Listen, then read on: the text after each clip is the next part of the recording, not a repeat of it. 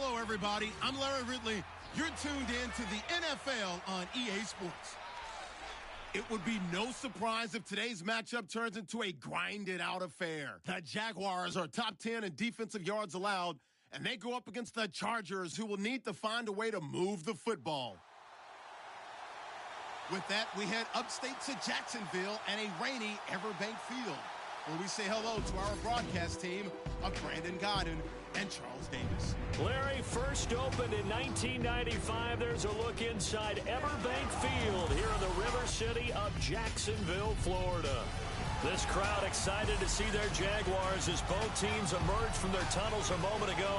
We are just about ready for football as the Jags get set to match up with Phillip Rivers and the now Los Angeles Chargers.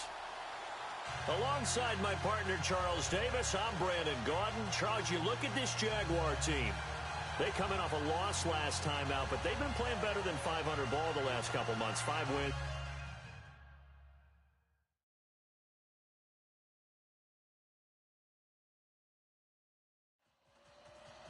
The shadow's starting to get a bit longer. Week 10 of the NFL season is here, and we're underway on EA Sports. Fairly short kick, taking it to 14 here. And a very nice return up to the 35, but was it aided by something illegal? Let's find out. Holding, receiving team. So holding will scratch off some of that return. And I know fans get frustrated when they see penalties of this sort on kick returns, but it is difficult to do it right against these moving targets at full speed. Hard to do. And some room to work. And down he goes, but he takes it up to the 40. That one a pickup of 15 for Jacksonville.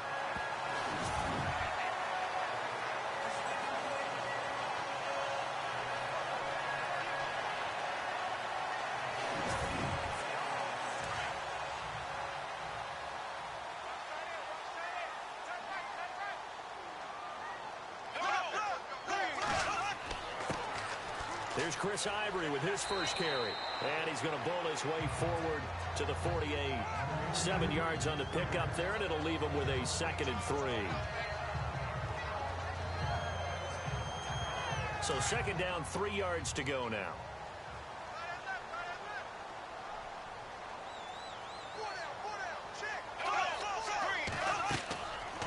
Bortles now on the option left side. And holding it may be the wrong decision as he stopped in the backfield. And they'll lose a yard that time, and that's going to lead to a 3rd down.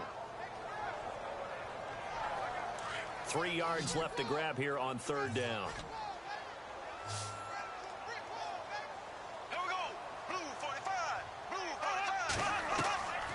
Working from the gun, it's Bortles. And an alley to run.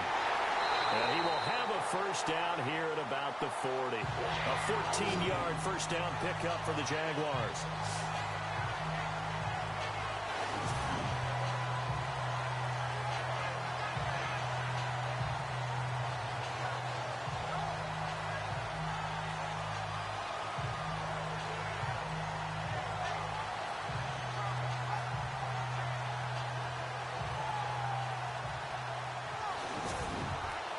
So here we go, 1st and 10 now.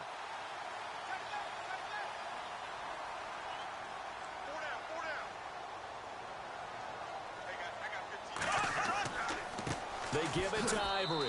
And running room scarce here. He's going to be stopped in his tracks at the line of scrimmage. No gain on the play there, 2nd down.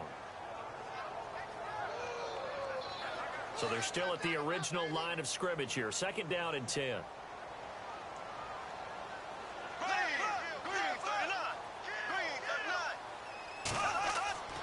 Again, they run. Again, it's Ivory. And he's going to get this inside the 30. That one good for a gain of 13 for Jacksonville and a 1st down.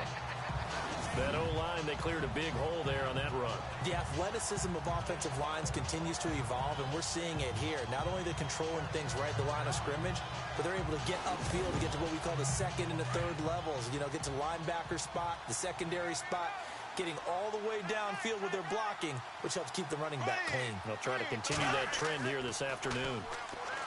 They go play action here on 1st down. He couldn't quite hold it. Got hit. Ball pops out, incomplete. Well, he kind of forced that one there, didn't he? It's almost like he predetermined where he was going to go with the football. Yeah, he wasn't really going through progressions. He wanted to go to his top guy. You do that against this defense, they'll make you pay, won't they? Yeah, they certainly will. They react very quickly to the thrown football.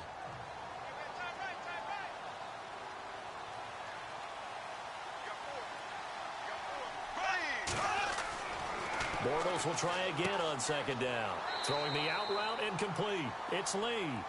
And he's going to be taken down with a marker on the field. So let's see about the call. Umpire threw the flag, usually always indicates holding, and that's what we've got. And you know, depending on their positioning, where you are on the field, the umpires get different responsibilities. But always making sure no one's holding. Oh, he'll want that one back. Incomplete. He doesn't drop too many in that department. Third down. Timing's crucial in any route thrown, but when you throw an out, so many things are going through the mind of the receiver. Catching the ball, timing it up with the quarterback. Are my feet going to get down inbounds? On that play, all those things going through his head might have caused him to drop it.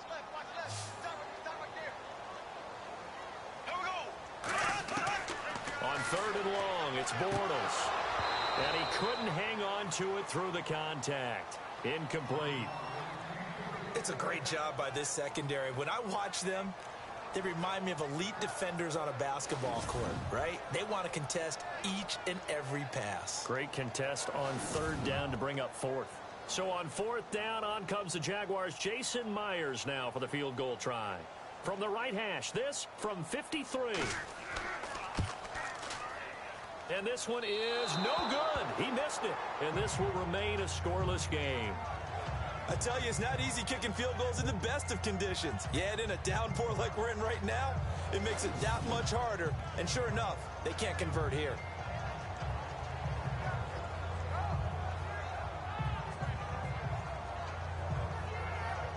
And now out on the field, here comes Los Angeles. And still a lot of football to be played in this season. We're only in November. A lot can happen between now and January. But if it ended today, they would just be on the outside of the playoff picture looking in. So a lot to fight for. Yeah, and wasn't it interesting in our meeting with the coaching staff that they all made sure to let us know. They know where we are right now. But the playoffs don't start tomorrow. We still got some time, and they plan on putting it together, formulating a streak, get the whole month of December still left to play. They think they can get in. And they made it very obvious to us that there's no playoff talk in the locker room right now. It's win this game and look to next week. Excellent focus. They keep it on the ground. Again, Gordon pushing forward for 3 up to the 48.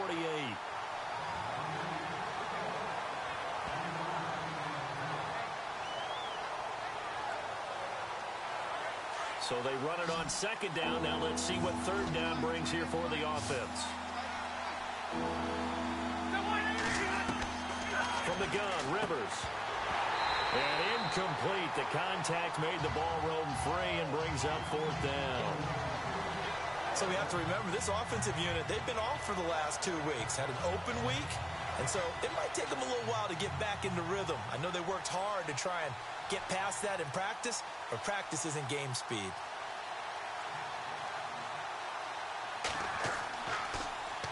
On now, Kaiser, the punter, sending it away. And that is very well done there, as this will be marked out of bounds at the 5-yard line. Around the NFL, an update from a game going on down in Tampa. The Jets out to the early lead. RG3, a first-quarter touchdown pass in that one. And out now comes Jacksonville as they get ready to go. And, you know, certainly a lot of football left to be played. We're not into December yet, but right now where we stand, they're first place in their division. Looking good, looking to be a threat come January. And let's think about what every team has in their goals. All right, number one goal is what? Make the playoffs. Number 2. Chris Ivory loses the football. And a first and goal coming up here inside the 10-yard line. Well, that sure started out as a good example of what they call backed up or coming out on offense, meaning you're backed up close to your own goal line. Big-time emphasis on practicing that to try and create some room at no less to give the punter a chance to kick the ball away. It means take care of the ball, try and create some space. They were doing that, and the ball comes free. And now out on the field, here comes Los Angeles. They were forced to punt last time. Now, I doubt sincerely that they'll have to punt here because they're gifted with terrific field position. I don't even want to think about the idea that they would end up punting starting with this type of field position. Neither do they. Great starting spot, great opportunity to run your full playbook. They want to take a shot here, they can go ahead and do it. First and goal, Melvin Gordon. And they'll be driven back here, losing yardage to the 10-yard line.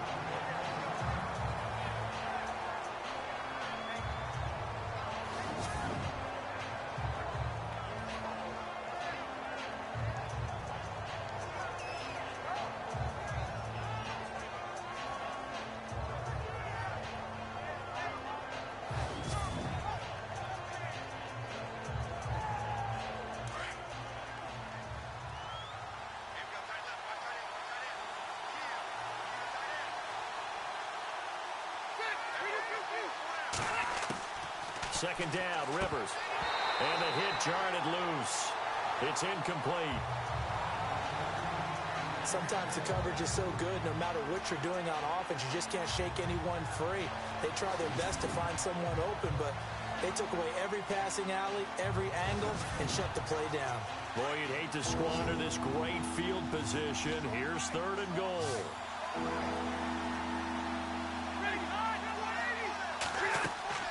They go play action. Rivers. And he'll go down. Brought down at the 20-yard line. Yannick Ngakoue coming in to drop him for a loss of 8, and it'll be fourth down. Third and goal, they decided to throw for him, but how about the play defensively? Couldn't find anyone open. Left him nowhere to go with the football. Had to absorb the sack.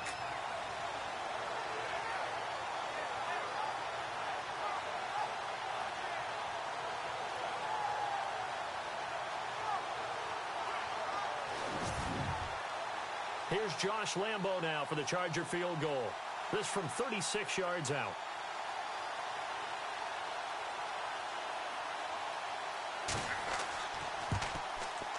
And Lambo will put this one through, and the Chargers grab themselves a 3-0 lead.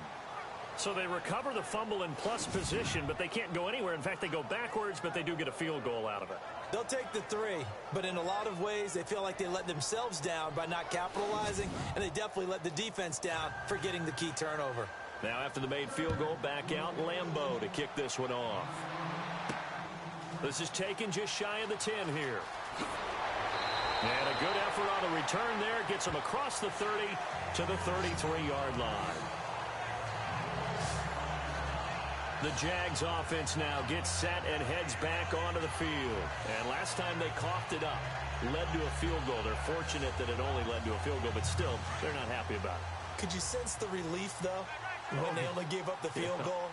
And they were able to trot back out on the field and start this drive. A little more pep in their step because they didn't cost their team a touchdown. But they know they've got to do it a lot better than they did on the last possession. The coach will just be relieved, though, if they recoup with a score here, right? I think the coach will be ecstatic to see them pick themselves back up and now take it downfield, punch in the end zone without turning it over. The play fake to Ivory. Now Bortles. And the catch made here by Marquise Lee. And he'll be taken down, but not before he gets into enemy territory. You call it a gain of 19, and it moves the chains. He missed on his first 3 passes, was 0 for 3. Now gets a connection. Maybe that'll get him going. Yeah, it wasn't a time for panic, but there was some concern because once you start in a certain pattern, you're wondering, can you get out of it? And that flips the other way, too, when you're throwing it really well. In this case, now he's got his first completion. They think he might be off to the races. Now Bortles throwing on second down. It's caught on the right side by Robinson. And he gets this one all the way down inside the 20-yard line. A very solid gain of 27.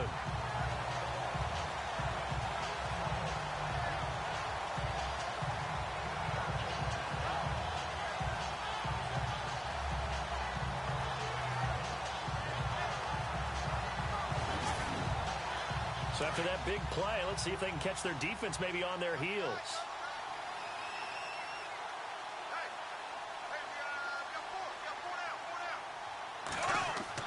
On first down. This is Ivory. And they've got it inside the 10 at the 8. 11 more yards that go around, a first down as well. That's a prime example of how tough Chris Ivory can be to bring down. He's so good that I think that he would last very well in a boxing gym. You know, because he's going to wear you down with those types of runs all game long. And if they can't start getting him on the ground quicker and more efficiently, they've got a long game in front of them.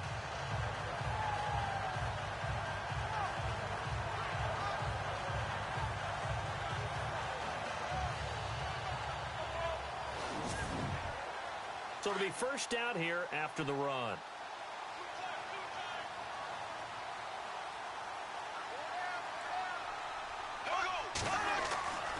Throwing is Bortles. Throwing over the middle, but it's incomplete. You got to be precise with your throws, especially in this situation. You're inside the 10-yard line going into the end zone. But sometimes the emotion, the excitement, sometimes the decisions just aren't made very well because of that.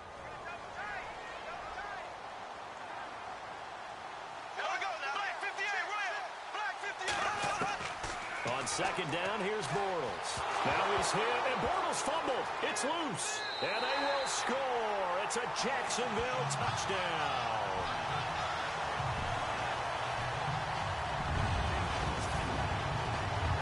Brandon, would you say they went from agony to elation in just a few quick seconds on that play? Probably thought they were about to give it up in the red zone and then touchdown. Yeah, there is absolutely no way that they drew it up and said this is the way it's supposed to be done. It just happened. But the end will justify the means.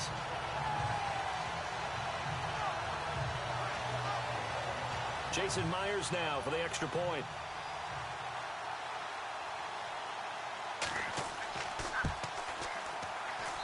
And we'll see if this rain affects the team's decisions going forward, but they kick it here, and it's good. So that drives 7 plays in length. And the capper that put it in the end zone, a run of 8 yards.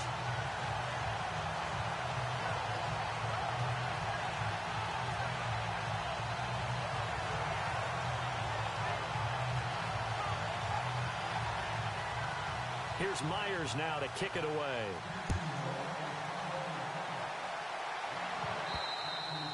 And that'll carry over the back line of the end zone for a touchback. And now out on the field, here comes Los Angeles. It's been an awfully slow start for them. This is their 3rd possession. They don't have a first down yet. So that means they have to change up what they're doing, and for some teams, it's a change in tempo, usually moving it to more up-tempo type of an offense, just to try and change their fortunes right now. What they've been doing so far isn't working. Maybe they'll do that. It's a pickup of 4, and it'll bring up second down.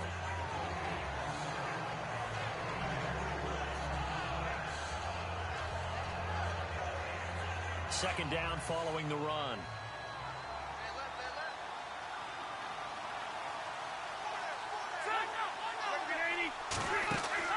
Play fake to Gordon. Now Rivers. He's airing it out for Williams. And got his man complete. And he'll be down deep into Jacksonville territory. A big play there for L.A. 54 yards. That was a nice pickup, some chunk yardage there. Some of those big yards downfield with a little bit of rack thrown in there, a little run after catch. And it came on a crossing route. I could just hear one of my friends who won 4 Super Bowls as a quarterback always said the same thing. What route does a defense hate? Crossing route. Hate it, hate it, hate it, because it's hard to change direction when they get going full speed in the other way.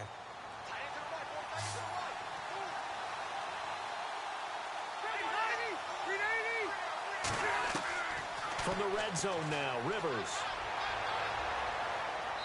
And his throw's going to be incomplete. He was going for Gates, his tight end that time, and that'll bring up second down. Second down here after the incomplete pass.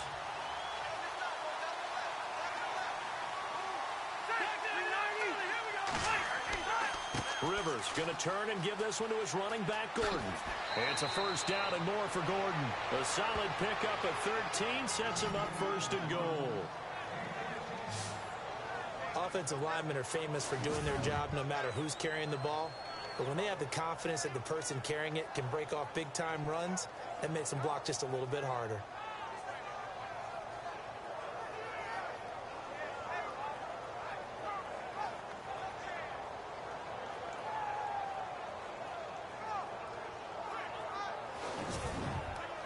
So they pick up the first down after the run, and now they approach for the fresh set.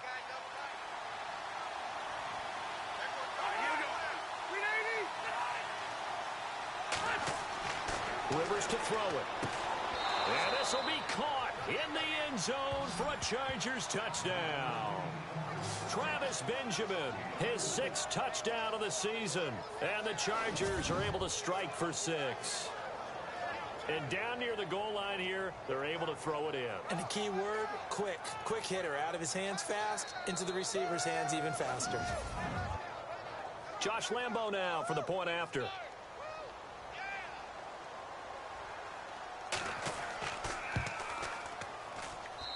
And it's through, and that makes the lead 10-7.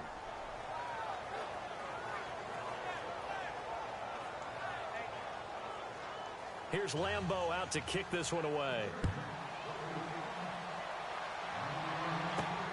This is taken just shy of the 10 here. And they're going to start this drive in pretty good shape as they get it up past the 30. Out comes the Jaguar offense now as they get set to take over. Last time they were out, they scored. Still trailing here, though, so some work to do. But it's okay in terms of mindset. Because they scored the last time, they're not quite as worried about being down on the scoreboard because now their confidence is a little bit higher. They feel like they've got something going, and they feel like they can attack again and put more points on the board. Are you scoreboard watching if you're the offense, or are you just focused on this drive? We wouldn't be telling the truth if we said that they didn't scoreboard watch. Everyone does it to some extent, but you've got to set it aside right now and just focus on this series. That'll take care of the scoreboard if they punch it into the end zone.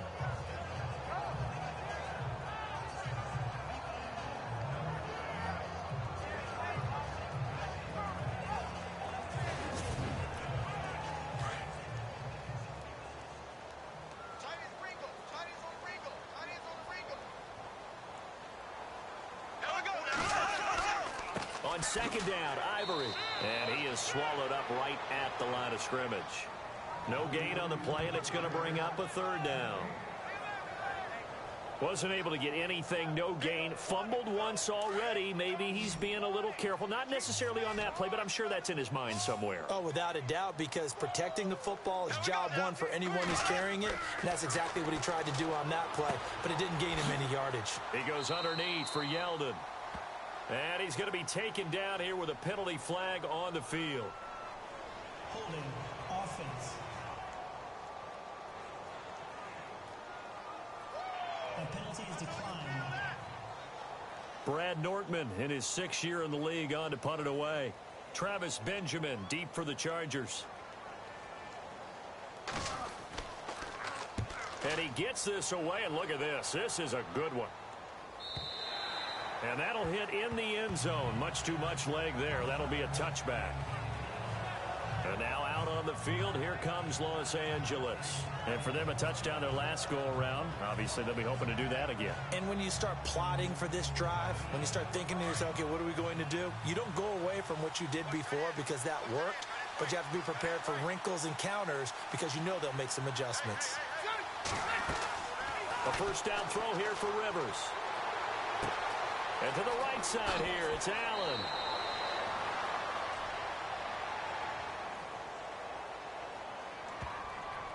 Holding offense. So a decent gain, but all for naught on the penalty. It's too bad, isn't it? They were feeling pretty good about it. The only people celebrating, the guys who just gave up that play. Following the penalty, here's Gordon. And not much there at all as he'll get this only up to about the 11.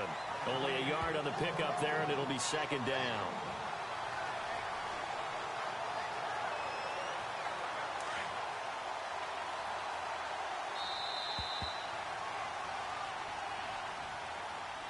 Now, prior to the snap, we hit all zeros as time has run out on the first quarter of play. 10-7 our score. EA Sports NFL Sunday returns following this.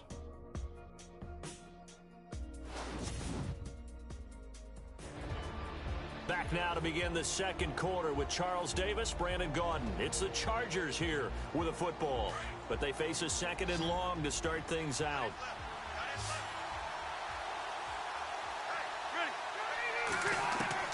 From the shotgun, it's Rivers.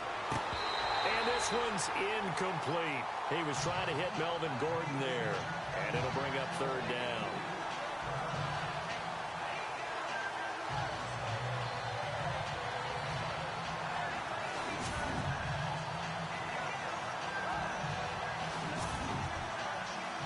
So incomplete on second down. Now they'll look to convert here on third.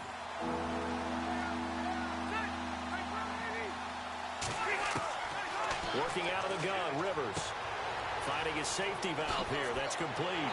And this one will go to the 28-yard line. They'll wind up with 17 on that one, but they're still a bit short here for fourth. Boy, they had a lot of real estate to make up there, but what a big-time play for them. Nice completion, excellent game. Now they're in fourth and manageable. Just a little short, though, with that marker.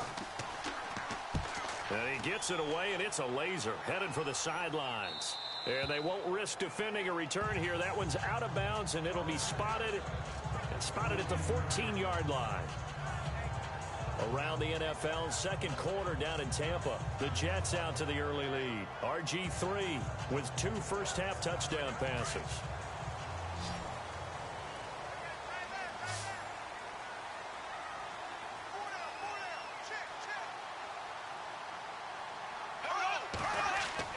On first down, Bortles. Caught out left side by Robinson. A gain of 6 there on first.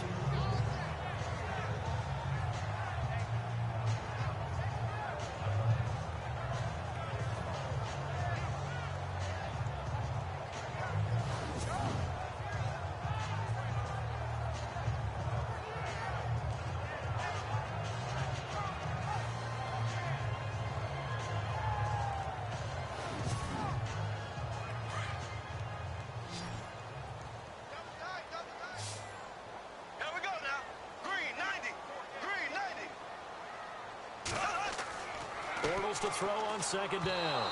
Toward the center of the field, but it's incomplete. Allen Robinson, the intended receiver. And it's 3rd and 4.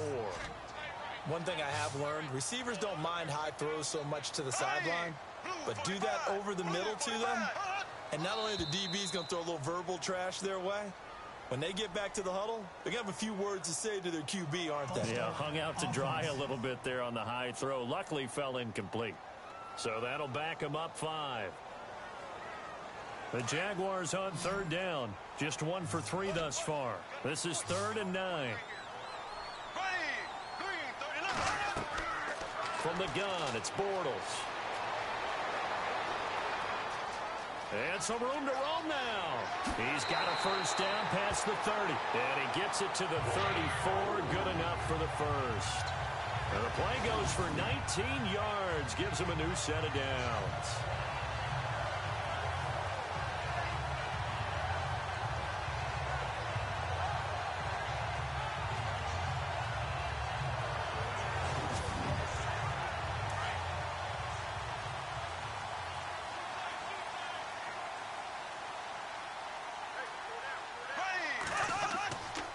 They'll give it up to Ivory.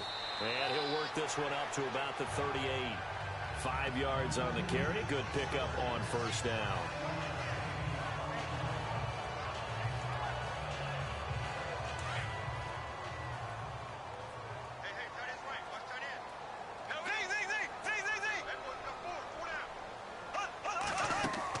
They stay on the ground. Ivory again. And he'll get up near the 45. They'll spot it at the 44. Offside. Defense. And obviously they want that run yardage, so they decline the penalty. And no doubt about it. Smart on their part. They finished off the play. But if you're going to jump, if you're going to commit a penalty, it's your job to finish off the play so you don't give up big gains like that.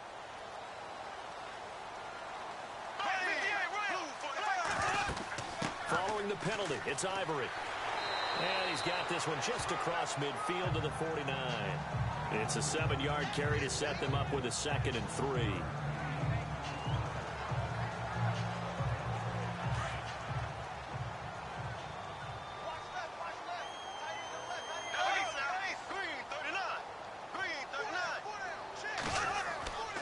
They run the counter to Ivory. And he'll get this down only to about the 46.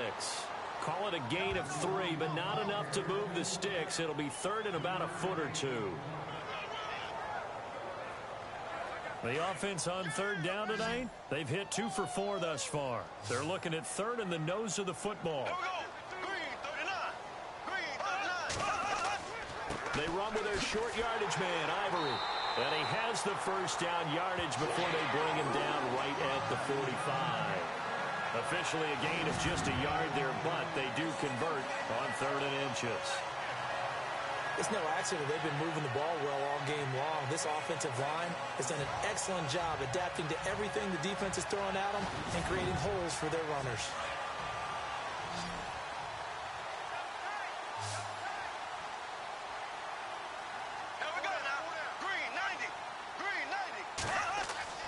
On 1st and 10, here's Bortles. And complete to Lewis over the middle.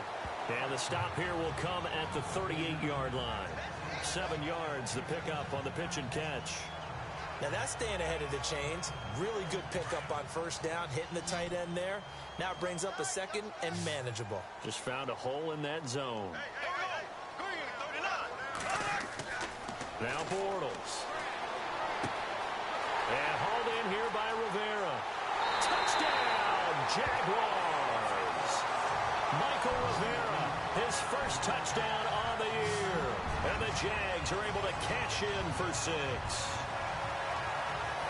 And nowadays in NFL football, you have to account for all the receivers, sure, but the tight end's such a weapon, and they prove it right there. Oh, without a doubt. And we're seeing now the golden age of tight ends catching the football. I go back to Kellen Winslow. To me, he was a prototype of what we're seeing today. We're seeing it each and every week now. And that makes it 14-10.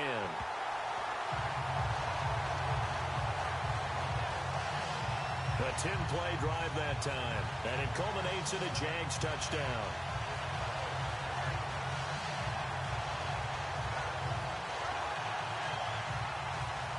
Here's Myers now to kick it away.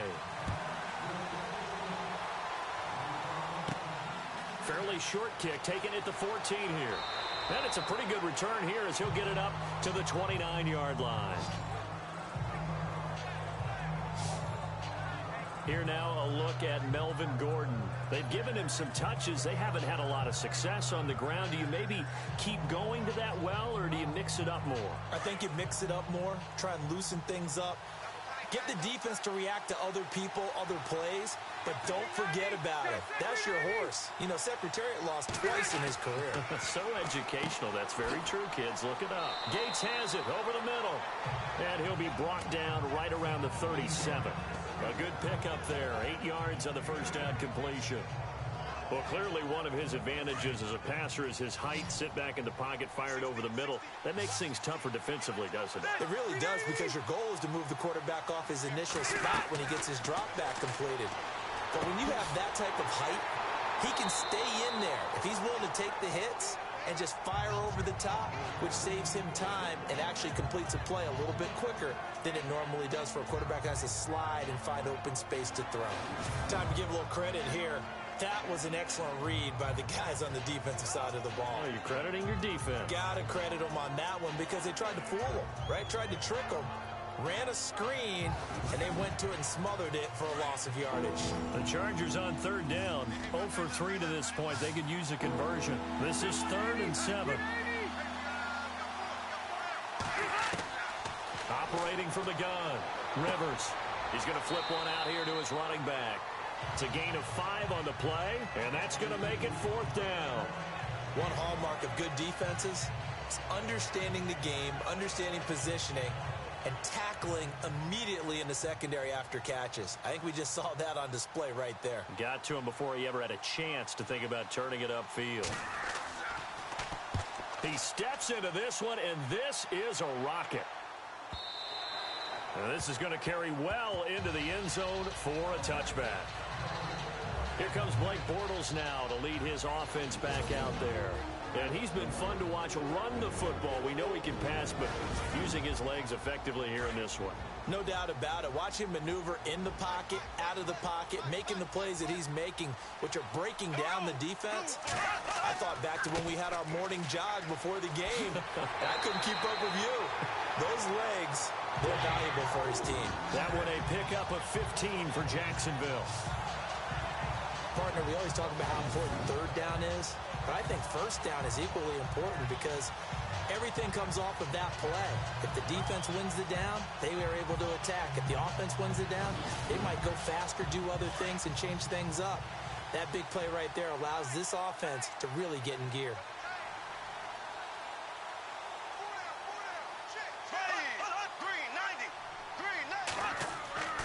Now a play fake here on first down. They find some open field here. And able to get this one across the 45 before he's brought down. 10 yards there, good enough for a Jags first down.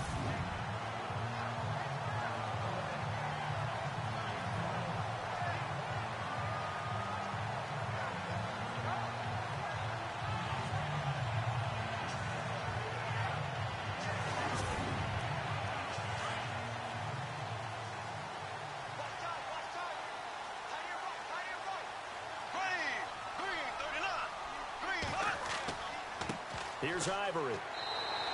2 yards on the carry there. It'll be second down.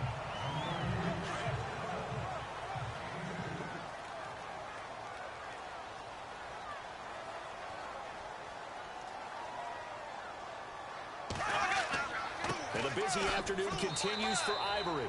And he'll fight his way forward to about the 48-yard line. Only a yard on the pickup there, and it'll bring up a third down.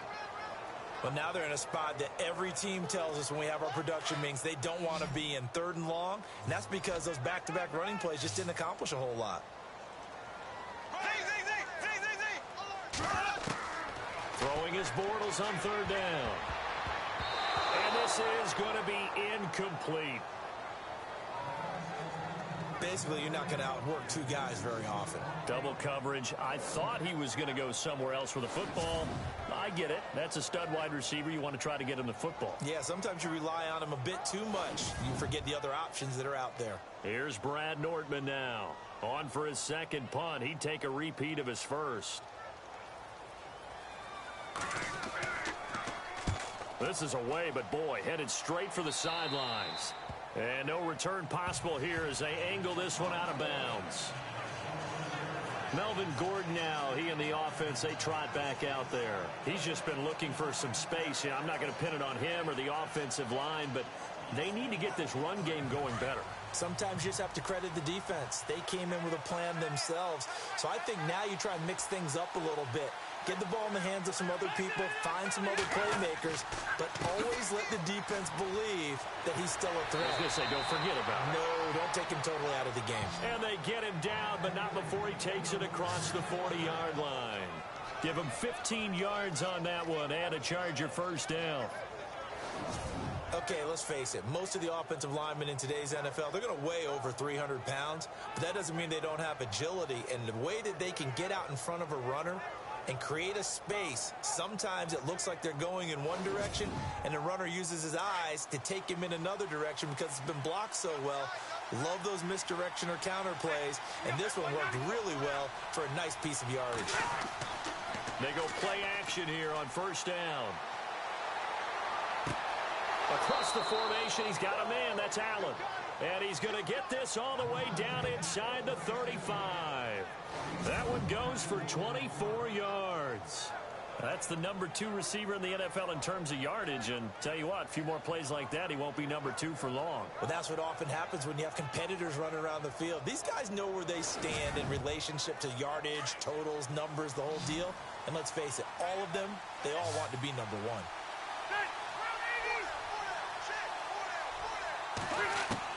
Rivers now to throw on first down.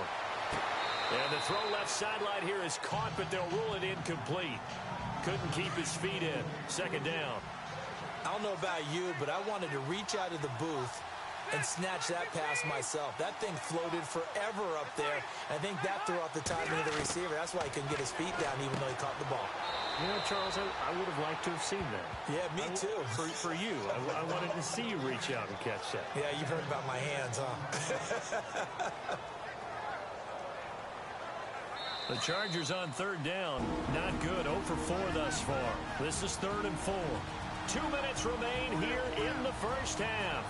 Back with more from Jacksonville. Don't go anywhere. We'll be back after this. A reminder that when halftime rolls around, Larry Ridley will have all the highlights and analysis of this first half of play from our studios in Orlando.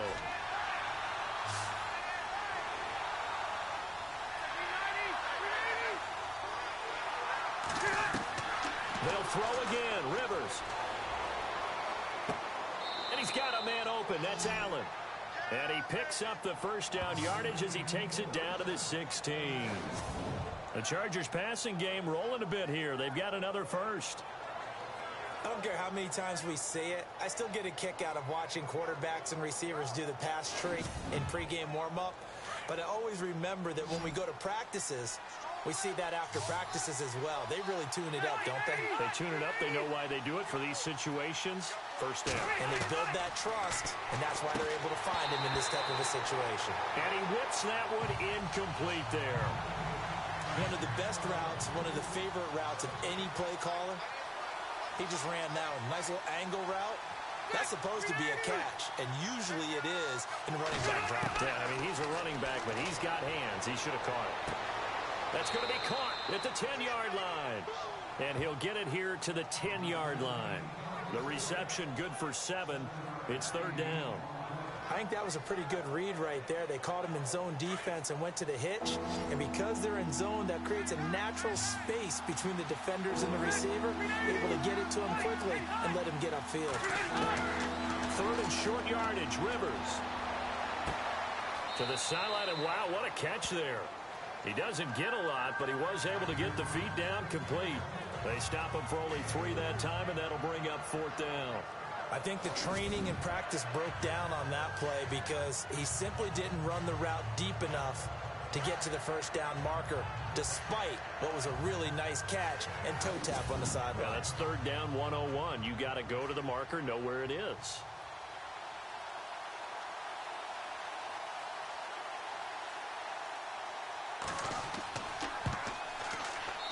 And Lambeau will put this one through. And the lead is down to 1 now at 14-13. So a good kick there, and they finish off the drive with 3. And that should be the goal for an offense. Finish each drive with points. So that's a nice job there to come away with at least something. Now after the made field goal, back out Lambeau to kick this one off. That's fielded in the end zone. And they'll put up the stop sign there as his guys will get it at the 25. Chris Ivory again gearing up to help lead this offense. A good job in the passing game, decent job in the running game, but really they've been more effective through the air. We'll see if that shifts at all as this goes on. Thus far, it feels like they're calling this game in reverse. Normally you run to set up the pass. Here it feels like they're passing, hoping to set up the run and be more effective later on in the game. Yeah, you can do it both ways. We usually talk about it in the reverse, however. No doubt about it. Neutral zone infraction, defense.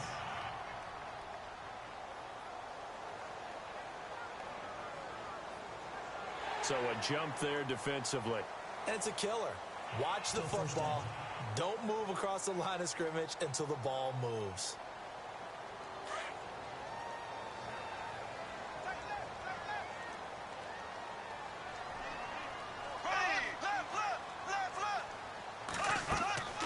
They'll run it now out of the gun. And tough going there as he'll only get it up to about the 31. The Jaguars going to go ahead and use their first timeout as the stoppage will come with a little under a minute to go in this first half.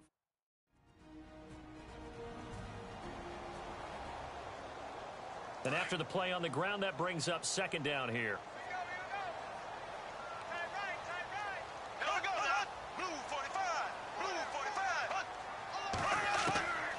shotgun now for Bortles. Looking and finding Allen Hurns. Now the Jags will use the second of their timeouts as they get the stoppage with a little over 50 seconds to go in the first half.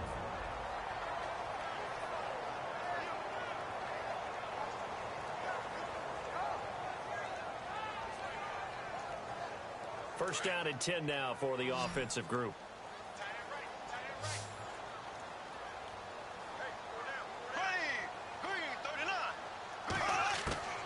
Working from the gun, it's Bortles. Caught, right side, it's Lewis. And he's going to get it down to the 33-yard line here. Give him 9 there on the first down completion. And there's another completion to the tight end. And let's face it, it is hard to overthrow a 6'6" target. It is indeed. Quarterbacks like their speed guys. They like that huge 6'6" target that they've got in him. They really do, and it reminds me of what one great tight end told me once. He told his quarterback, just make sure you throw it up there, you know, kind of like put up on the top shelf where the kids can't get it.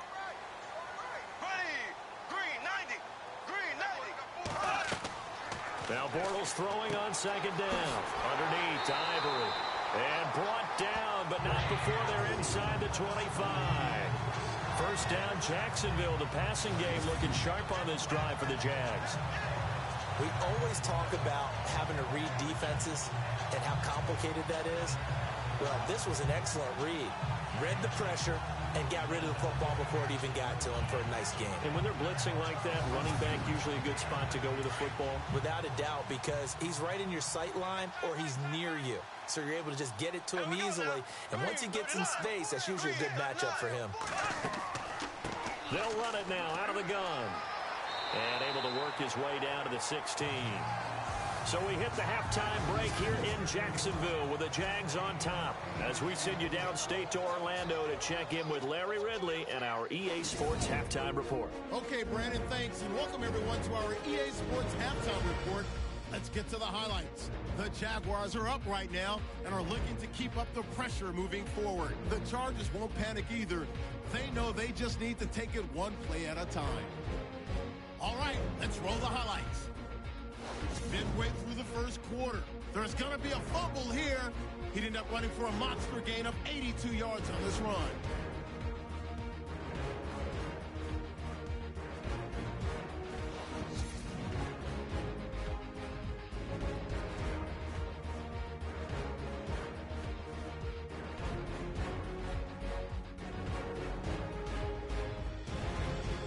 Chargers have it near the end of one. Williams is wide open down the field, and he'll be tackled down inside the 20 at the 17. Sticking with the same drive, Benjamin's got nobody around him on the catch, and it's caught for the score. The Chargers up by a field goal. Jaguars with the ball midway through the second. Bortles on point with the throw, and he capped off the long drive with a touchdown. Jags go up by 4. All right, thank you, Larry. Plenty of intrigue to come. A one-point game as we get set for half 2. That'll be taken in the end zone. And he'll elect not to return this one, so they'll bring it out to the 25 on the touchback. Coming up later tonight, a reminder, one of the games we circled coming into the season, the Patriots at the Broncos. These two certainly have played some memorable games in recent years. They sure have. And tomorrow night, we wrap up Week 10 with the Dolphins heading up to visit the Panthers.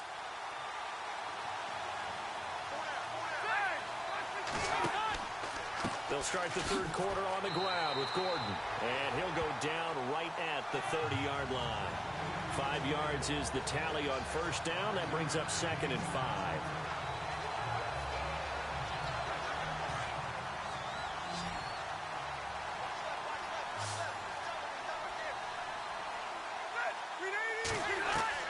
Rivers now on 2nd down. Gates with a grab. And he'll get it up near the 35, right at the 34 here. 4 yards on the completion, and it sets up a 3rd down. I think it's okay there. They didn't get a whole lot on that play, but it's nice to have a safety valve that's built like this guy. Big target, guy you can spot pretty easily. Put it on him when your other targets aren't open. And he's able to get the first before he's taken down at the 36. They only get 2 there, but on 3rd and 1, that's all they needed to keep the drive going. They go back to Gordon here on first down. Try to find a lane, but instead he'll get back to the line of scrimmage and no more. Officially no gain on the play, and it's second down.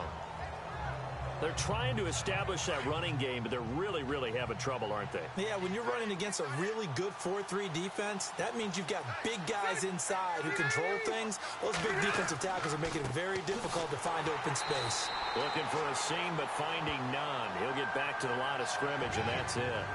No gain on the play there, so that doesn't help. Now they're looking up at a 3rd and 9 situation. The Chargers on third down, lacking much success, just 2 for 7 to this point. This is 3rd and 9.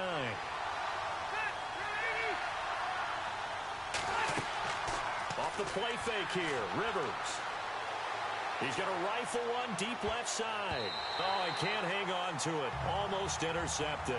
They would have loved the first pick of the game there, but at least it does get them to 4th down. They got the win last week despite not having any interceptions. Tried to come up with one there, could not. But there's a stat category called PBU, pass breakup. That's important too, and they got one. Yeah, there's no doubt about it because at least you're there, knocking the ball away. Offense isn't possessing it, making plays downfield. And you just continue to harass the receivers, harass the quarterback, and maybe the big play does occur down the road.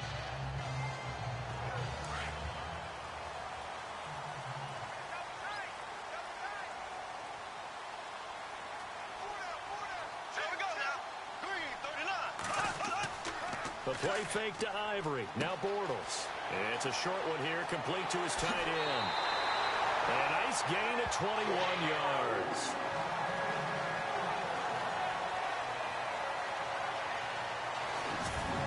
For many teams, the evaluation of tight ends has really changed. We used to wonder about how they would block first and foremost. Now we want to know how these guys can run because we envision them in offenses, catch the ball, how much yardage can they gain after that? And that on display there for a good pickup.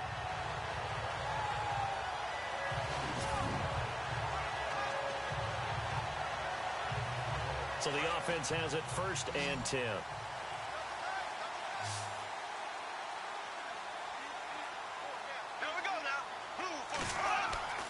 Bortles now to throw. And no escaping this time as he'll go down. They got him for a sack. Man, he got in there so quickly, Charles. What could the offense have done to adjust and account for that? But what you're hoping is that you figure out and you see and get a clue that maybe there's going to be some pressure coming at you, and you change the blocking schemes. Maybe you go to max protection. The biggest ones, maybe you bring your running back in to try and keep you clean. But in that case, that didn't happen. Zero accountability, and a sack resulted. Now a play fake. Bortles. Throwing the out route incomplete. That's Lewis. And he's taken down, but not before he gets this into enemy territory across the 40. And a nice gain of 21 yards.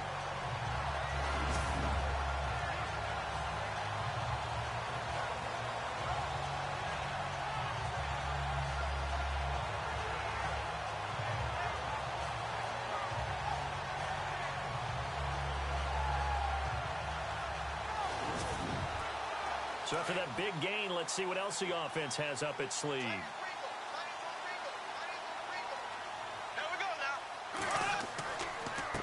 Ivory. And he'll be stopped up quickly here at the 38. Just a yard on the first down carry, so it's 2nd and 9. And ready now for 2nd and 9.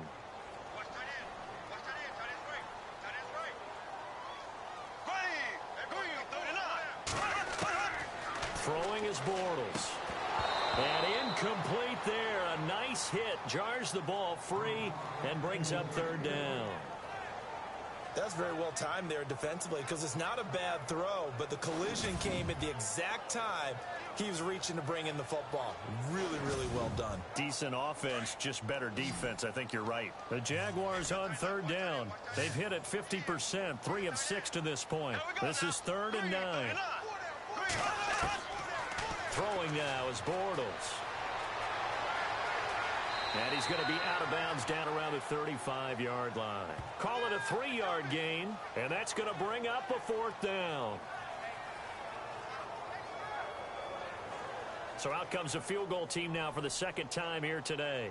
From the left hash, this will be a 52-yard attempt.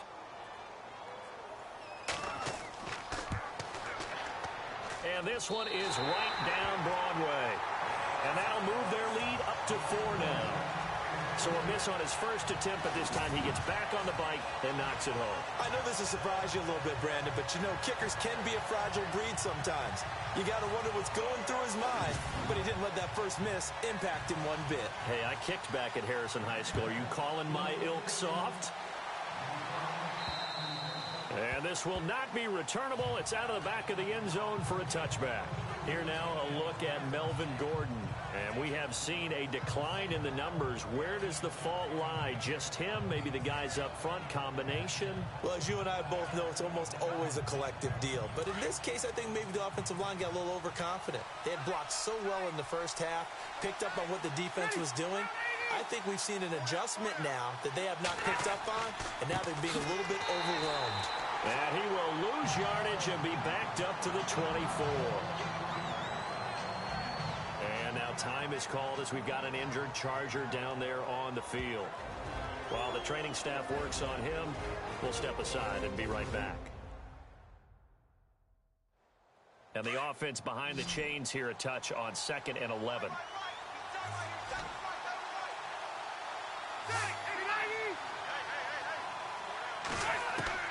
From the shotgun, it's Rivers. Got his man complete over the middle. It's Oliver. And he'll get to the 29-yard line, brought down there. It's a gain of 5. And all of a sudden here, it's 3rd down.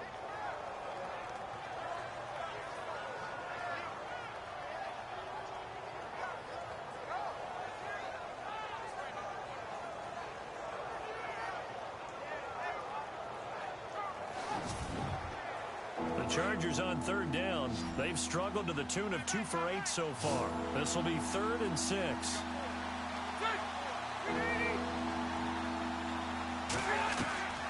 From the gun, Rivers. Open man, it's Allen. And he will have first down yardage as he's brought down at the 41. Give him 12 yards there. The Chargers have a first down.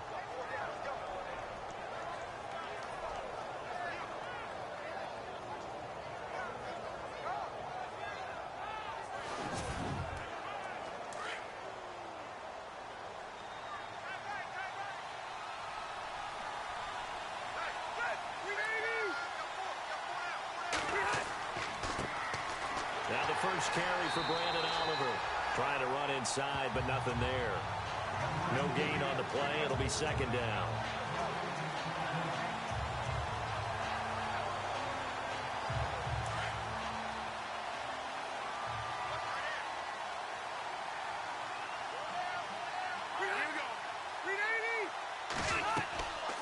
They'll run it now out of the gun. And he'll be taken down just shy of midfield. 8 yards on the ground there, and now they're looking at a 3rd and 2.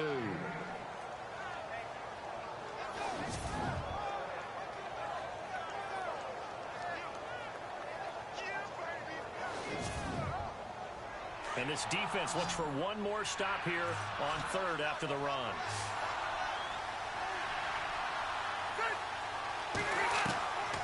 Working out of the gun, Rivers. A bullet throw, but incomplete.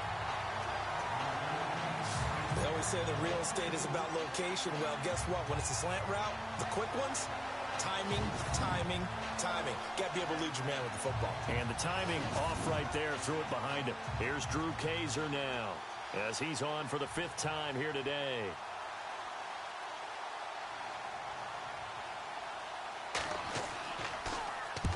And the kick's away as he angles this one for the sideline. No returning this one. It sails out of bounds, and they'll spot it right at the 20. Getting set to go again, Blake Bortles marches back onto the field with his offense. He's been pretty solid, pretty consistent, just the 1 touchdown pass, but I think he's managed the game well, no? I would agree with you, and that's what you're looking for out of your field leader, making sure that you're playing well and not making any big mistakes. Oftentimes, that's how you're judged. How big a mistake and when it occurs. No interception so far. They'll like that. I just want you to know that you agree with... Oh, and a bad throw there. It's intercepted. Picked off by Jason Verrett.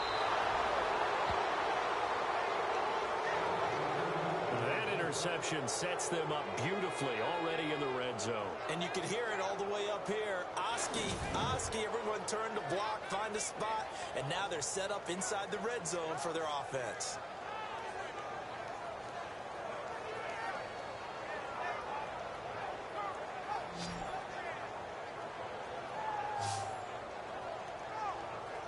Phillip Rivers now gears up to lead the offense on the field. How do you break down his game so far? Just the one touchdown pass, but sometimes the touchdown pass stat category, that doesn't tell the whole story. It really doesn't, not until you balance it with the error side.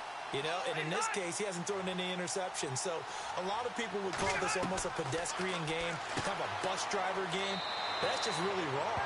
Being a bus driver is a good thing if you're running a football team, because that means you're in control and you're taking your team to the right places. Yeah, he's been pretty solid.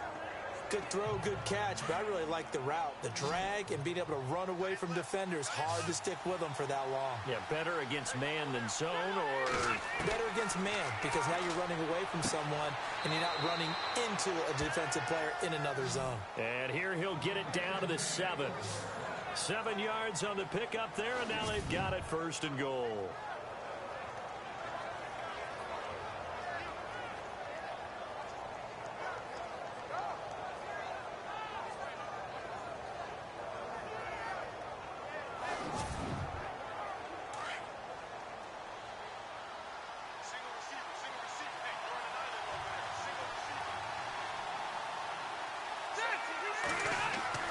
Rivers now. And no escaping this time as he'll go down. They got him for a sack. Calais Campbell in there to get him, and that's sack number 8 for him on the year. Well, there's still time to rectify this situation, because the silver lining, they took a sack on 1st and goal. But that close to the goal line, that still definitely hurts. So the sack on 1st down there by the defense, and now it's 2nd down.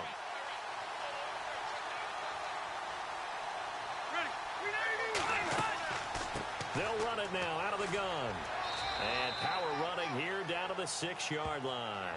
He picks up 7 yards there, but they're still faced with a difficult 3rd and goal here. This offense so far on 3rd down, they're hitting at just 30%, 3 for 10. They're looking at a 3rd and goal here. From the gun, Rivers powers through. And this is going to be intercepted. Picked off by Jalen Ramsey. Okay, partner, no surprise to you. I'm going to look at this from the defensive perspective. In the rain, you have to be more cautious trying to cover passing routes. Why? The offense knows where they're going with the football. The receiver knows the route he's going to run. You have to make sure you keep your footing underneath you. And out now comes Jacksonville as they get ready to go. And last time, 1-play interceptions. So this offense, they should be fresh. That's a good way of putting it. And I can't wait to see what they decide to do with play calling. Because a 1-play drive where you throw an interception, a lot of people think the very next time out, run the football, don't give them a chance. Maybe play action? I think maybe you go play action, show your quarterback, get a little confidence in it, and let him fling another one. Give him 5 on the carry there, and it'll be 2nd down.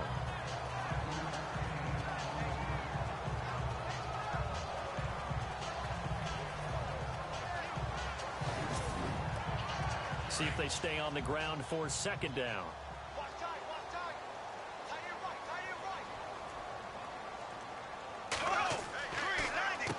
This is Ivory. And they're able to get this one across the 35. That one good for a gain of 13 for Jacksonville and a 1st down. The timing and the faking on that play was so good, you almost think you're at a magical act, right? The magician has shown you something, and then you realize it's not really there. He's created an illusion, and the illusion was they were going to throw the football. Looked like a pass play. Instead, it turned into a draw. Offensive lineman able to get out in front. They drew the defensive line upfield and beat them at their own game, and that's why they picked up big yardage into the secondary. Now a handoff left. It's Ivory. To the 40 and no further. So the broken tackle didn't get him much.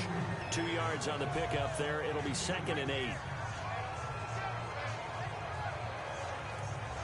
Final minute now of the third quarter.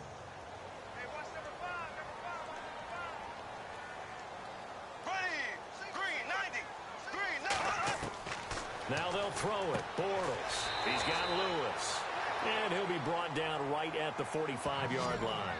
That catch good for 5. It's third down.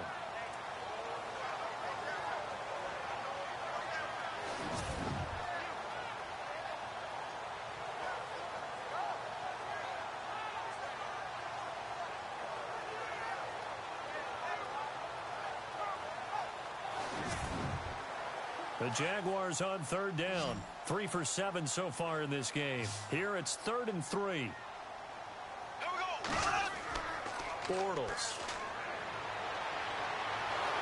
And he's going to lose yardage here, as they will switch ends as time is run out on this third quarter of play. 3 quarters in the books.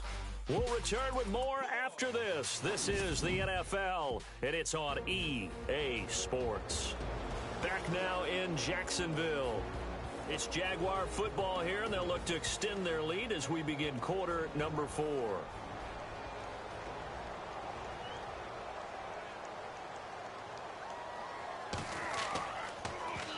Nortman on to kick as he sends it away. And a fair catch signaled for and taken at about the 18-yard line. It'll be a 39-yard punt, no return. And it'll be Charger football here as they take over. The Chargers getting set to go. And the interception thrown in the red zone last time. We'll see if they can rebound. I just have to think the last thing he said as they went back out there was, don't do that again. What do you think? What do you think? Yeah, I think that. I think that not only did he say that, but he also told him, let's put it in the end zone that it's supposed to be in, all right? The end zone we're trying to score. I know we're being a little bit facetious here, but the bottom line is take care of the football, and everything else should flow from there. Quick lesson, never ask the play-by-play guy a question. Hey, you're my partner. I know you're right there with me.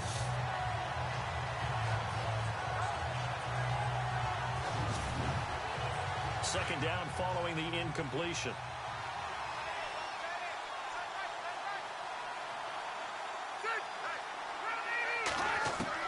To throw again. Rivers. Right side catch. This is Gates. And he gets it here to right around the 24 before he's out of bounds. 6 yards is the pickup, and that'll lead to a third down.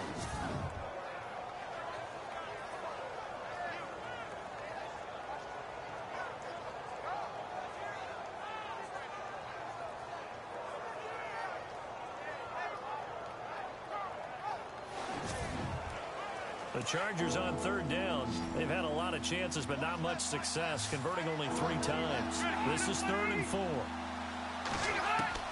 Operating from the gun. Rivers gets it to Benjamin. It's caught.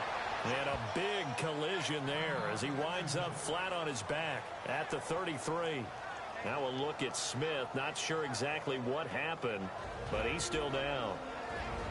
While he gets attended to, we'll step aside.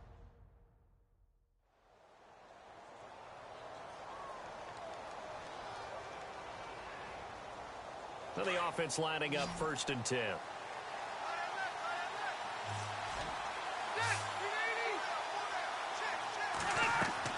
The first down throw here for Rivers. Wide open, it's Allen, complete. Give him 12 yards there, the Chargers have a first down.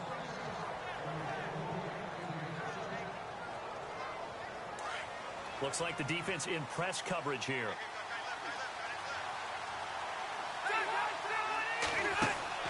Now a play fake here on first down. He sets to fire deep.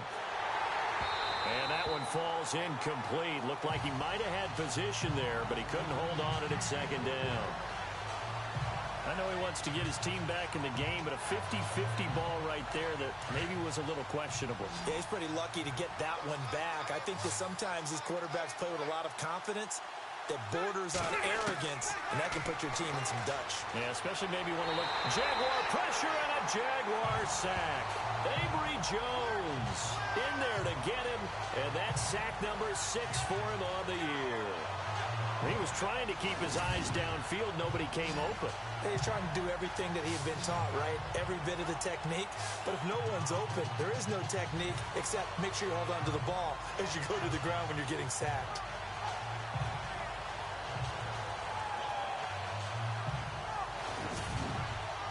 So it's 3rd and long for the Chargers and Rivers after the sack.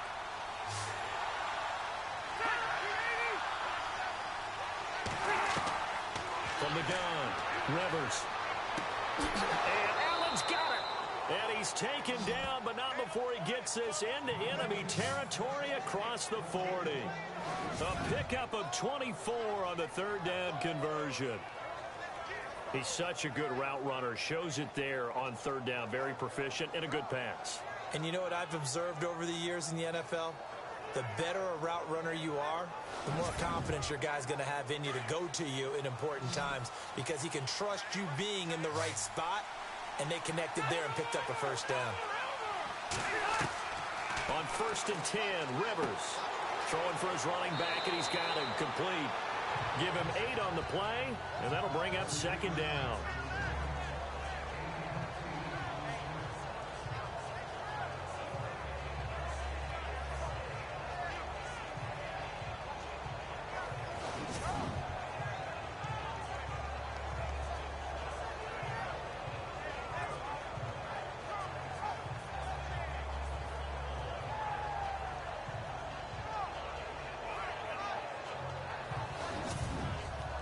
And the 8th play on this drive coming up.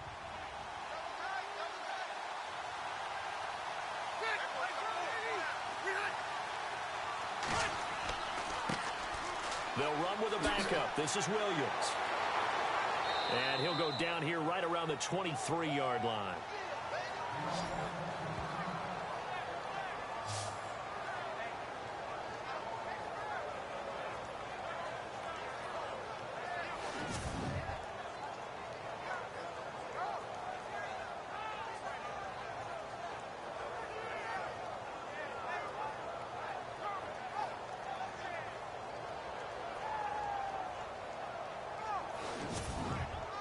So the run moves the chains, and here we go on 1st down.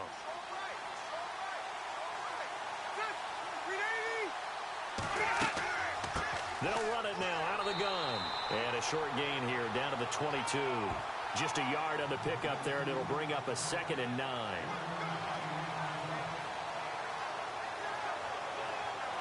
Long drive. The defense just cannot seem to catch a break and get off the field.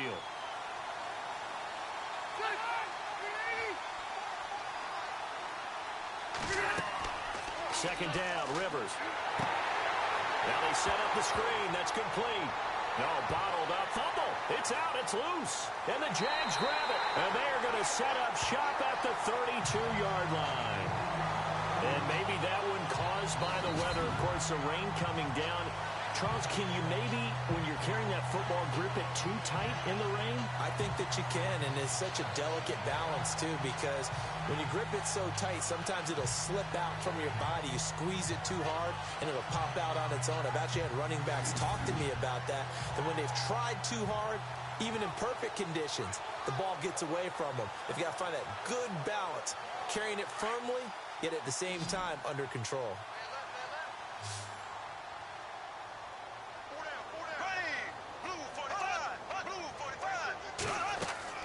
Now after the fumble recovery, it's Bortles. And he is going to be hit and taken down. Bortles sacked. Brandon, more often than not, you'd say they've had his number, and we can count them up so far. 1, 2, 3, 4 sacks given up. But guess what? He's still been able to make some plays, and right now they have a lead.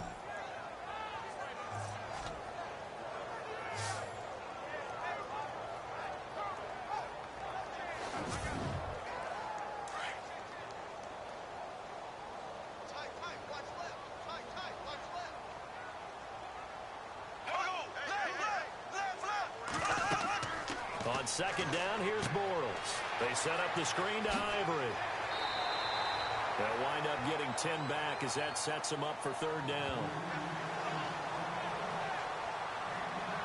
The Jaguars on third down. They've converted 3 times in 8 chances. This is 3rd and 7.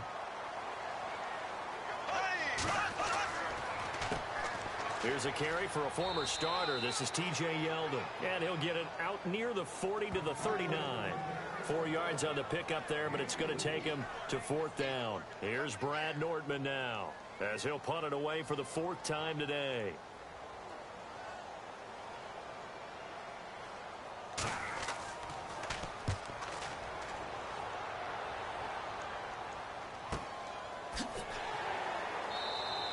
They'll score that a 36-yard punt, and possession will switch hands, 1st and 10.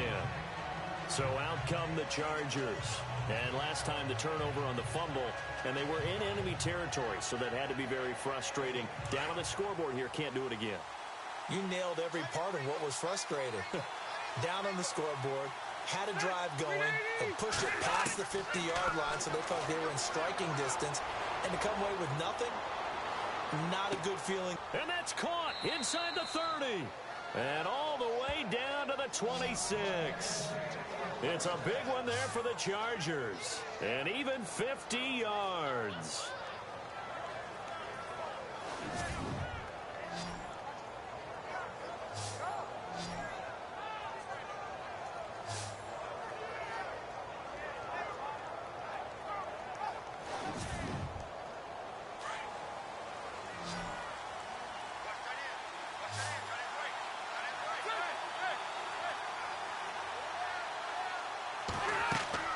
They go play action here on 1st down. And he fires one incomplete. They were looking to go back to Gates, and that'll bring up 2nd down.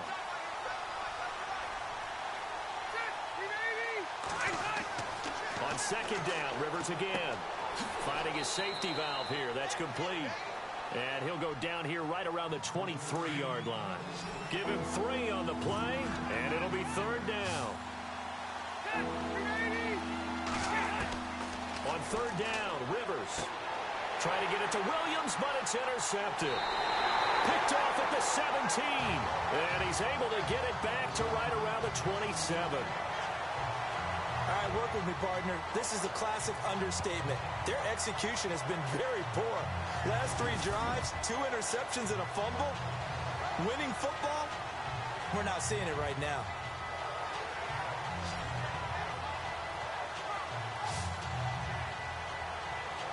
The Jaguars offense now heads back onto the field. And a tight game after punting last time. See if they can get something going on this drive.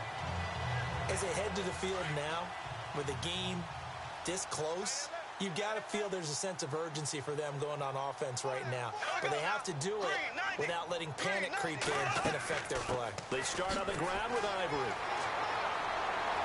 And able to break 1 tackle, but then quickly brought down. But a nice little gain. A nice run there, 9 yards, and it'll be 2nd down. I know you're trying to wring every yard out of a run, but I think 9 yards there is ideal in this situation.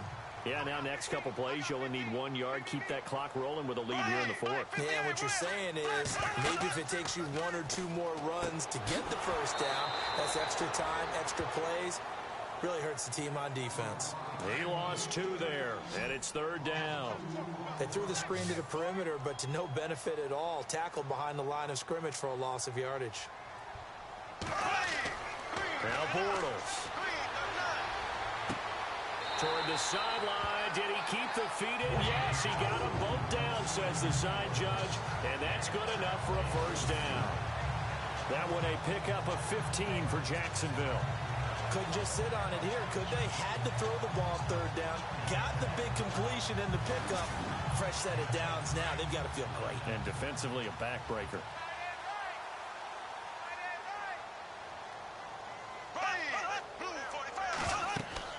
They'll run it now out of the gun. And he might have got this across midfield, not by much. They'll mark it down at the 49.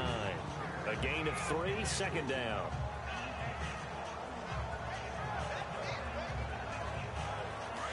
And on the outside, they're playing press coverage.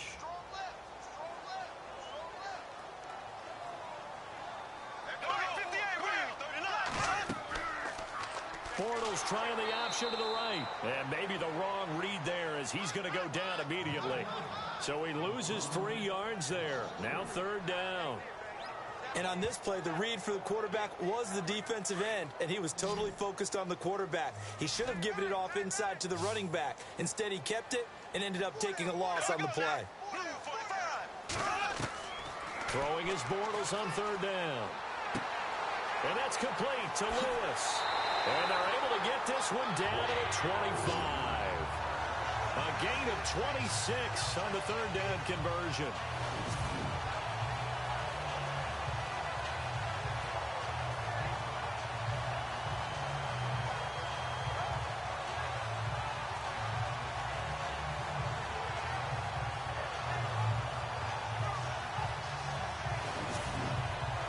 And now a first down following that long gain.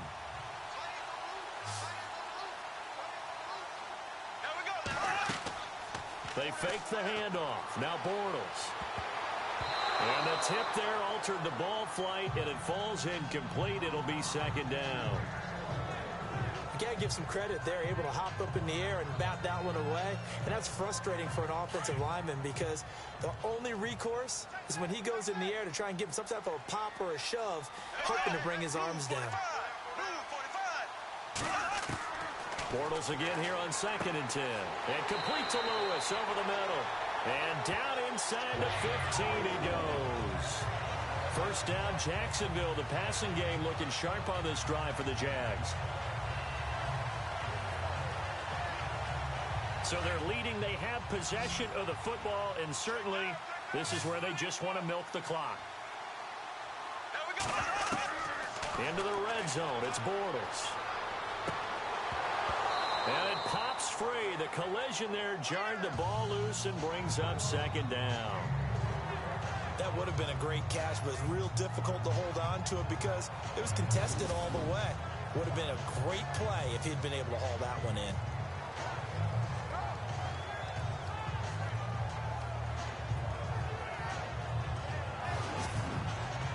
And the defense in desperate need of a stop. They have to get off the field and get the ball back to their offense if they want a chance.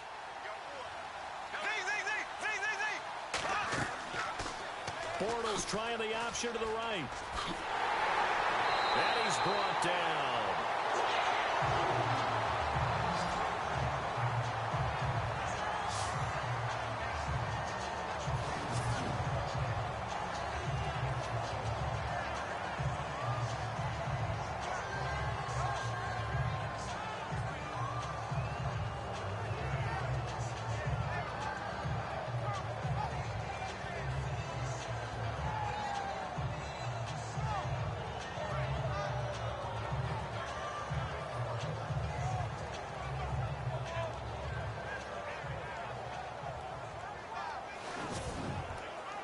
Just play after play after play on this long drive for the offense.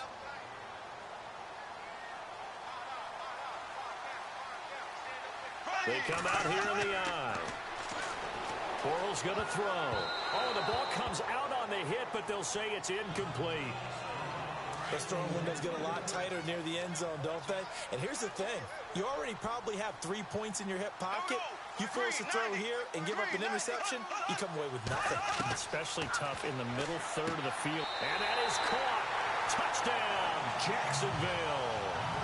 Marquise Lee, his 6th touchdown of the season. And the Jaguars add 6 to their lead.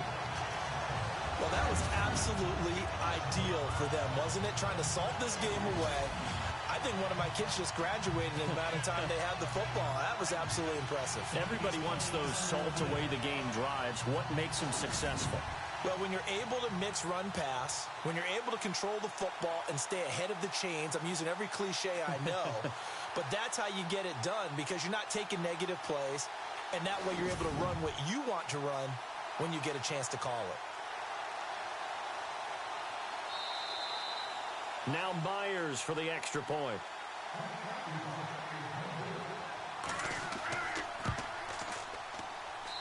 And that one pushes the lead up to 11. Here's Myers now to kick it away. Fairly short kick, taking it to 14 here. And they're going to start this drive in pretty good shape as they get it up past the 30. Here again comes the captain of this offense leading his crew back out there now. With his guys trailing here in the fourth, he can ill afford a repeat of the interception that ended the last drive. Yeah, you're 2 scores down. You take it upon yourself now to play perfect or near-perfect football if you want to get your team back into the game. But it's also tough to do when you're trying to avoid errors, yet still play perfect football. Gates has it over the middle. And he'll be brought down shy of the 40 at the 38-yard line. 7 yards to pick up on the pitch and catch. Time for a break. We're back to finish this one off after this.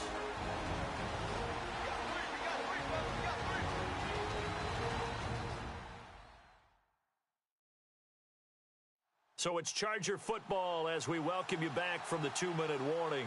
And let's see what they've come up with offensively after having time to talk it over.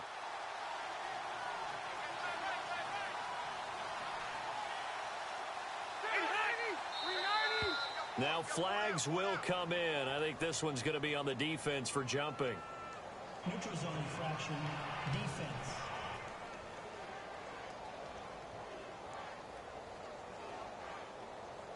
A little antsy on the left side of the line. Yeah, I think they got the guy in the end. I think they got the DN there on that one. And let's face it, he is so amped up, wanting to get a good get off on the snap, jump too quickly. Offense comes to the line now, 1st and 10.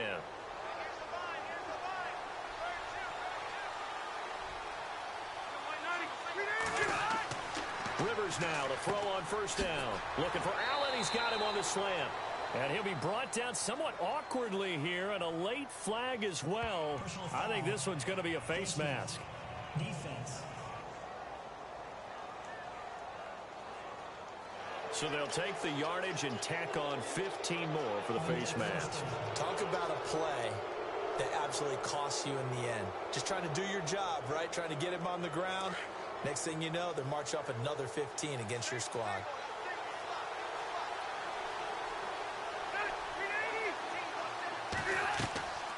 They go play action. Rivers. Allen's got it over the middle. And down inside the 15, shy of the 10.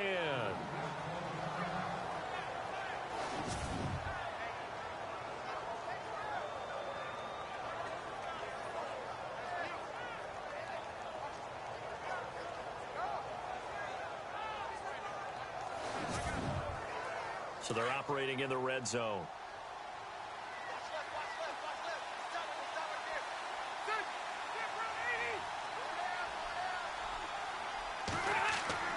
First down, Rivers.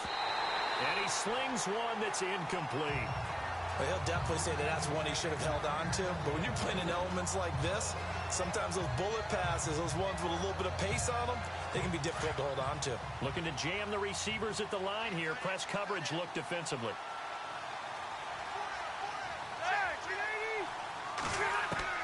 Throwing again. Rivers on 2nd and 10. And the pressure will get to him.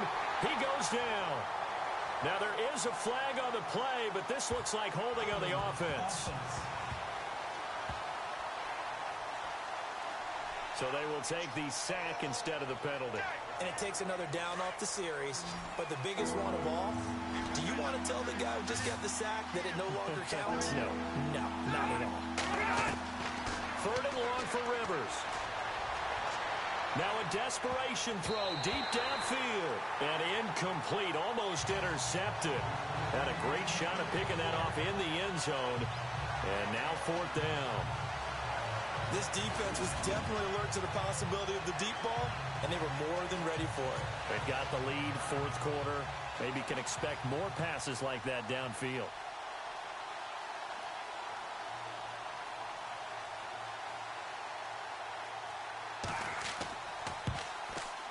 And Lambeau will put this one through, and the drive will wind up yielding 3.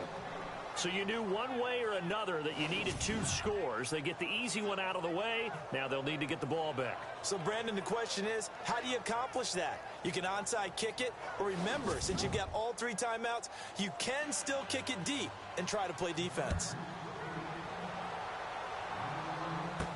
This is taken about 7 yards deep. And no thought to bring this one out. He'll just go down to a knee, and he'll take over at the 25. Here comes the Jaguars offense as they get set here. And they're hoping to redo their efforts in the last drive when they got into the end zone. And just think of what it's like now on the sideline, because when you score a touchdown, you have to go over and look at the tablet and see what you did on the last drive. When you scored points, it's a whole lot better view than when you're trying to figure out how to fix things there.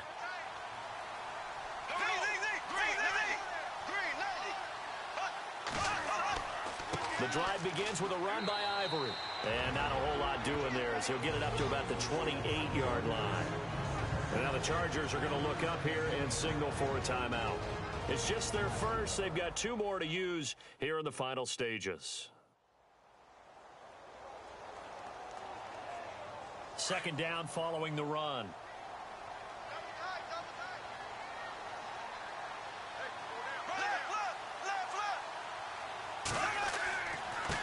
Running play now for Ivory. And they will stop him after a fairly minimal pickup. Now a second timeout called for by the defense. That'll leave him with just 1 remaining in this 4th quarter of play.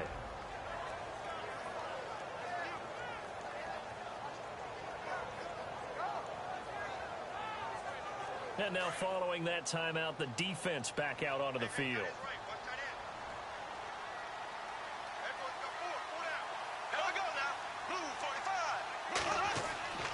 On third down, Yeldon. And they'll bring him down after just a short pickup.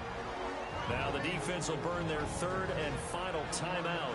And as the 2 teams talk it over on their respective sidelines, we take a break.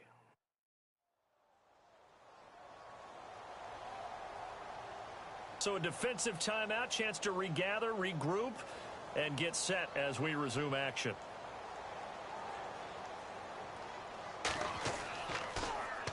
And he deserves a bronze leg as he gets this one away.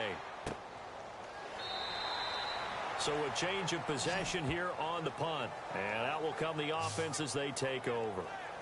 And we spotlight Keenan Allen as he gets set to go back to work. And I know that they've double-teamed him a couple times, but not a ton. Whatever they're doing isn't working. He's up over 100 yards. We'll see how they adjust. And when they do that, they weaken their defense in other places as well. And how many times have we done games where we've seen a guy have a big game like this? But it's usually not by himself, is it? Right. Usually it opens it up for other people to have big games. And he can't get a throw off. He's taken down. What a huge play at this point in the game. Sheldon Day in there to drop him as the clock continues to roll. Back to throw. And he's got some space here. And they'll bring him down here up at about the 22-yard line. Give him 2 yards on that play. And it'll be a 3rd and about 13.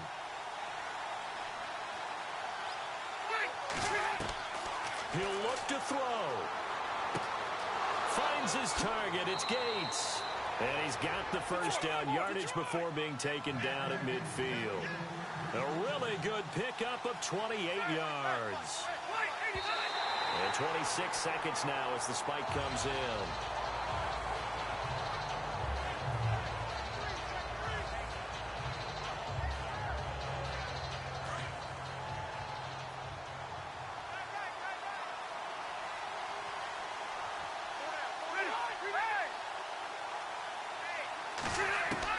Back to throw. He's going to flip one out here to his running back. And he'll be brought down, it looks like right at the 40. They'll wind up getting 10 back as that sets him up for 3rd down. And the spike comes with 9 seconds left to go.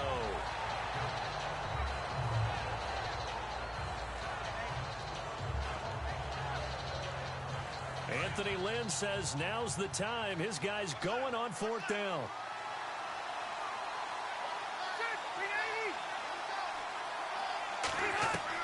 They'll look to throw.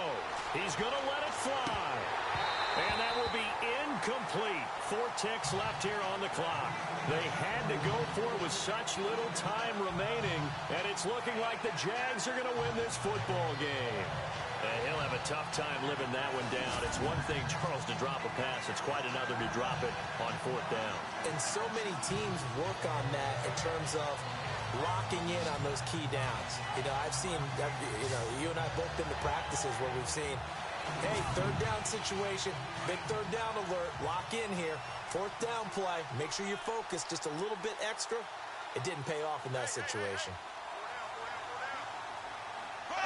Bortles with a knee to the ground, and that should do it. Well, Charles, the forecast called for rain throughout the entire game, and we got rain throughout the entire game. But these two teams, they had fun getting dirty out there. They love the slop. Did you trust the forecast ahead of time? Or are you one of those guys that's skeptical about it, or did you trust it? But when I saw just a big blob of green on the radar, I said, okay, let's trust. Yeah, and that's why I'm glad you took my advice. Got your notes laminated, because, you know, open air booth, that rain can affect us as well, although not as much as the guys on the field. But let's face it, it's kind of fun to watch these types of games, isn't it? It is. By the way, how impressive is it that you travel with a laminator? I didn't even know there was a portable laminator. The things that you learn. Golly, wise beyond his years. So for the Jaguars, the win will help them keep pace in the playoff race as they move to 6-3 on the year. And they will hit the road next week for a date with the Cleveland Browns. Meanwhile, for our visitors, they'll lose an important one here as that drops them to 5-4 on the season. And they'll try to get back on track next week as they head up to Orchard Park to take on the Buffalo Bills. So that's a wrap. For Charles Davis, I'm Brandon Gunn. And this has been a presentation of the NFL on EA Sports. For more, check us out at easports.com. The Jaguars are winners here as we say so long from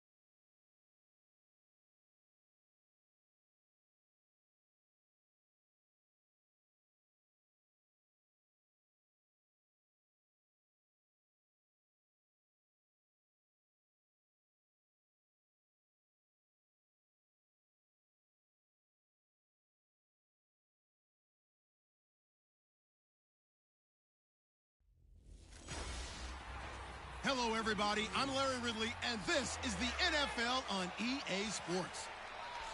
We could be in for some serious offense today. The Chargers are top 10 in total yards, and they go up against the Bills defense that will need to be at the top of its game. With that, it's time to hook up with our commentators in the booth as we turn it over to Brandon Godden and Charles Davis.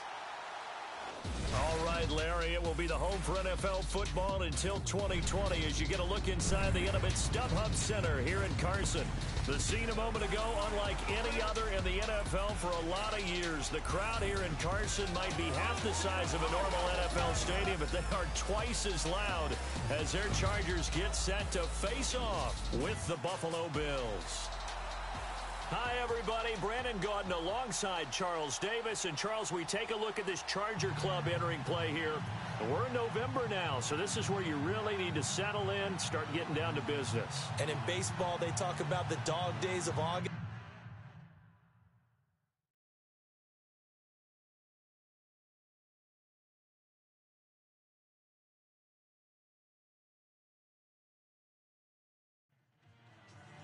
The NFL season has hit high gear, and off we go in Week 11 on EA Sports. This will be fielded at the 6.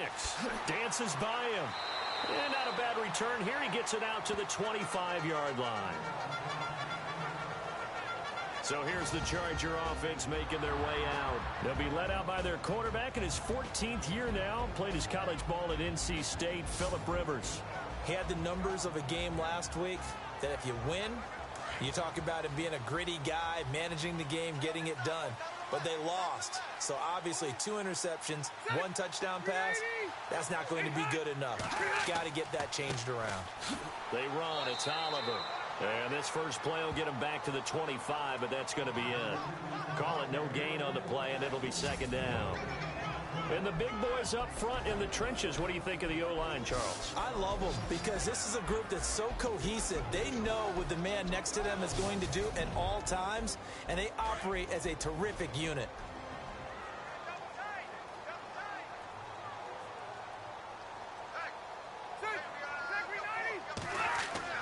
Off the play fake here, Rivers. And right away, he lost the football. Now this is picked up by the Bills. And they'll have great field position here as the ball will be at the 15-yard line.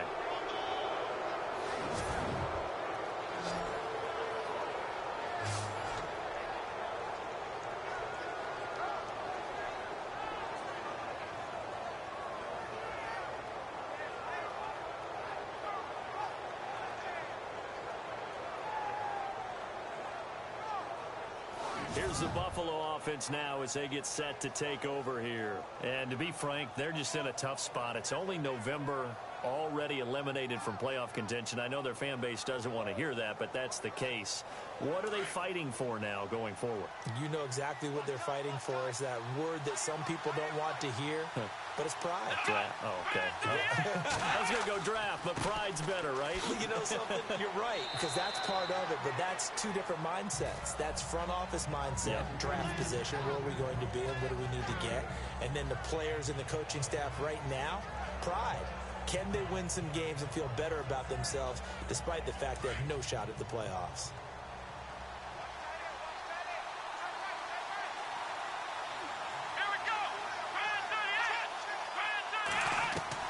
Now Taylor to throw on second down. And that's caught. Watkins. Touchdown, Buffalo.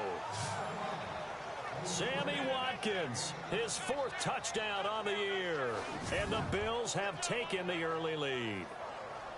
They went 5 wide in that offensive set. In racing, going 3 wide's a big deal. To go 5, how about the way that they finish things off? Did you just fit a race car reference into the game? Zoom, zoom. How about the way that you play? When you go 5 wide, that means you're going fast now. Zoom, zoom indeed.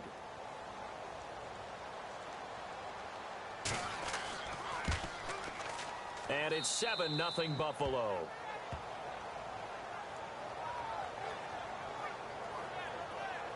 They had the short field, and they made quick work of it. Just 2 plays to get into the end zone.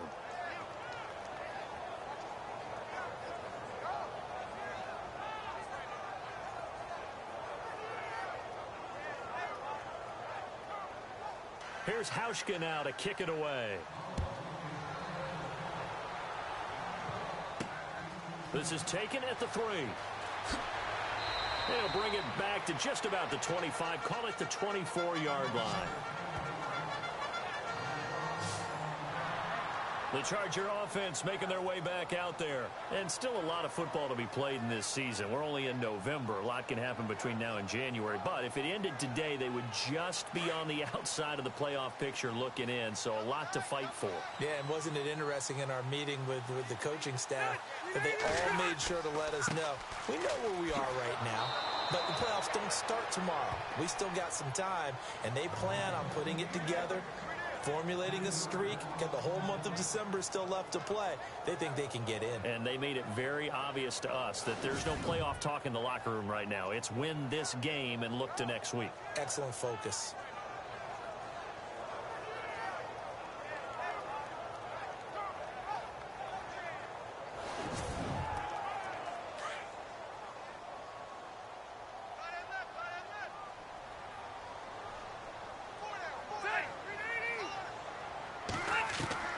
Now a second down throw for Rivers.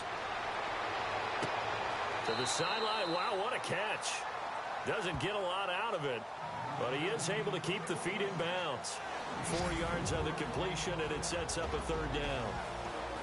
And we take a look at the Bills' defense. It's been fun watching Marcel Darius progress through the NFL because I remember him coming out of college, and what I liked about him then, I like about him now. Strong, explosive, excellent hands, and believe it or not, at his size, has an ability to get skinny as he goes past offensive linemen into the offensive backfield. On third down, Rivers throwing for his running back, and he's got him complete. And they're going to get this one all the way out across the 45. 23 yards on the play.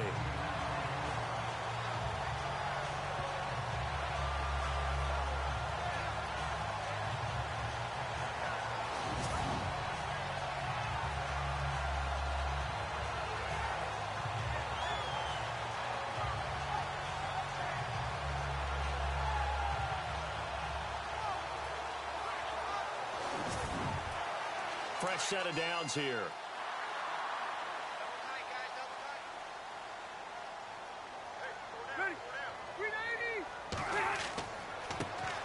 They'll run it for the first time with Williams. No gain on the play there. Second down.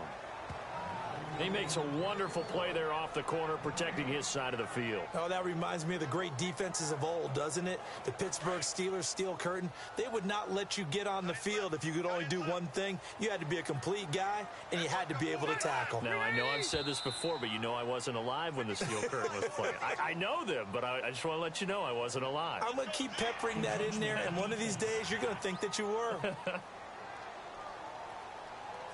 Jumpy on the right side of the line. Sometimes when you're on the end, a little bit farther away from the ball, any type of movement will get you to jump, and that's exactly what happened there.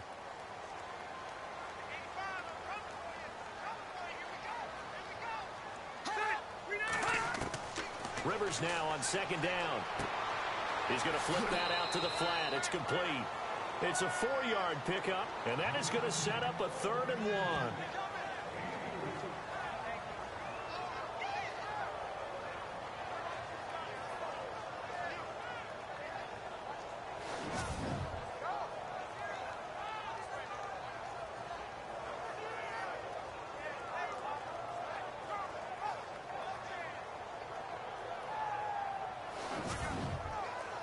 This is 3rd and 1. Very likely 4-down territory, even if they don't get it, though.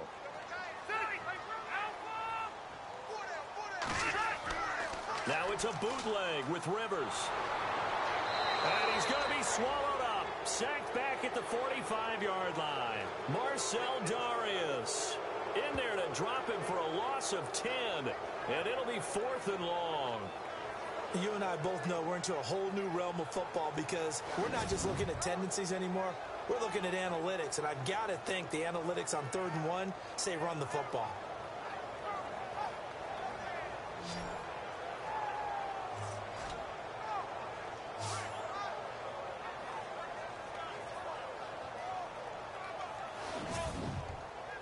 On to punt, Drew Kaiser, second-year man from Texas A&M, as he's on to punt for the first time this afternoon. And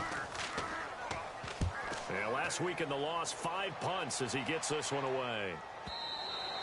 And a bit of a mistake there. This is well into the end zone for a touchback.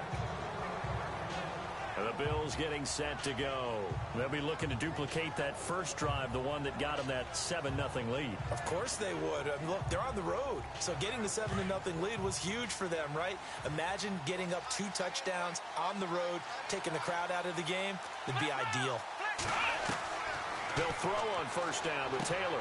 He's got the hook up to Andre Holmes. And he's able to get up here to the 26. A gain of 6 there on first. I think defensively you're okay with that. You're in the first quarter. He's going to get some catches, but they rallied to him quickly. And that's what you count on. And I like what you just said. First quarter, can you do it all game long? They catch it, you tackle them, they go down on the spot. Because when you're able to do that and you don't give up big chunks of yardage after the catch, now you put the offense in a position where every series they have to work hard to pick up first downs, and you tend to stall them out when you do that. It's a gain of 13 and a Buffalo first down.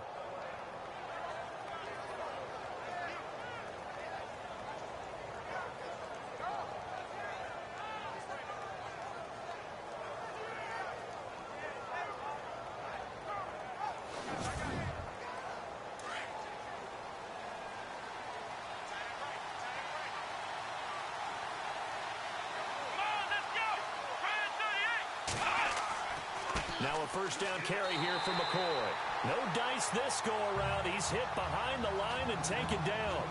A loss of a full 3 yards, and now it's second down. Defense in a good spot. Let's see how the offense responds with a 2nd and 13 now.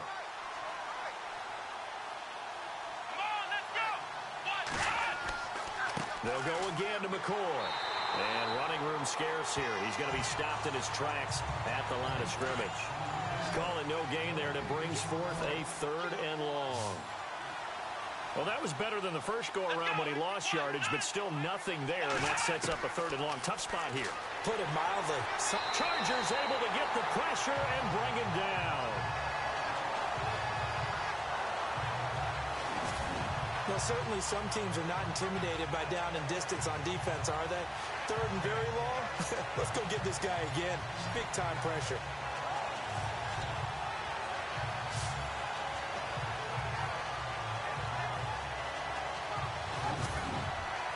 Colton Schmidt, 4th-year man from UC Davis, on to punt it away. Travis Benjamin deep for the Chargers. And just a single punt for him in the loss last week as he sends this one away. Able to slither by. 47 yards on the punt that time, just 1 yard on the return. And the offense will take over with a new set of downs. And now out on the field, here comes Los Angeles. And the results for them have not been strong to this point. 2 drives have ended in a turnover and then a punt. So would it be too snarky for me to say that they've shown improvement? Because you had two drives with turnovers. Now they punted it away, so at least they didn't turn it over. So that's good, right? You're going to get some angry users reaching out to you on social media. Well, I don't mean to be. I was actually looking for the positive. Silver lining, you know. Holding offense. That hold coming from the middle of the line, the center. And it's difficult for him because sometimes you've got people right over you, and as soon as you snap it, trying to get your hands up and block them, you can be a little bit late getting it done.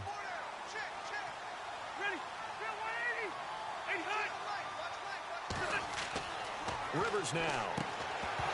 He couldn't quite hold it. Got hit. Ball pops out. Incomplete.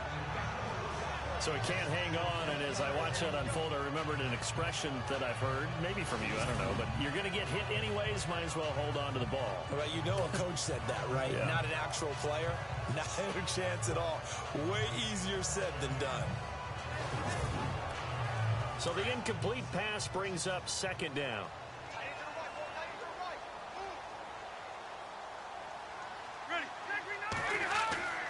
Throwing Rivers. It's complete right side to Benjamin. And he's brought down after a good gain. A really nice gain of 25 yards.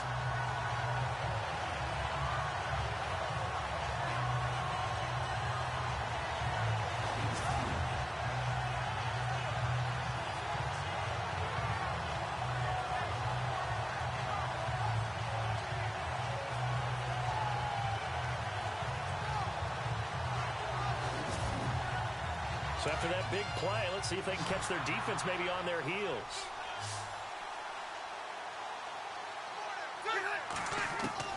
A first down throw here for Rivers. Benjamin with it over the middle. And he'll be taken down, but not before he gets into enemy territory.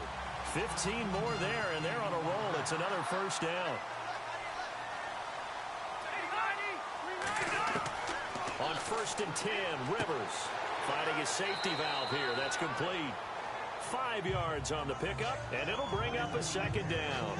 Now, that's the type of play that gives you a chance to win. Nothing forced downfield where you don't have a guy open. Swing it out to the back, and maybe even check it down, whatever you want to call it.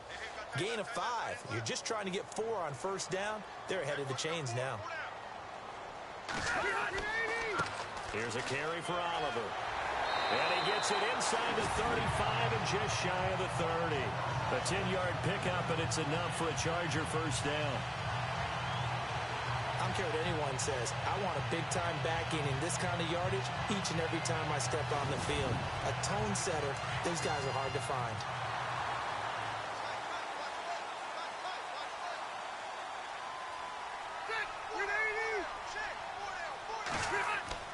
They go play action here on first down. Caught by Gates, left side. And he's brought down, but not before reaching the 8-yard line. A good pickup there at 22. Well, coaches always talk about finding balance on offense. I don't think you can get much more balance than this. Big-time run, big-time pass. A 1-2 combination. Looked pretty good. How about that? Let's see if they can continue to take that kind of a punch, though.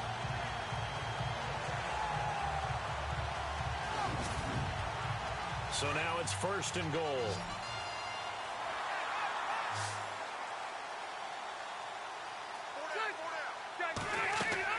To throw is Rivers. Oh, it's a screen pass. That's complete. And the stop will come inside the 5 at the 4. That'll bring up 2nd and goal after the gain of 5.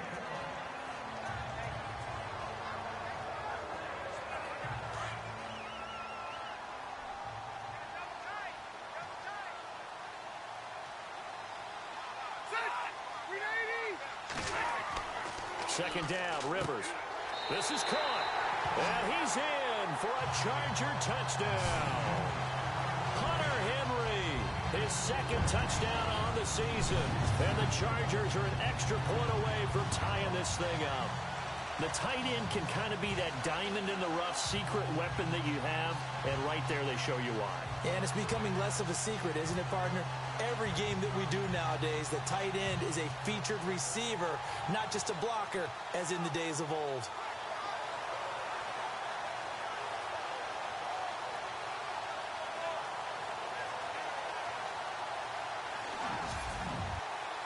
Josh Lambo now for the point after.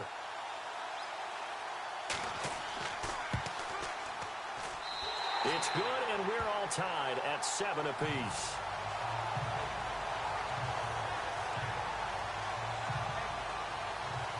So a tie ball game here as the kick's away.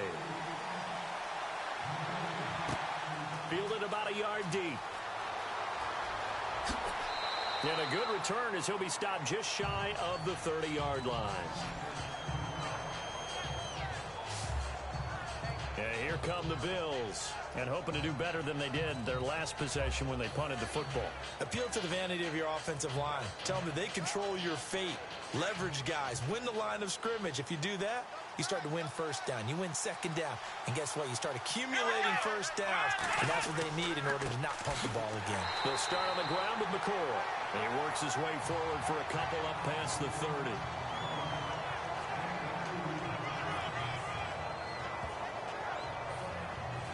And after the play on the ground, that brings up second down here.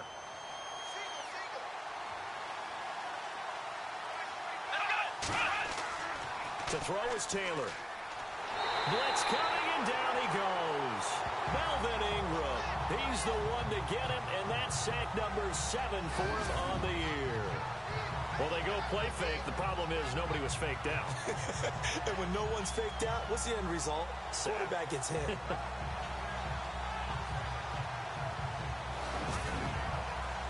3rd and long. Taylor and company hoping to regroup after the sack. Here we go. From the shotgun, it's Taylor. Oh, the pressure too great, and he goes down once more. Joey Bosa in there to drop him for his 11th sack of the year.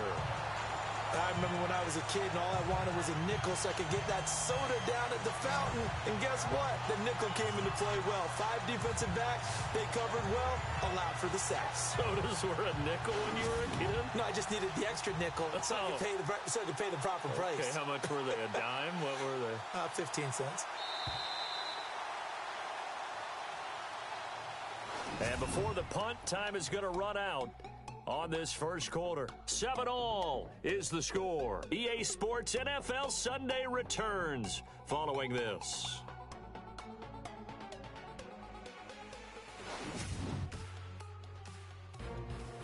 With Charles Davis, I'm Brandon Gaudin. Second quarter about to get underway with the Bills in possession. They are, however, facing a 4th down situation. Here's Colton Schmidt now as the drive goes backwards, so he's on to punt it away. He gets this one away, and boy, it's another boomer. Returning, it's Benjamin. A big kick there. We'll call it 56 yards on the punt.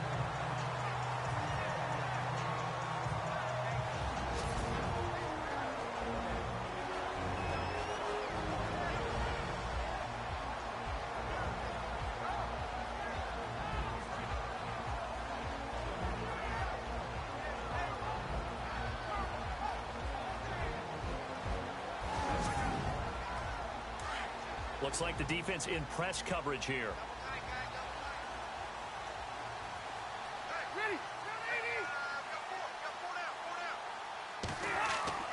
Now a play fake here on 1st down. He's going to flip one out here to his running back. And he'll get it out near the 40 to the 39. It'll be a gain of 4, and it'll be 2nd down. Nice job there, right, of just going through the progressions, finding the open man, even if it wasn't for a 25-yard gain. Everything does not have to be spectacular. The mundane works pretty well in this league, as we just saw there.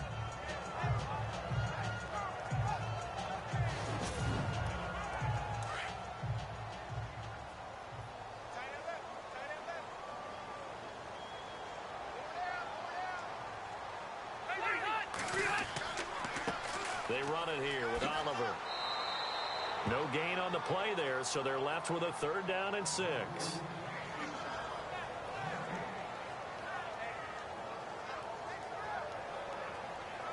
Extra DB on the field for the Bills here on 3rd down. Yeah, maybe thinking pass.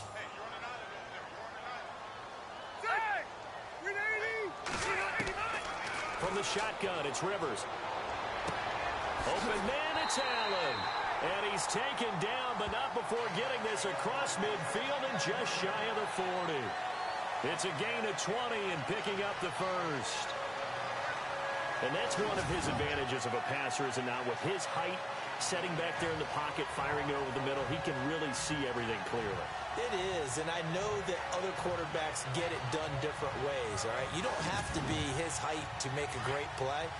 But what he does is he takes away having to make those slide steps in the pocket to find angles to throw the ball through. He just throws right over the top of it because he can see everything, and sometimes that saves time and gets the ball to a receiver quicker. And unable to connect on the long pass. It falls down incomplete. I like what they tried to do there. They didn't get a completed pass downfield, but they came off of a momentum play. Big-time gain on the previous snap. Came right back and threw one deep, hoping to catch them on their heels. And able to push his way forward here for a good little gain. It'll be a pickup of 5, and that leaves him with 5 more. 3rd and 5 now. The Chargers on 3rd down. They've been okay, 2 for 3 thus far. This will be 3rd and 5. From the gun, Rivers. And he couldn't hang on to it through the contact. Incomplete. It's a lot of contact going on there, and in the end, unable to keep two hands on the football and bring it into his body. Everything looked pretty good until the finish. Here's Josh Lambo now for the Charger field goal. This will be kicked from the 42. It's a 52-yard attempt.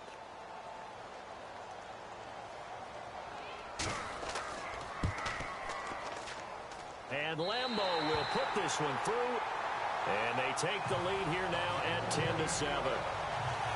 So a good kick there, and they wrap up the drive by putting 3 on the board. And you know, let's face it, you're not always going to come away with 6. Defense in the NFL are just too good. But you've got to come away with something. And there, they get 3. Now after the made field goal, back out Lambo to kick this one off. This one taken from the 7. And it's a pretty good return here as he'll get it up to the 29-yard line. Here comes LaShawn McCoy as he trots back out there now. And a lot of times you talk about establishing the ground game. Probably something they need to do more of here losing in the second quarter. When you're riding your best horse, you've got to lather him up. The best running backs I've ever talked to, they've all said the exact same thing to me. I'll even break a good sweat until I get to 20 carries. You're full of good wisdom. Let's see if they can get him into the game more now. 7 yards, the pickup on the pitch and catch.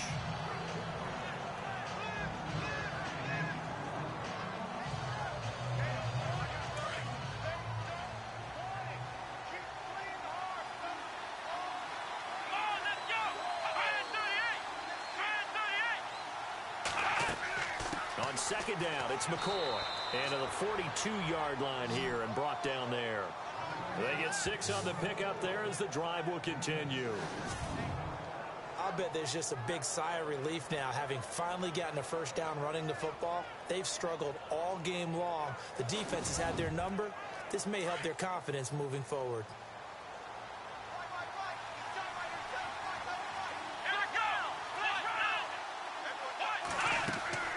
A fake to McCoy. Now it's Taylor. And this one is incomplete. He was trying to get it to Andre Holmes that time. That'll bring up second down.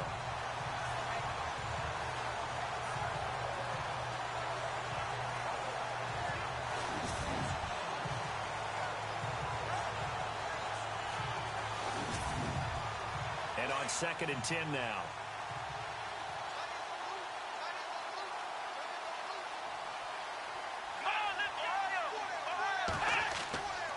Now Taylor going to hand this one off to McCoy. He'll be stopped shy of the 45 despite a great move. Only a yard on the pickup there, so it leaves him needing a conversion here on 3rd and a tough 9.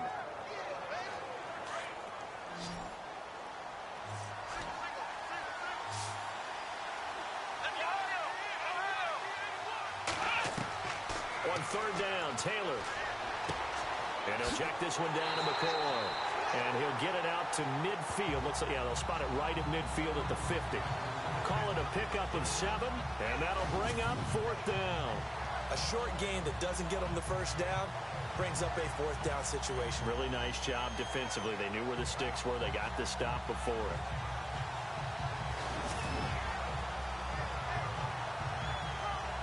Here's Colton Schmidt now. He'll boot it away from about his 35.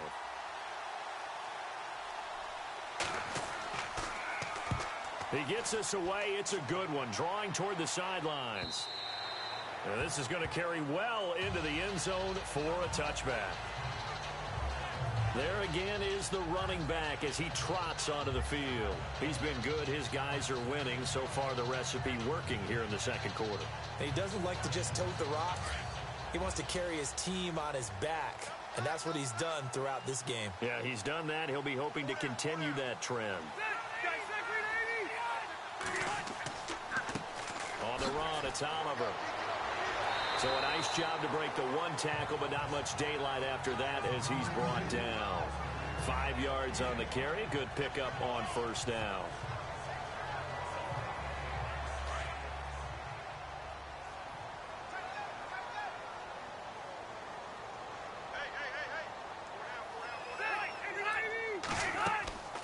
They go again with Oliver. And he's going to be stopped dead in his tracks. It'll go as a gain of 6 that time, and it moves the chains as well. It's been a rough go on the ground throughout the entire game, but after a run like that, they may have found the spark to get their offense kick-started.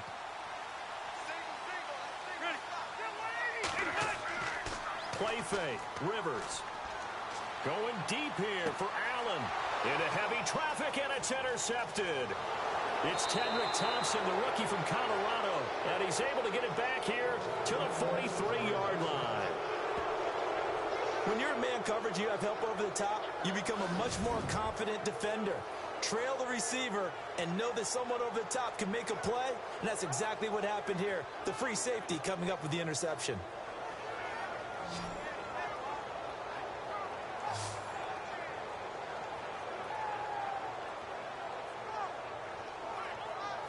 Well, we have a minute. We remind you that later tonight we'll have a couple of NFC East rivals squaring off, the Eagles and the Cowboys from Big D. Or Arlington. Got to make sure we get it right. To be more precise there in the Metroplex. Then tomorrow night, Week 11, will wrap up with a playoff rematch from the divisional round a year ago, the Falcons and Seahawks, but this time from Seattle. Taylor. Dropped at the 35, but he was able to display the agility there. It's an 8-yard pickup, and it'll make it 2nd down. Come on, let's go! Try 38! On 2nd down, here's Taylor. And the hit jarred it loose. It's incomplete.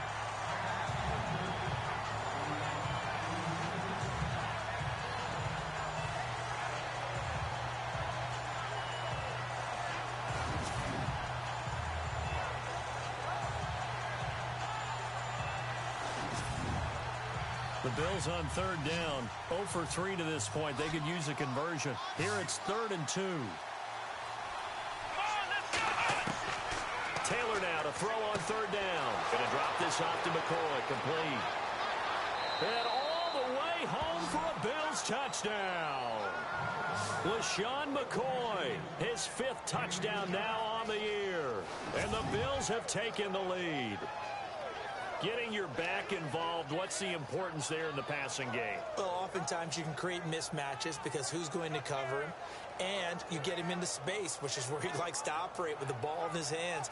Oftentimes makes people miss, gets that run after the catch, and off he goes. And into the end zone.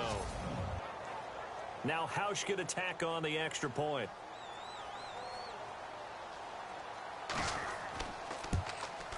And that makes it 14-10.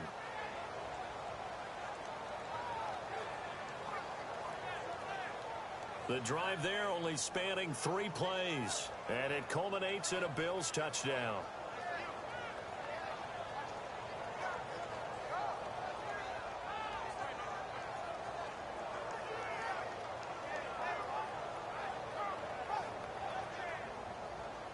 Here's Hauschka now to kick it away. This is taken about 7 yards deep. And no thought to bring this one out. He'll just go down to a knee, and they'll take over at the 25. Phillip Rivers now gears up to take the offense back out there. He's had a solid start to this game, but bottom line is they're losing, so he doesn't care about his stats. He just wants to right the ship on the scoreboard. He wants to actually increase his stats because he feels like if he does, that means things will get better for his team, maybe get them back into the ball game or into the lead. In these situations, I remember playing with... And I think he's going to go. They're not going to get him. 30. And all the way down to the 7-yard line. A big play there for L.A. 68 yards. Nothing fancy there. A little smash-mouth football right up the gut on the dive, and it turns into a huge play. You talk about the fastest way to the secondary. Right up the gut as you described and sprinted into the secondary for a long, long run. That is caught at the 7-yard line. No gain on the play there. It'll be 2nd down.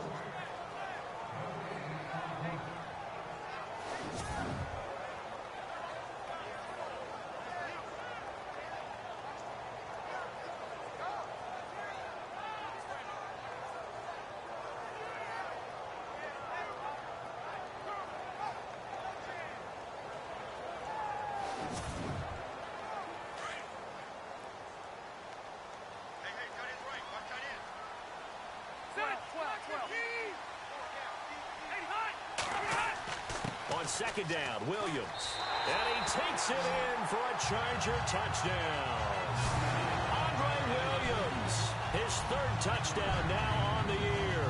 And the Chargers are able to strike for 6. Could not block that one any better. Everyone was accounted for, and a great surge by the offensive line.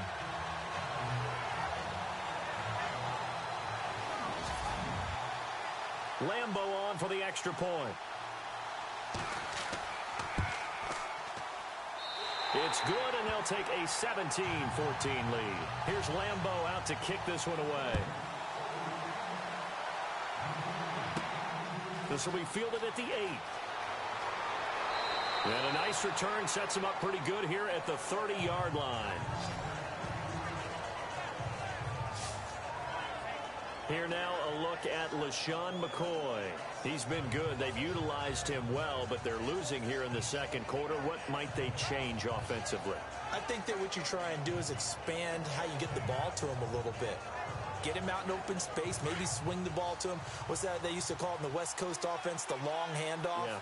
Serve as your running play that way, as well as continue to feed him the football. Some of these runs now may pop bigger later in the game because of the effects of running it. Sometimes people, after a while, they don't want to tackle him anymore. Or they get... And I think the ball's out, but this will fortunately wind up out of bounds.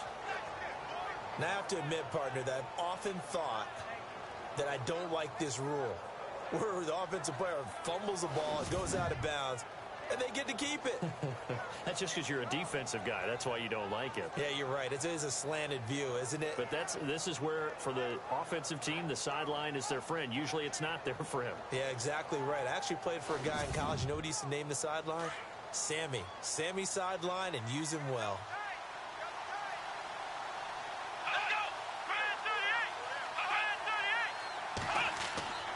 Taylor with a give to McCoy. A swift move and then tackled just on the other side of midfield. 5 yards is the tally on first down. That brings up 2nd and 5.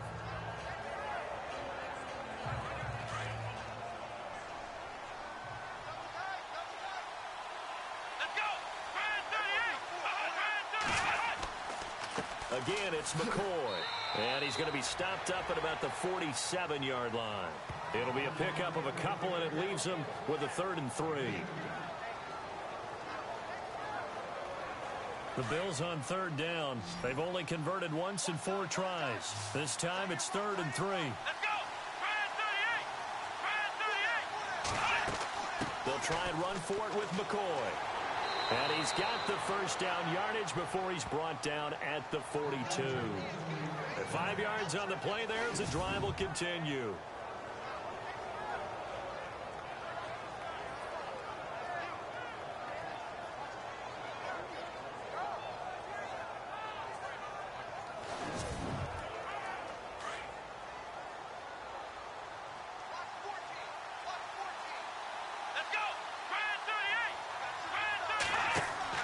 Throwing now, Taylor on first down. Man open left side is Brown. And they'll be inside the 35 now at the 34-yard line. A good pickup there. 8 yards on the first down completion.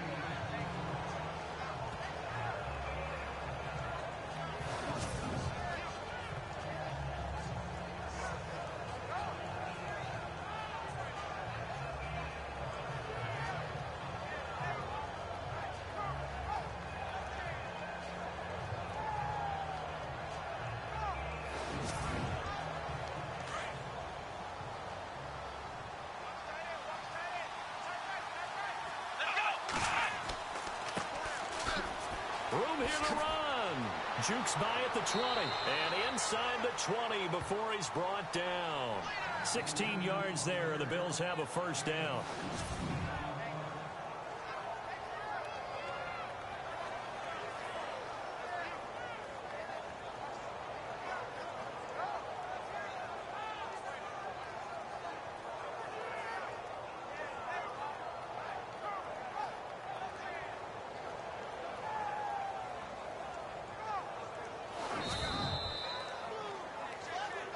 So 2 minutes to go in a wild first half.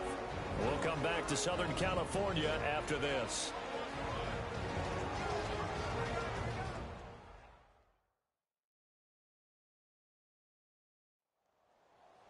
A reminder, with halftime approaching, when we get there, we'll ship you off to Orlando. Larry Ridley will have first-half highlights and analysis. And I hope he's iced down his throat because he's got a lot to get through because we've had no shortage of points scored in the first half. It has been a fun track meet. On first down, it's Taylor. Firing quickly here, and that's complete. And he'll take it down here just shy of the 15 at the 16-yard line. Give him a couple on the catch. It's 2nd and 8. Cool under pressure right there, escaping the pocket and finding what I think was not his primary target. And some of these guys are just so comfortable getting outside of the pocket that they'll do it on purpose. It doesn't even need to be a breakdown. They move, and they know it affects the defense because a lot of times you get lost in coverage in the secondary. And I think you're exactly right. Wasn't his primary target. Found a secondary guy who sprang open. And he's wrapped up, taken down, back at the 25. Now the Chargers are going to look up here and signal for a timeout. It's just their first, so they'll have 2 remaining here before we get to halftime.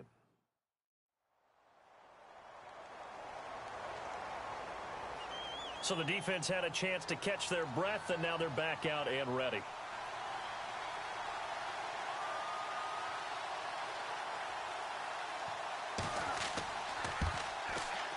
And Hauschka's kick is good. And that will tie things at 17 all. So a good kick there, and they finish off the drive with 3. And that should be the goal for an offense. Finish each drive with points. So that's a nice job there to come away with at least something. This will be fielded on the back line of the end zone. And from back there, a wise move. He'll just sit on this one, and it'll come out to the 25. And now out on the field, here comes Los Angeles. And for them, a touchdown their last go-around. Obviously, they'll be hoping to do that again. And when you start plotting for this drive, when you start thinking to yourself, okay, what are we going to do? You don't go away from what you did before because that worked, but you have to be prepared for wrinkles and counters because you know they'll make some adjustments. Now Rivers, caught on the left side by Benjamin. 17 yards for the Chargers there as they've got themselves a first down. Well, if you do read man coverage, Brandon, the drag route's a pretty good one to run against it because you're running away from people on it.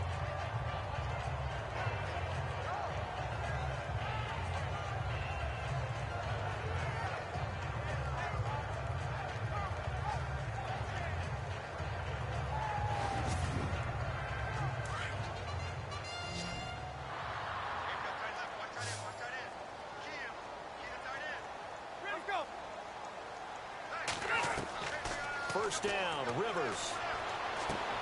Over the middle, complete. It's Oliver. And taking it across midfield and inside the 45. The Chargers passing game rolling a bit here. They've got another first. Rivers to throw it. Gates has it over the middle.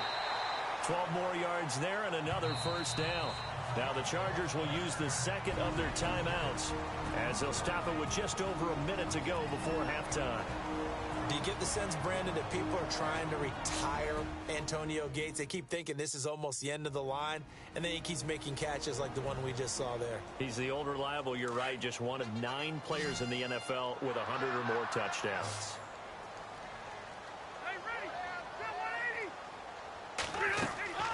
They go play action. Rivers. He's going to rifle one deep left side. And oh, it'll be intercepted. Picked off by Ronald Darby. That's sort of a second quarter to forget for him. Now 2 picks in this frame. Almost as if the first one that he threw, he couldn't shake, couldn't get it out of his head. He ends up throwing a second one as a result. Compounds the mistake a little bit. Yeah, you got to be able to forget, compartmentalize, whatever you want to call it, and move on. He hasn't been able to do so here in the second. The Bills offense now, they get set to head back onto the field. And last time able to get 3. It's not what they wanted. They wanted 6, but they got at least something. They mustered something out of the drive. They'll take it. I like the way you described it. Not ideal, but they'll take it. Anything to put some points on the board. But this time on offense, they don't even want to see the field goal kicker trot on the field. They want that ball in the end zone. Yeah, they'll be going for 6.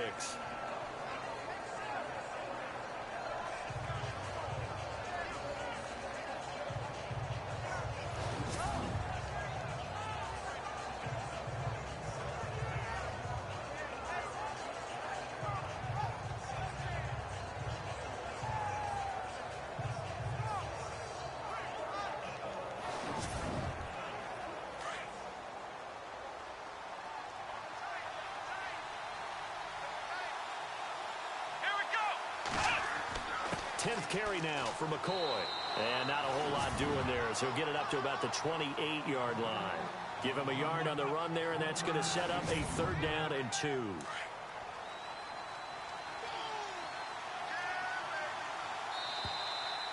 So nothing separating these two teams as we head to the break, all square. Thanks, Brandon, and welcome to the EA Halftime Report. I'm Larry Ridley. Let's take a look back at the first half. As we look at the numbers, the only thing that really matters is that we've got a tie game. We'll have another half here to figure out who can come out on top. All right, let's take a look at some of the highlights from the first half. Chargers with the football early first. Lawson's going to jar the ball loose on the sack. This will go for a loss of 7.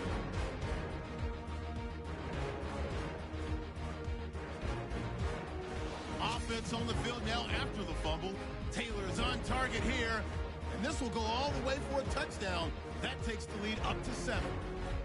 Chargers on offense, first quarter winding down. Henry's by himself here, and after the short pass, he'll score.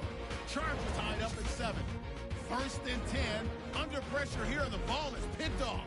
Johnson's the one who makes the pick, halting the offense's drive. Offense on the field now after the pick. McCoy's wide open here on the catch, and he caps off the 2-play drive with the score. The lead grows to 4. Now 1st and 10. He's going to get into the open. He'll pick up more than 30 yards on the play. Same drive. Williams is going to dart up the middle, and he'll go in from 7 yards out. That puts them up by a field goal. So that'll do it for us here in Orlando. For the call of the second half, let's hand it back over to Brandon and Charles.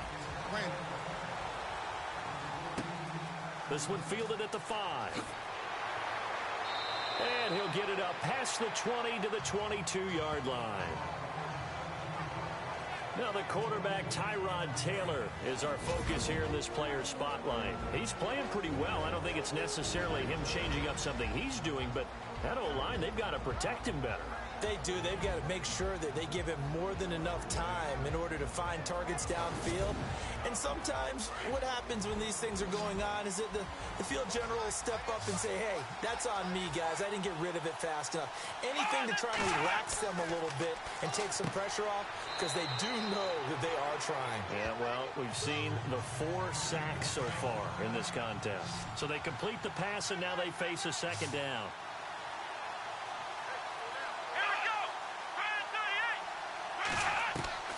Out of the gun, it's Taylor. And that one got tipped, kind of threw everything off. It brings up 3rd. Well, we're not playing 3 yards in a cloud of dust football anymore. I kind of get why those old school coaches sometimes didn't want to throw the football. Because if it's popped up in the air, it almost turns into slow motion. And both sides trying to get to the football, and you're holding your breath wondering whether it's going to go good or bad for your team. 12 yards that time, and a Bills 1st down. Give them a lot of credit. They ended up running the ball on a key 3rd down situation. They were staring 3 and out in the face and found a way to flip the script and keep the ball moving on offense. So here we go, 1st and 10 now.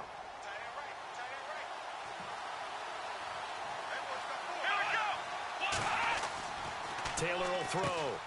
He's got a man complete. It's Clay. And he'll be brought down just shy of midfield at the 49-yard line.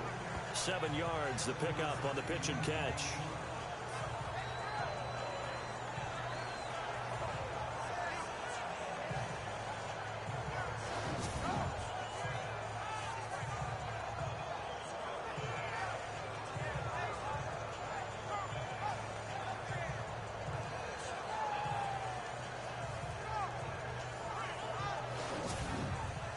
Three yards remaining here on 2nd down.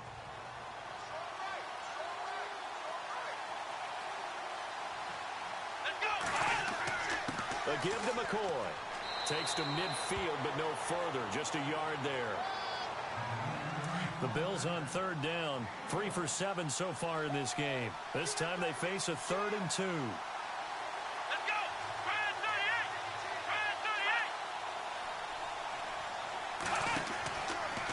38! Out of the pistol, it's McCoy. And he gets this one across midfield for the 1st down to the 46. 5 yards is the pickup there as that extends this drive. And this is beginning to border on dominance. Another strong run that picks up a first down. You got to wonder if the defense coordinator is wondering, well, even go to goal line defense in any situation now to try and slow down this running game. 14 yards, and the Bills will get a new set of downs.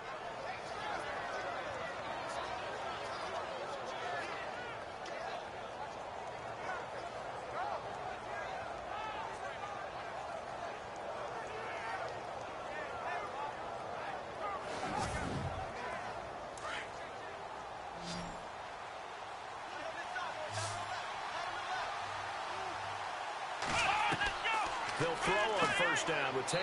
Over the middle and caught by the tight end Clay. A gain of 6 there on first.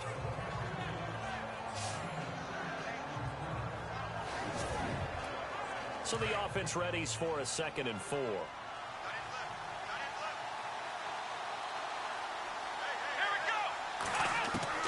From the gun, it's Taylor. Oh, he's got some breathing room. And he's able to get it to the edge of the red zone at the 20-yard line. It's a pickup of 6 and good enough to move the chains. And now the offense operates in the red zone.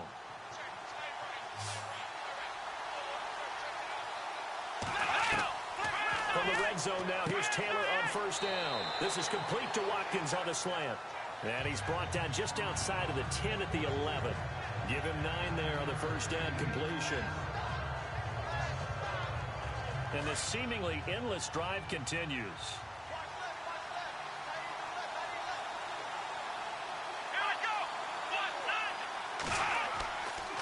This give is to McCoy. And he is swallowed up right at the line of scrimmage. And that's McCoy, who is still down following the play. Appears shaken up. We'll step aside and come back to Carson after this.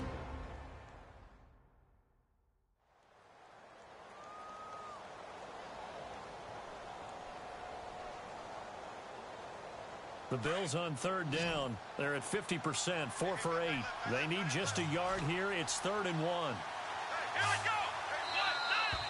Now contact up front as penalty markers come in. Who is this against? Encroachment, defense.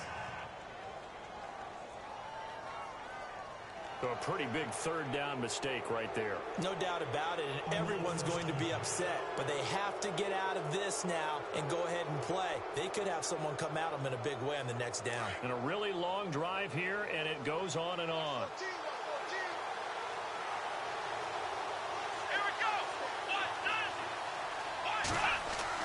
Here's Taylor to throw. And he will score. Touchdown, Buffalo. Tyrod Taylor, his 3rd touchdown of the game, number 16 on the season. And the Bills have broken the tie. An excellent, long, sustained offensive drive. And now they can look across the field and see a defense that looks a little bit beaten down. Right now, as an offensive coordinator, you're thinking to yourself, can I dial up the knockout punch? And they will take a 7-point lead now.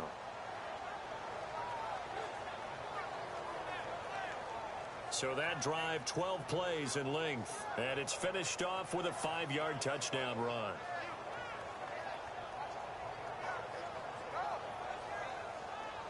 Here's Hauschka now to kick it away.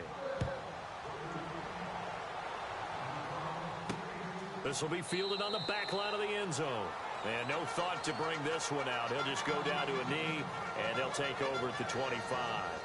Now we take a glance at the offense as they work their way back out for their first possession of the second half. They trail offense, first time to touch the ball in quarter 3, and we'll see what they can do. And I can't wait to see what they have planned, because some teams script to start a half. Other teams just go, okay, these are the sequence of plays we want to run. These things worked well for us. And sometimes they throw in that big chunk play right away. Shocker. Try and get after them early and try and create a big play to give themselves some momentum. See what they have up their sleeve. Nothing flashy there. The slant to the slot. Oh, and the frustration for the defensive guys, because it's a quick play. And you know it's going to be a bang-bang play until terms of the throw and the catch, and then he's able to absorb the contact and complete it. He got maybe a half yard at most, but officially they'll be left with a 3rd and 2. The Chargers on 3rd down. They've hit 2 for 4 thus far. Here it's 3rd and 2. Going to give this time to the tailback. And not going to be able to push this forward. He runs into a wall right at the line of scrimmage. No gain there on the play, and that's going to leave him with a 4th down. On now, Kaiser, the punter, sending it away. Oh, good move. 12 yards on the return that time. And the Bills will take over the football with a 1st and 10. Now the Bills offense gets ready to head back onto the field. And they were able to punch it in the end zone last time. They'll be looking to do that again here for the defense. Obviously, they'll be looking to stop them from punching it back in the end zone. It always is punch-counter-punch, isn't it? And which team has the advantage? Well, let's just go back. Last time on offense, they rolled downfield, got into a good rhythm. You can see a little more bounce in and out of the huddle. You can see the sideline really get into the game. So defensively, you're thinking to yourself, how do we take that away from them? How do we get the advantage back? Let's see what they come up with. I think pressure is always the first way to go. You love pressure. I love it. We'll see if they dial it up this drive. On 2nd down, Taylor. Oh, he dropped it. They were looking for him in the middle 3rd. He couldn't catch it. Now 3rd down. It looked like they had something there, but I think that he was thinking about running with the football before he actually hauled it in, and that led to a big drop.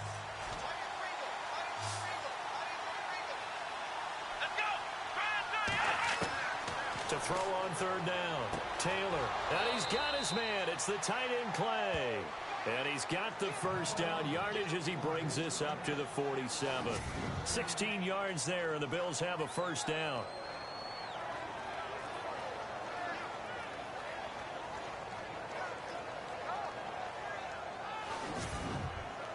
First down and 10 now for the offensive group.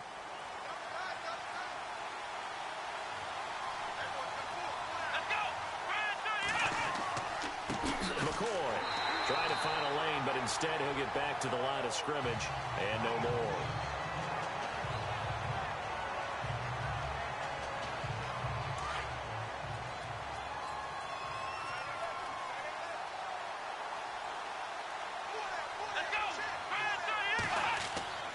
They go now to McCoy. He's seen a ton of action this afternoon. And he'll lose yardage on the play back at the 45-yard line.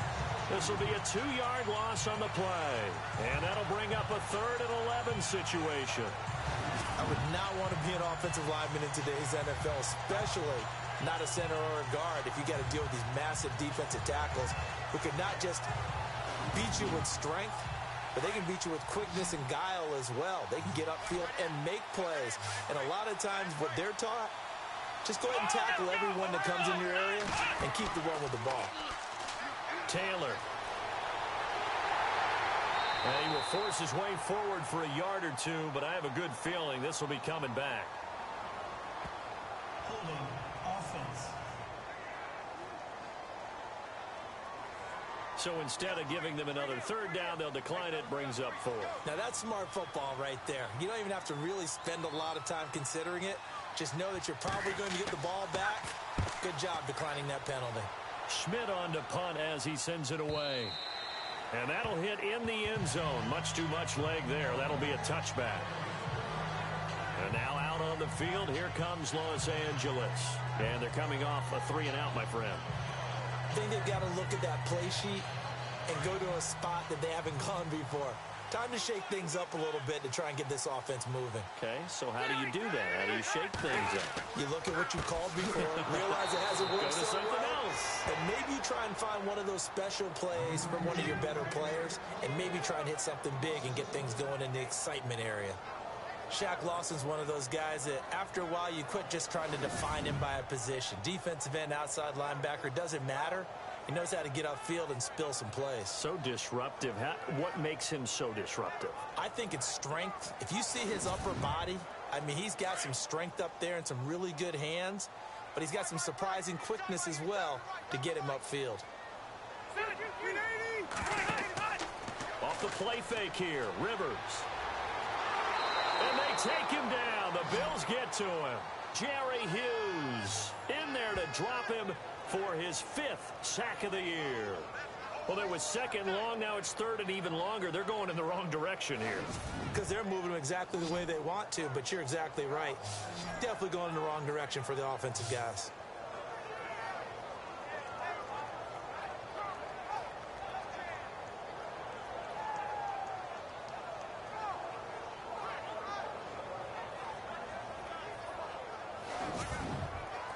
So it's 3rd and long for the Chargers and Rivers after the sack.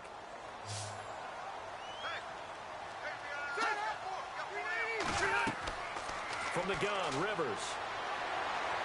And he fires one, but incomplete.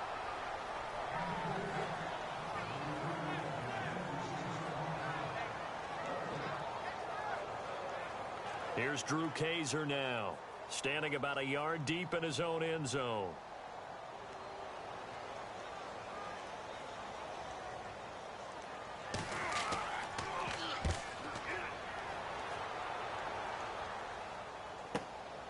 Take it at the 37.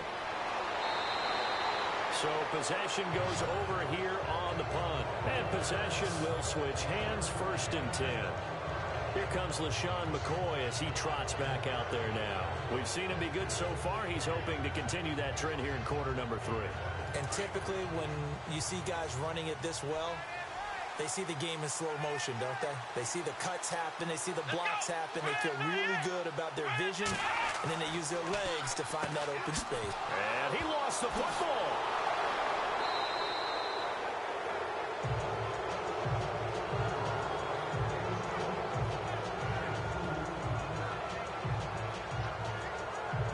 So the offense avoids disaster, keeps possession. Now it's 2nd down.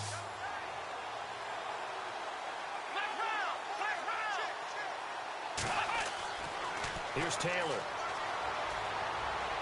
Oh, he's got a little daylight. And he's brought down.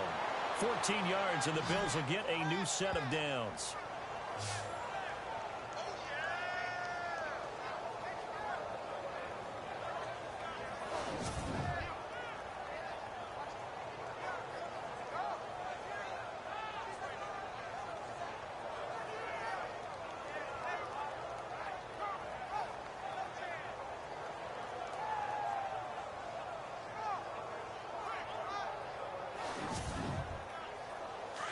And on the outside, they're playing press coverage.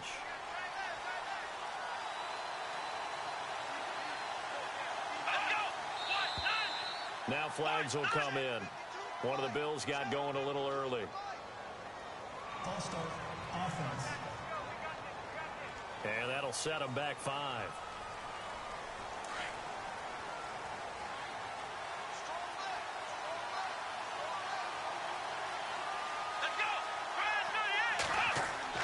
Now Taylor. And he's got room.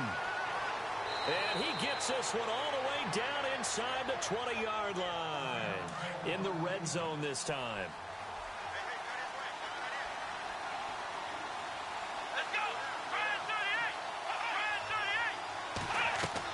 From the red zone now, they'll look to throw. And that's incomplete. He was trying to get it to LaShawn McCoy. And it's 2nd down. Well, the numbers have been good in the passing game, and certainly a big reason why they have the lead. But now here, 3rd quarter, maybe go to the run game a little more? Yeah, perhaps. I mean, after that incompletion, a little credit to the defense for shutting them down on that play. Maybe you try and run the football a little bit more in this spot. But they have to feel good about how they've been throwing it overall. Out to the flat. That's complete to his running back. They'll lose a yard, and it brings up 3rd. And never good on a pass completion there to go the wrong way. Lost yardage. No, for some reason it seems to work better when you throw it downfield or you move the ball downfield running it that way, doesn't it? But in this case, if you're the defensive guys, you're energized, executed well, and you caused a lost yardage play. That's going to feel good and look great in film. Neutral zone infraction, defense.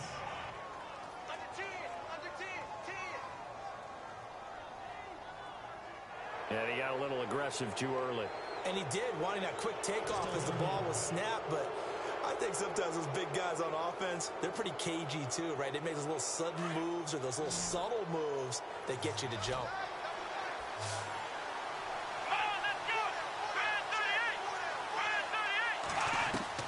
On third down, Taylor.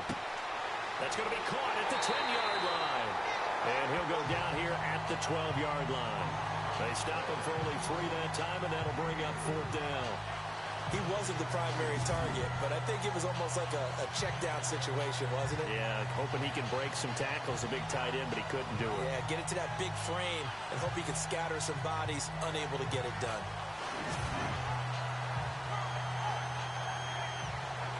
So out comes the field goal team now for the second time here today.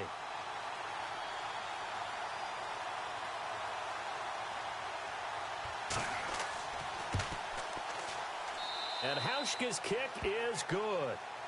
On the NFL scoreboard elsewhere, third quarter in Denver. Now you saw the score at the bottom of your screen a moment ago. We got a good one going on there. Paxton Lynch, outstanding to this point, 4 touchdown passes. Now after the made field goal, Hauschka back out onto the field to kick it away. This is fielded a couple yards deep. And he nearly broke that for more, but as it is, they'll start this drive at about the 37-yard line. A lone second remains now in this third quarter.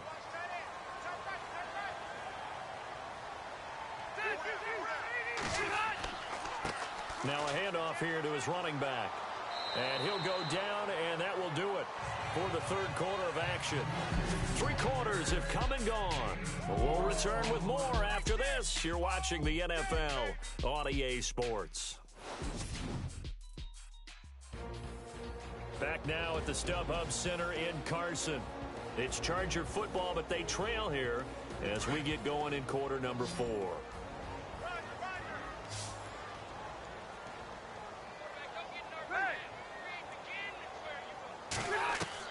Rivers now on second down.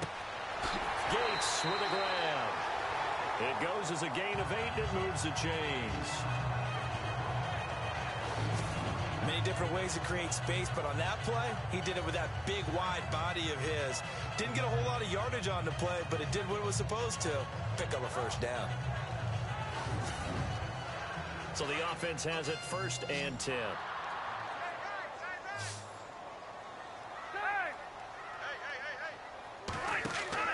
Now a play fake here on 1st down. Throws left side, complete to Keenan Allen. And he'll be taken down, but not before getting this inside the 30. A good pickup there, 26 yards. On 1st and 10, Rivers. And that's a loss of 7 on the 1st down play.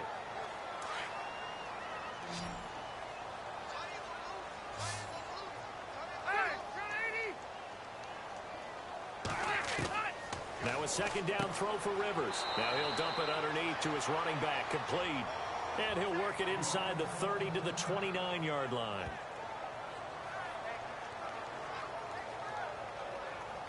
The Chargers on 3rd down. They've converted just 2 for 6 thus far. This is 3rd down and 12.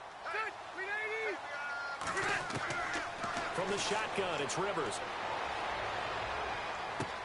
Throwing for his running back, and he's got him complete. And he'll go out of bounds in the red zone just inside the 20. They pick up 10, but it'll still lead to a 4th down.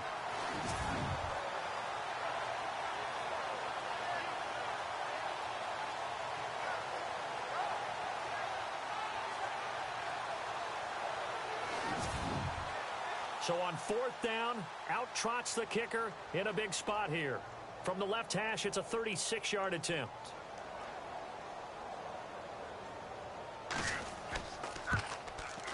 And Lambo will put this one through, and this is back down to a 7-point game.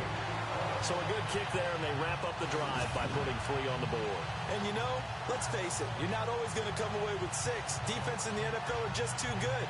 But you've got to come away with something, and there they get 3. Now after the made field goal, back out Lambeau to kick this one off. This fielded a few yards into the end zone.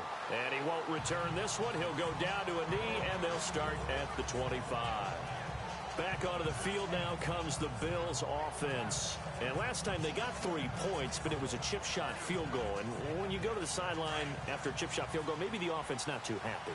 It's a balancing act, isn't it? Because you're exactly right. They're none too pleased that they didn't punch it in for 6 points. But they also have to remember they did put points on the board. 3 points is 3 points. And in this league, you take points when you can get them. Not easily done. And he'll fight forward to about the 27-yard line. Give him a couple on the carry there. 2nd and 8. And they still need 8 yards for the first here on 2nd down. Here we go. Now it's Taylor. And some space here. And they're able to get this one across the 35. 10 yards, good enough for a Buffalo first down.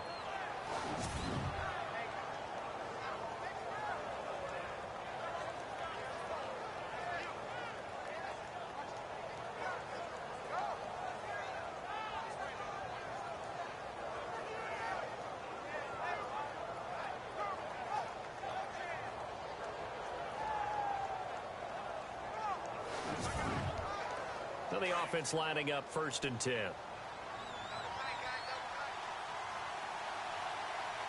go. Try 38. Here's McCoy. And an alley to run. And getting this just shy of midfield. They'll spot it at the 49.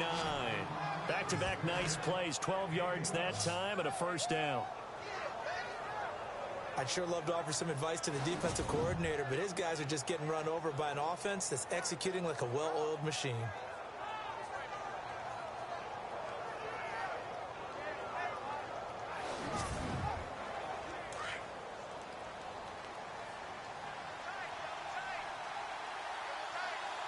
Here we go.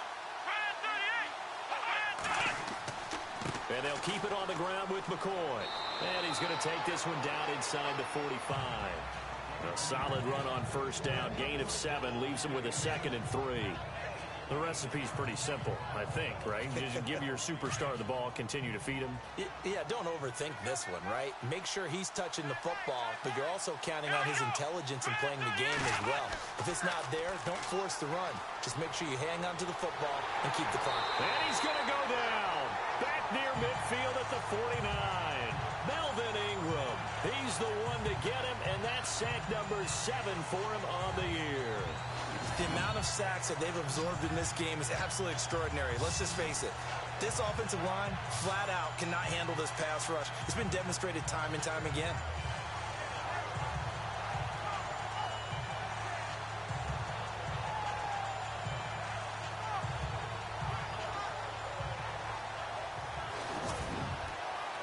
Third and long. Taylor and company hoping to regroup after the sack. Let's go. Taylor. Now look at this. They get the turnover they needed. It's intercepted. Picked off by Denzel Perryman. And they'll set up shop right near midfield at the 49-yard line.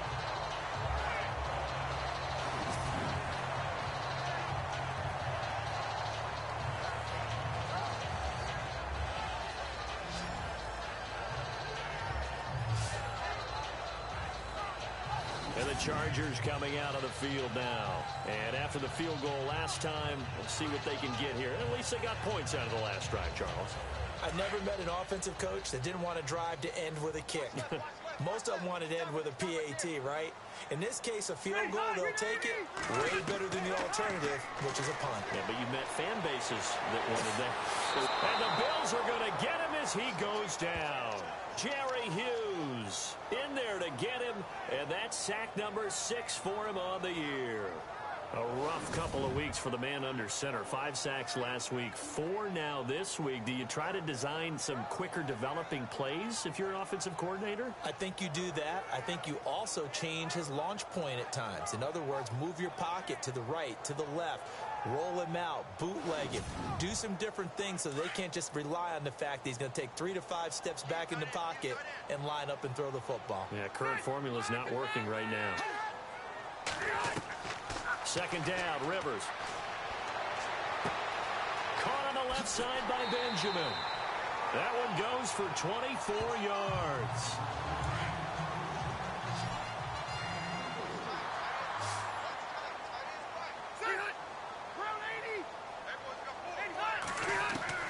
A first down throw here for Rivers. And it pops free. The collision there jarred the ball loose and brings up second down.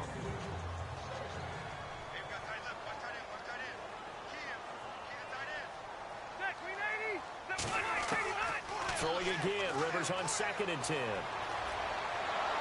And nowhere to get away. Rivers is dropped. Shaq Lawson in there to drop him for his 5th sack of the year. Brandon, I think you understand the type of afternoon this offensive line is having. It is a long one for them. Long for you to spend it with me. Long for them trying to block those guys. They've given up a whole lot of sacks, and the speed and quickness of that defensive line is eating them alive.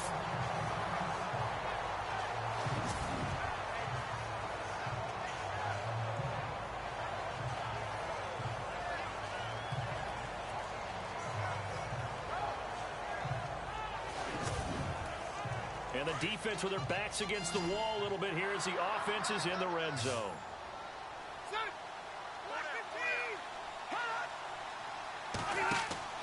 They go play action here on first down. He couldn't quite hold it. Got hit. Ball pops out. Incomplete. I know you felt like saying touchdown there, didn't you, partner? That looked like a sure 6 points, but the contact jarred it free. Got his hands on it, could not hold on through the end of the play.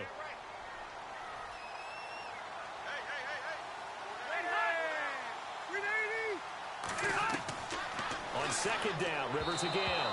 And that is incomplete. Gates, the intended receiver there, and it's 3rd down.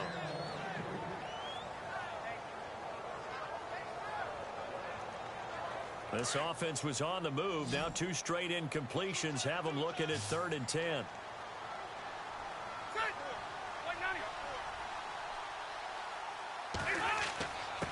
And he'll give it here to his running back.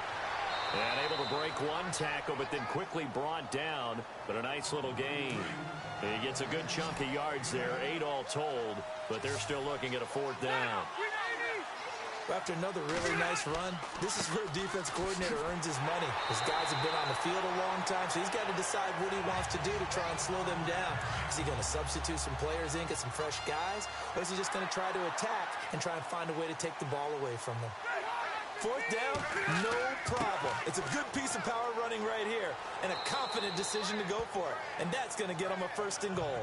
And the hole closes quickly here. He can fight only to about the 4.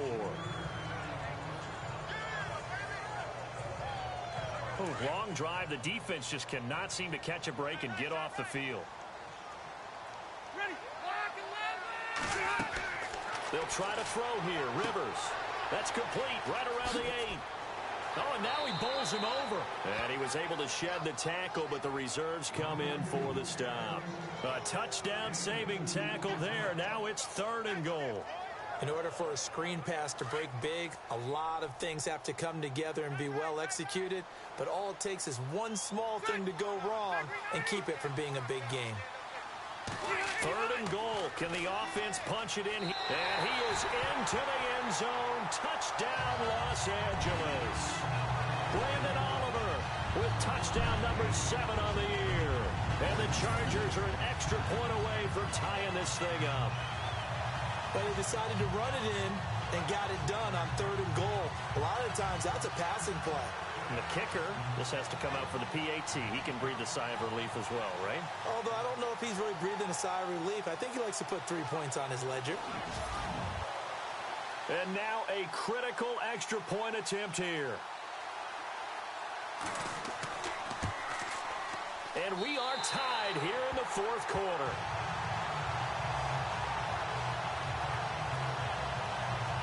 That one in the books as a 12-play drive.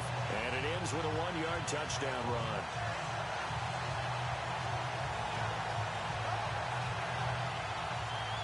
Set to go now with the kickoff. These two teams all even again as we continue in this wild fourth quarter. This is taken about 7 yards deep. And they'll put up the stop sign there as his guys will get it at the 25. There he is, the man taking the snaps under center, heading out for the next possession. And it was his interception on the last drive that wound up leading to a game-tying touchdown. And somehow you can make this a positive, though. You know why? Game tied now, so you're not protecting the lead, so you're not playing that way. You got to go get the lead again, so maybe it loosens him up a little bit and allows him to go ahead and be a little more free in his play. Officially no gain on the play, and it's second down. Offense looking to avoid a 3rd and long. It's 2nd and 10. Here we go. 1, 9. Out of the gun, it's Taylor. And his throw here's incomplete. He was trying to get it to Zay Jones that time. And it's 3rd down.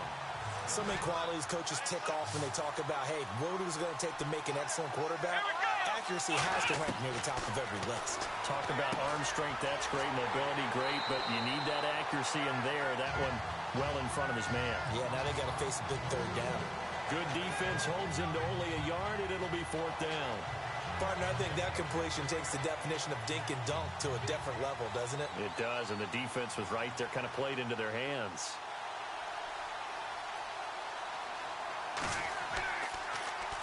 And he deserves a bronze leg as he gets this one away. Good coverage there. An even 50-yard punt leads to a return of 5. And it'll be Charger football here as they take over.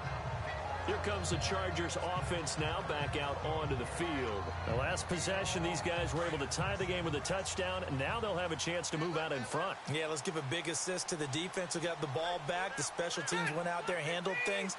They've got it. They've got momentum. I know they're eager to get out there and put it on display. Benjamin with it over the middle. And they're able to get this one across the 35. It'll go as a gain of 11 and a Charger first. Doesn't matter whether it's a zone coverage or a man coverage. The drag route can be effective when it's run well.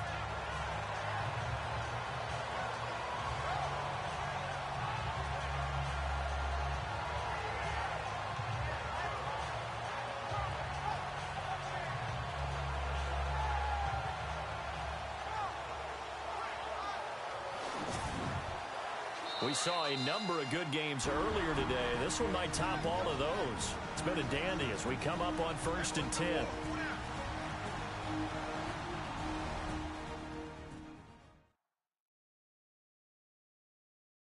So it's Charger football as we welcome you back from the 2-minute warning. And let's see what they've come up with offensively after having time to talk it over.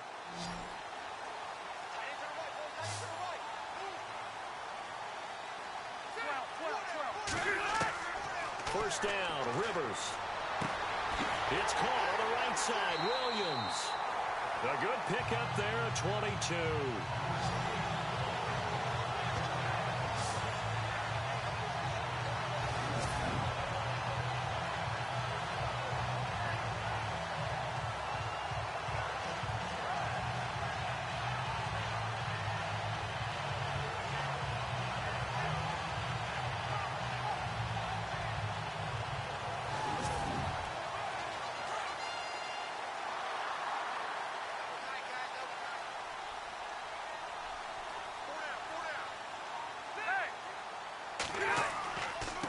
And to give this time to the tailback.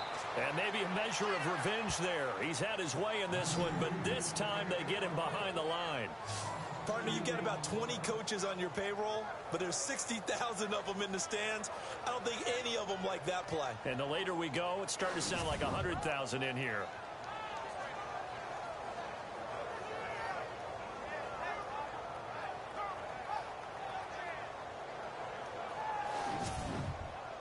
And the offense moving in the wrong direction here now as they face a 2nd and 12.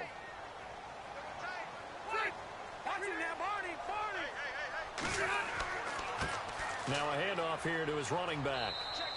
1 yard officially on the pickup, and it'll leave him with a 3rd and 11. I like it. I like the call. Still an opportunity to run the football and chew up a little more time off the clock. The Chargers on 3rd down. They're right at about the league average, 40%, 4 for 10. This is 3rd and 11. And he'll give it here to his running back. And he picks up the first before he's taken down at the 29. And now the Bills are going to stop it as they call a timeout. It's just their first. They've got 2 more to use here in the final stages.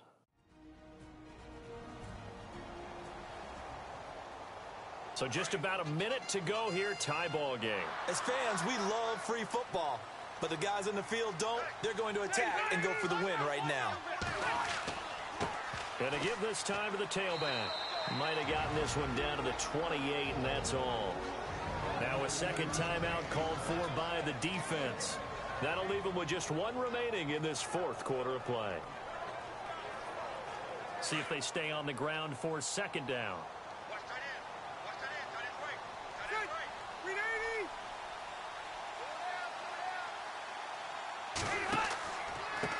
Now they try the right side here. And maybe a measure of revenge there. He's had his way in this one, but this time they get him behind the line.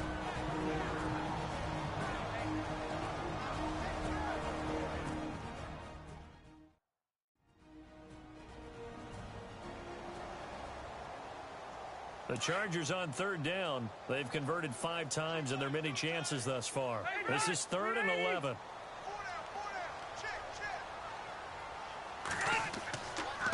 Now a handoff here to his running back. No gain on the play there, and it'll bring up 4th down.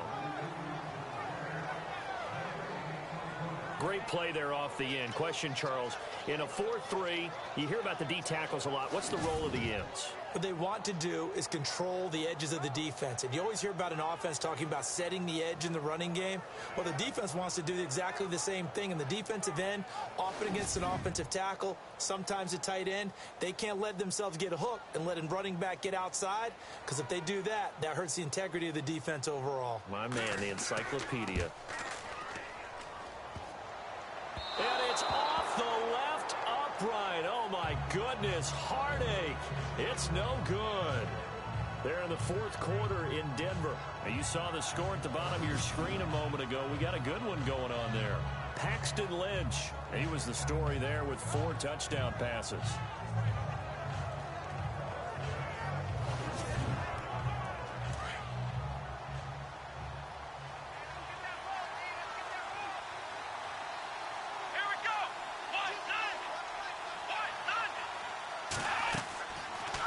Taylor. And incomplete on the deep ball. And we need overtime to decide this one after 4 quarters of play. We're all even. The extra session in a moment. This is the NFL on EA Sports.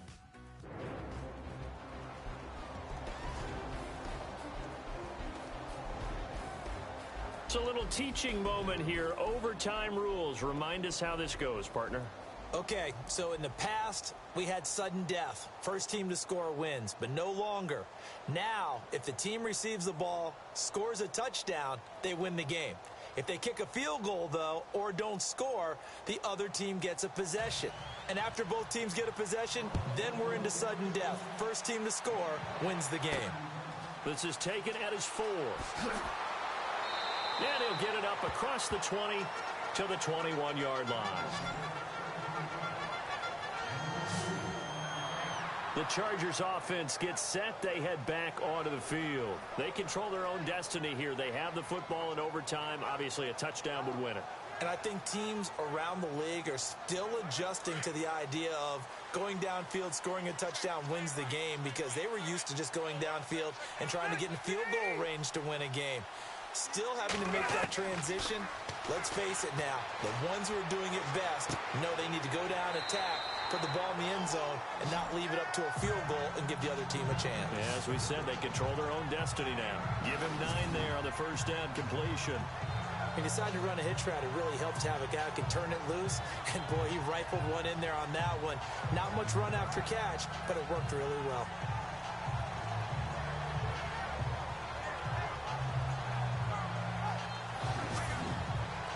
second down, they need less than a yard to pick up the first.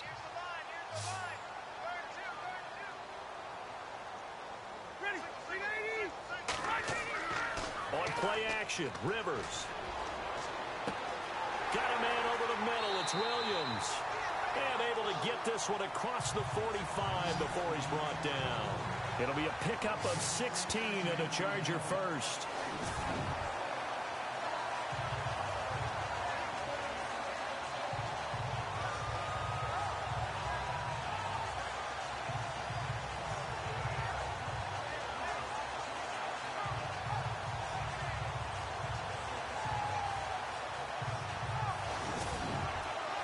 Offense comes to the line now, 1st and 10.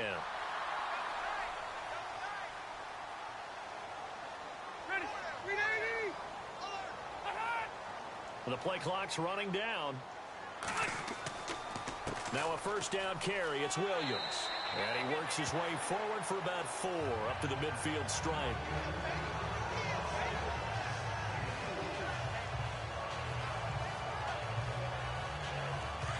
Looking to jam the receivers at the line here. Press coverage look defensively.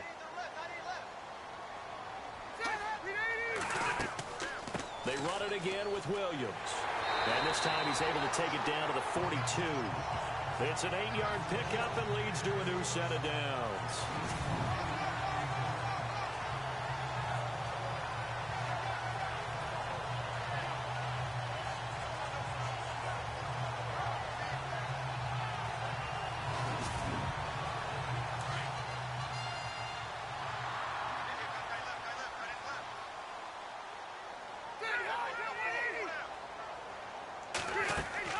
They'll run it now out of the gun. And for one of the few times here today, this run's not going to go anywhere. No gain on the play. It'll be 2nd down.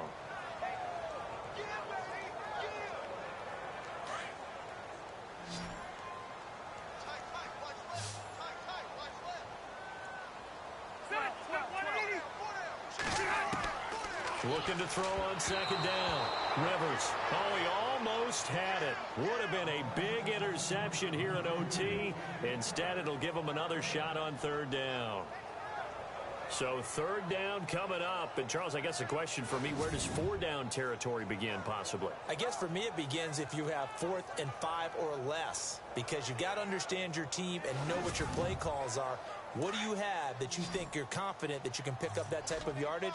It might be 4th and 3 for some teams, but I think anything under 4th and 5, they'll think about going for it. Play fake. Rivers. He'll rifle this one deep right side. Oh, so close but incomplete. Could have been a big turnover in overtime if he'd held on. Instead, though, it's 4th down. Well done by the defense. They did their job here in overtime. Boy, did they ever, because now it's 4th and really long. So if you do decide to go for it, people think you might be a little bit on the nut side, don't they? But guess what? If I did decide to go for it, I'd call something deep. I'd throw a deep pass and hope that the defense didn't remember to just knock it down.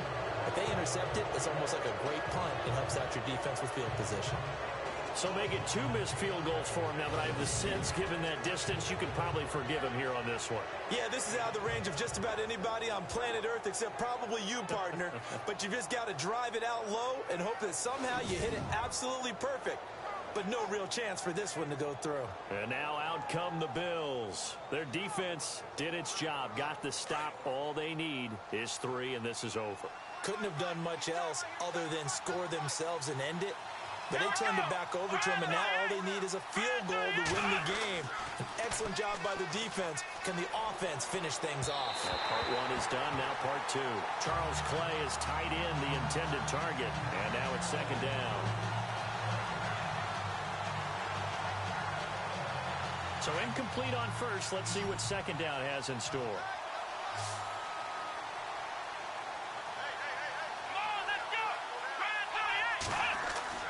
To throw is Taylor. To throw again. Oh, there's that man again. It's complete. 4 yards on the completion, and it sets up a 3rd down. How about the timing on that one? Boy, they were in sync, weren't they? 3-step drop, balls out of his hands, right to the tight end. Nice completion, just like they do it in practice.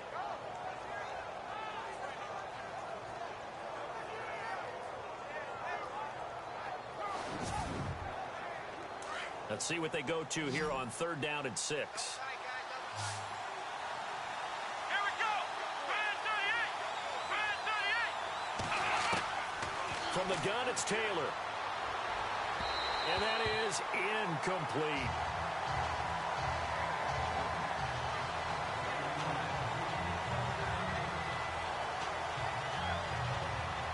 Here's Colton Schmidt now.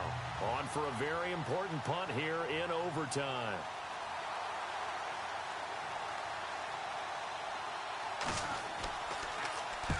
Averaging over 50 yards a punt so far as this one's away. Now the Chargers offensive unit ready to see what they can do here. Last time out they had that long 50-plus yard field goal that they missed. And I'm sure on their sideline they're thinking to themselves, okay, do we still want to try one if we're in that position again? And I would dare say that the answer would be yes. They're going to have a lot of confidence in their kicker. But just to be on the safe side, I'm sure they told their offensive guys, can we get a little bit closer this time? Closer. Yeah, well, I'd rather get in the end zone first and foremost. But if all else fails, less of a field goal attempt for him. 5 yards on the catch there, brings up 2nd down. Let's make this one simple. What a catch, especially the finishing part of getting his feet in bounds, toe tapping, and, of course, foot dragging. A little tapestry, if you will. Oh, I like it.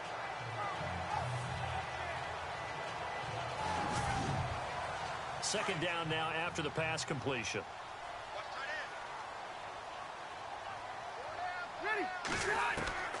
Working out of the gun, Rivers. Finding his safety valve here. That's complete. And they'll take him down at the 31-yard line. Call it a gain of 3. And that'll bring up a 3rd down. A little dinking and dunking that they're doing. At some point, is it appropriate to maybe take a shot? It is if you feel good about it. But otherwise, you do what a coach told me a long time ago. Take what they give you, but make them tackle. In other words, get it to one of your guys in space. If he makes someone miss, that could turn into the big play you're looking for.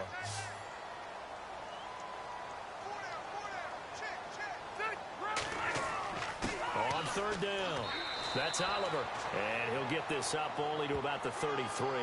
Only a yard on the pickup there, and it's going to leave him with a 4th down.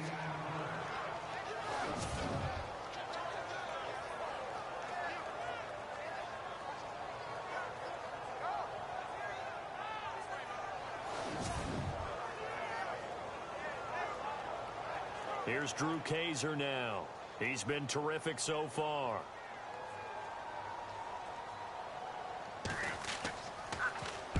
And this is away. It's a high kick, and he got all of it. And this will hit just beyond the goal line as it's into the end zone for a touchback. The Bills offense coming out, ready to take over. Neither team scored yet. Now we go to sudden death. Next points win this game. How about the tension right now? It is ratcheted up, isn't it? I mean, now whatever happens, points are scored. That's your ball game. Can't wait to see the defense now. Do they get a little more aggressive in order to not let the team just drive the ball easily? LaShawn McCoy off to the races. He's at the 30. And he is in for the score. And it is absolute stunned silence here as they win it on the road in overtime. Partner, a great game that we got to see and making it extra special. Not only did I get 4 quarters with you in this one, I got some overtime, a little whipped cream on top. Look at you, trying to make this whole thing palatable. I just want you to pay for my meal later. You really just wanted 4 quarters, what you wanted. But how much fun was that? We had that type of a game where we got us to overtime, and then we get the dramatic ending to finish things off as well. What a game. So for Buffalo, it's a win they needed, if for nothing else than their sanity, as they move to 4-6. And they'll have another road date next week with the Kansas City Chiefs. Meanwhile, for the home team here, it's a loss that'll drop them back to 500 through 10 games.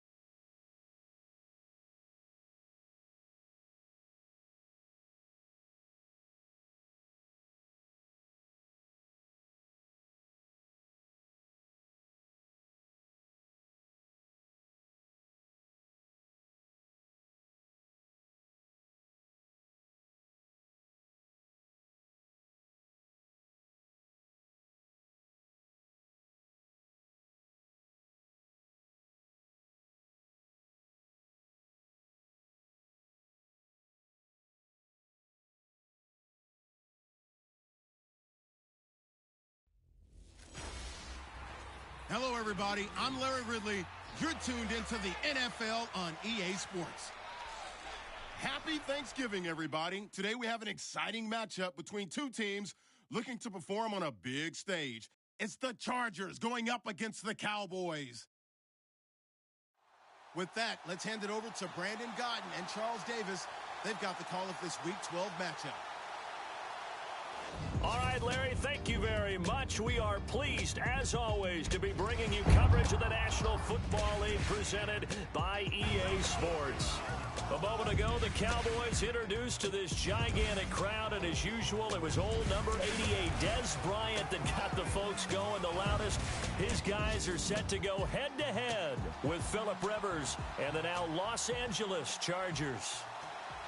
Hello again, everyone. I'm Brandon Godden, joined as always by Charles Davis. And Charles, you take a look at this Cowboy team entering play. They were winners last time out, so they'll be looking, Charles, to make it 2 in a row. And what I enjoyed when I watched their game tape and their victory last week is they put it together in every phase. Good offense, good defense, and some key plays on special teams.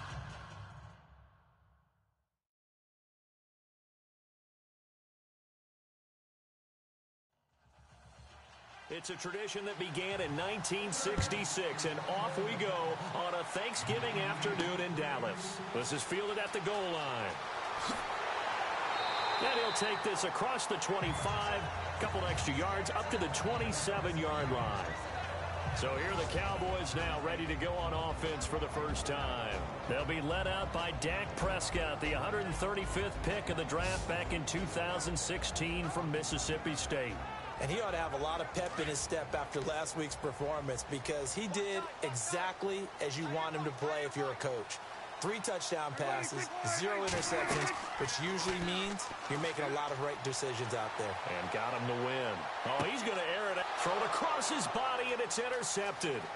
Picked off by Dwight Lowry. And he will bring this all the way back out to midfield. Brandon, when we sat with the offensive coordinator and the head coach and talked about how they wanted to begin this game offensively, they talked about their script, didn't they? 10 to 15 plays, the first 10 to 15 they had on their script. Nowhere on the script was there throwing an interception, I have to believe.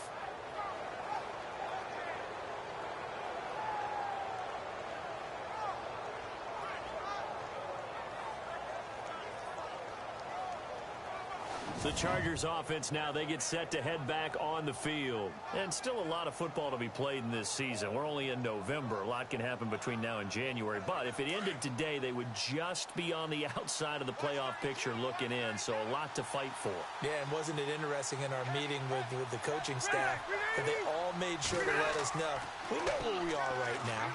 But the playoffs don't start tomorrow. We still got some time, and they plan on putting it together, formulating a streak, get the whole month of December still left to play. They think they can get in. And they made it very obvious to us that there's no playoff talk in the locker room right now. It's win this game and look to next week. Excellent focus.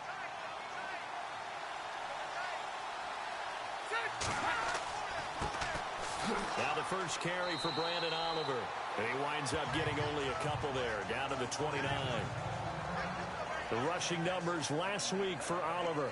24 carries, 121 yards. And even though it's a short week, running backs love when they're in a groove, and that's exactly where he is right now. He's hoping to feast a little bit more here on Thanksgiving.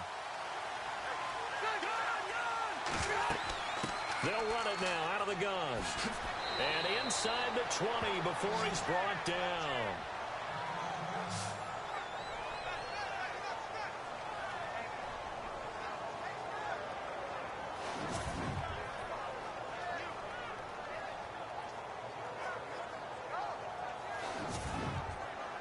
Red zone opportunity.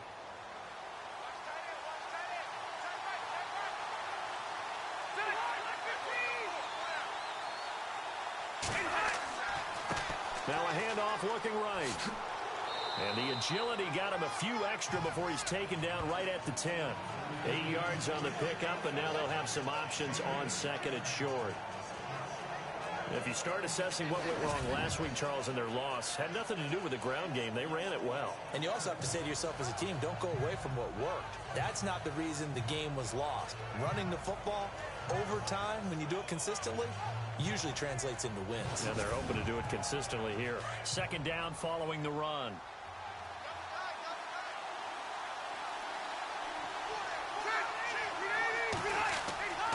Now Rivers. And he is caught at the 7-yard line. And he is knocked down and then landed on pretty awkwardly. 4 yards on the play, and that leads to the 1st and goal.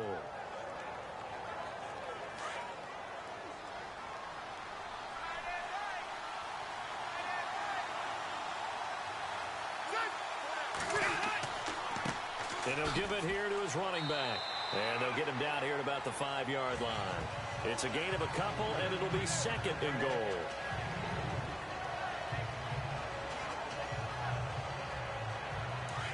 Looks like the defense in press coverage here.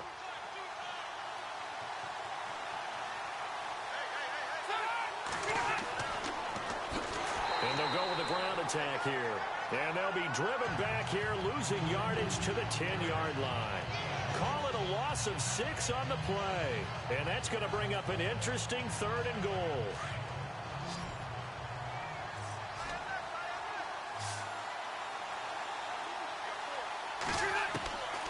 From the gun, Rivers.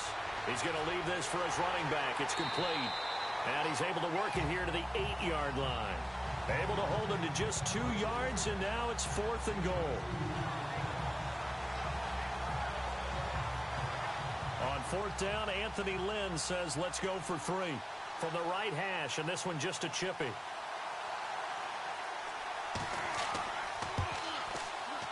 And Murray's kick is up and good. And the Chargers grab themselves a 3-0 lead. So a good kick there, and they finish off the drive with 3. And that should be the goal for an offense. Finish each drive with points. So that's a nice job there to come away with at least something. Following the field goal on is the punter, Drew Kaiser, to kick it off. Here comes Ryan Switzer to return it. And he's up across the 25 and down at the 28-yard line. Now Dak Prescott of the offense heading back onto the field. And he comes out on the heels of an interception he threw last time they had the ball. Yeah, and you know, the quarterbacks that I know that are the best ones, the ones that really know how to lead their team, they tell them, that's on me. That's my bad.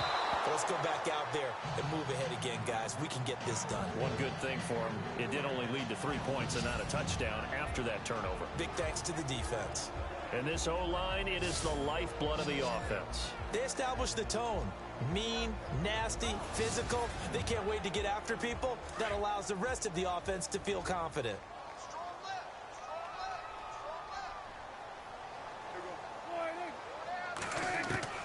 Throwing again. Prescott on 2nd and 10.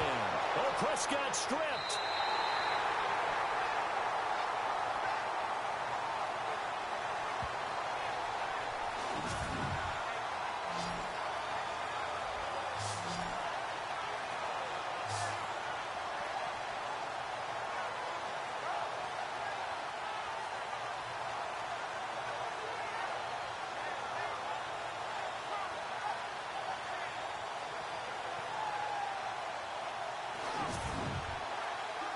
And the O-line will have to do a better job protecting here on 3rd down after that sack.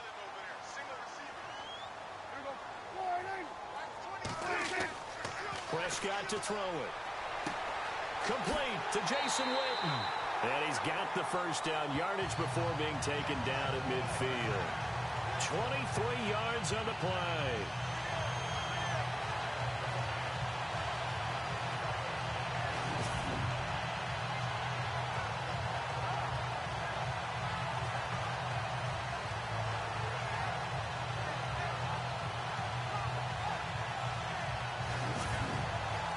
Fresh set of downs here.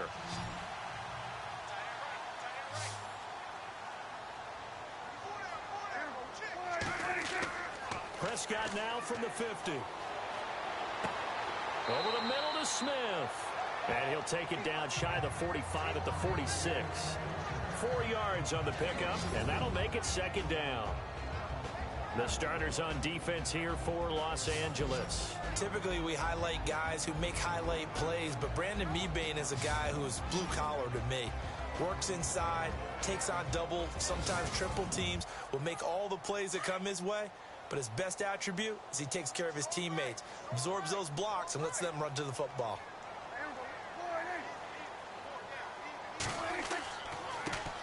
Now it's the Florida Atlantic alum. This is Alfred Morris. And the second wave of tacklers is going to get him as they stop him behind the line.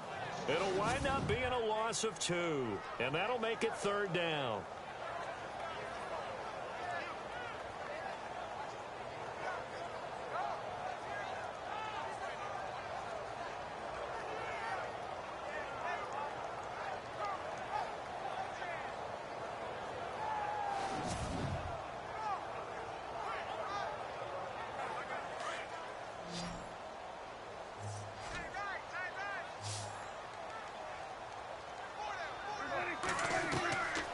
Third down, it's Prescott. And that's caught by Beasley.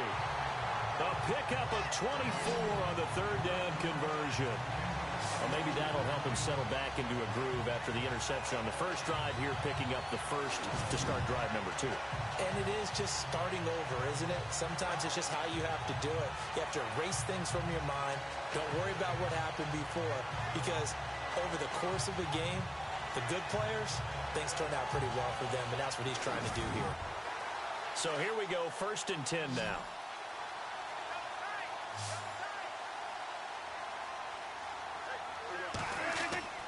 Now a play fake here on 1st down. And no escaping this time as he'll go down. They got him for a sack. Karan Reed in there to pick up his 2nd sack now of the afternoon. You know, on these types of plays, we're always looking to assess blame. Okay, where did it break down? Sometimes it's just a great play.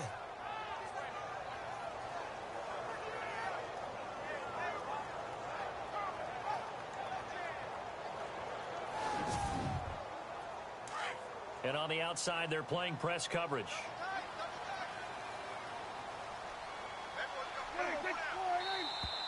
And now whistles and a flag, and I think we got a jump here. Encroachment, defense.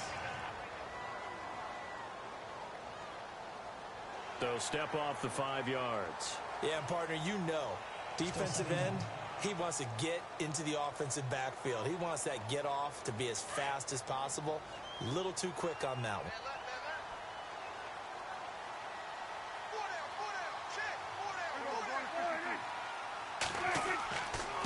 They run with Morris. And he's going to take this down to about the 17. 8 yards there on the carry, and now they're left with a much more manageable 3rd and 3.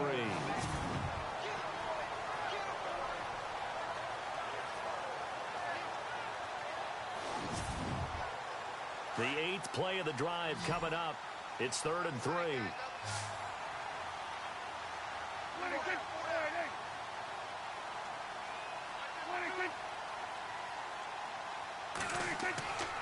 They run again with Morris.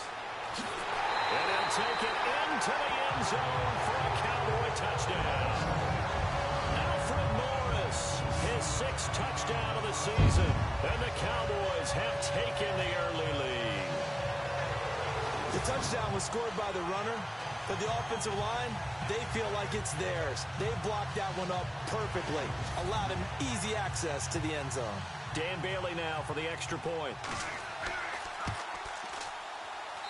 And this is up and good to make it 7-3.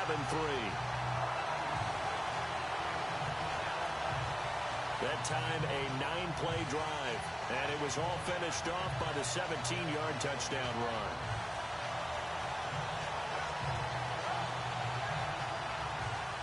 Bailey now to kick this one away.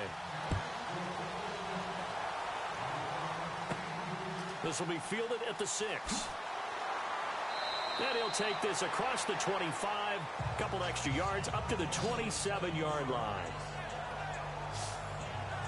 Getting set to go again as we look at the back heading onto the field again. A tough challenge here in this one. We'll see if he can duplicate the numbers on your screen that he put up last week, up over 100 and a touchdown. We were watching tape to prepare for this game. One thing you noted that I totally agree with, great complimentary piece in the last game. You know, they're able to throw it pretty well. He ran it exceptionally. And they would hope to continue that same formula in this game. Complimentary with an E, not an I. That's my English teacher right there. And that's complete to the right side. It's Allen. 7 yards, the pickup on the pitch and catch. It's a game of matchups, and that's why you take your receivers and move them around a bunch, especially your best guys. And when they work out of the slot, you often hear the coaches talk about how great it is because it gives you a two-way go. You can break out or you can break in. That makes it hard to defend. Completed pass play. Now let's see if they go back to the air or to the ground.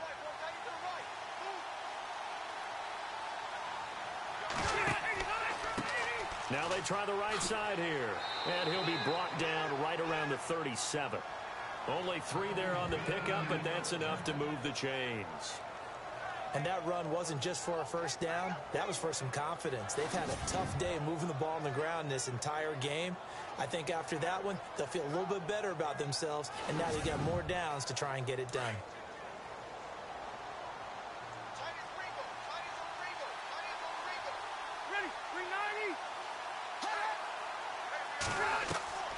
Rivers on first down. To the sideline, and wow, what a catch there. He doesn't get a lot, but he was able to get the feet down complete. That's going to go as a loss of a yard, and it'll be second down.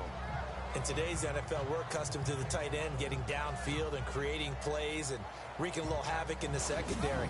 Not on this one, though. They diagnosed that one really well. Tried the dump off, lost yardage.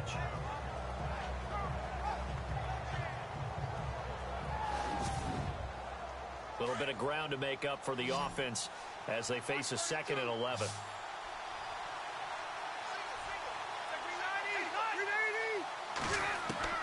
From the shotgun, it's Rivers. And that'll be incomplete.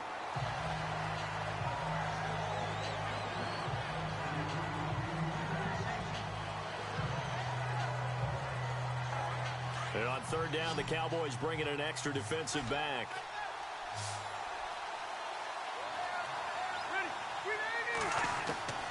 Operating from the gun. Rivers, throw right side, complete to Williams. And he'll get up near the 45. They'll spot it at the 44.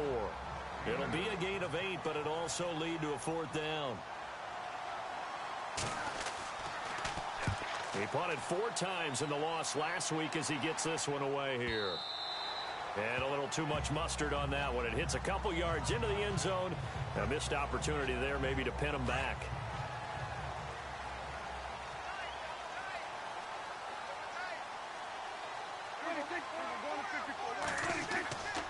They begin the drive with Morris. And he will fight his way forward to about the 23-yard line. 3 yards on the pickup there, and it'll be 2nd down. In today's NFL, you hear all the time about stretching the field and creating space in order to run plays. A toss play will help accomplish that because now you're pushing a defense to chase you all the way to the edges and to the sideline. That's a nice run, probing now early to try and get things done later. That one goes for 24 yards.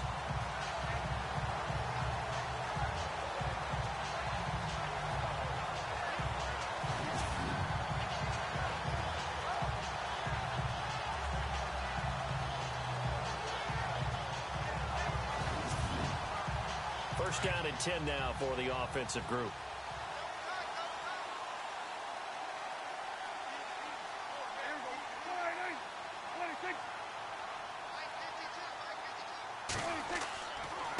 This is Morris. And he got blown up. Losing yardage on the play back at the 44. That's going to go as a loss of 2, and it'll be 2nd down. Excellent effort defensively by him. 2 tackles for a loss last week, now 1 here in the first quarter. He's an absolute disruptor, isn't he? And I think most offenses would love to go against guys who just want to hold the point of attack and try and keep things clean for their linebackers. But when they make those moves and they can get upfield, past the offensive line into the backfield, that's hard to handle. It's a 7-yard pickup. They'll be looking now to 3rd and 6. The Cowboys on third down. A perfect 3 for 3 as they look to keep that streak going. This will be 3rd and 6. Out of the gun. Here's Prescott. And this is going to be incomplete. Now the 7th-year man Chris Jones on to kick. Travis Benjamin deep for the Chargers.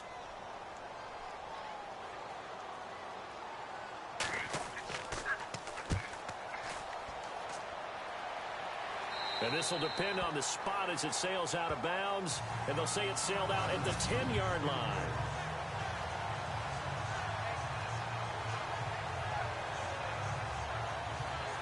The Chargers getting set to go. And our game's hit a little bit of a lull here, a little bit of a snag. Punts on back-to-back drives. And old-school coaches don't necessarily mind that. Didn't turn it over, right? Didn't create a big play for the other team. Right now what you're looking for is can you gain an advantage in field position? And that's what both teams are seeking right now. Yeah, they'll be seeking to gain that advantage here on this drive. 7 yards, the pickup on the pitch and catch. In so many ways, throwing the hitch route is actually one of the safer things an offense can do. Get the ball out to the receiver as fast as possible, hope he's got man-to-man coverage, and hope that his athleticism wins on the perimeter. So we're through a quarter here on Thanksgiving Day. 7-3 the score. The NFL on EA Sports continues right after this message. Back now to begin the second quarter with Charles Davis, Brandon Gaudin. It's the Chargers here with a football. They're looking at a 2nd and short yardage to start things out.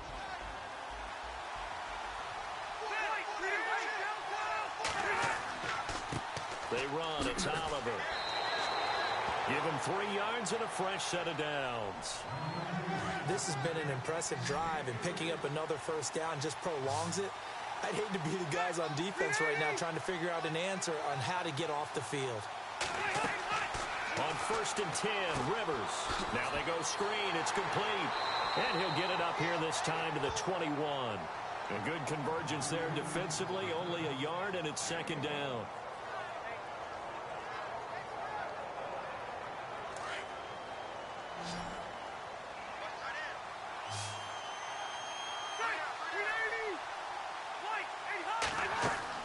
Rivers now on 2nd down. He'll try and set up the screen. It's complete. And he got blown up on that play. Back at the 20. And now time is called as we've got an injured Charger down there on the field. We'll check on his status when we get back.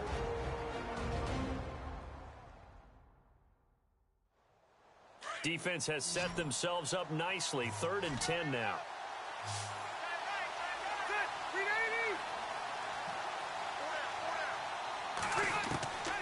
From the gun, Rivers. He's just going to dump this one off to his fullback out of the backfield. And he gets it to the 34. Good enough for the first. That one good for 13 and a Charger first.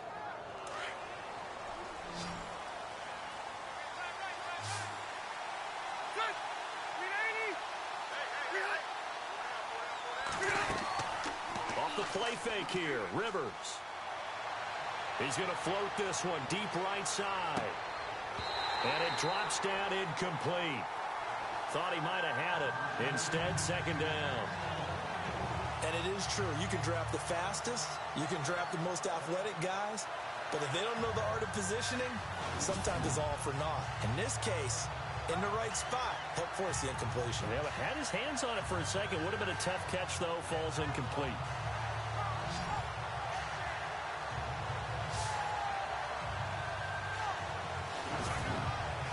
Second down now after the incompletion.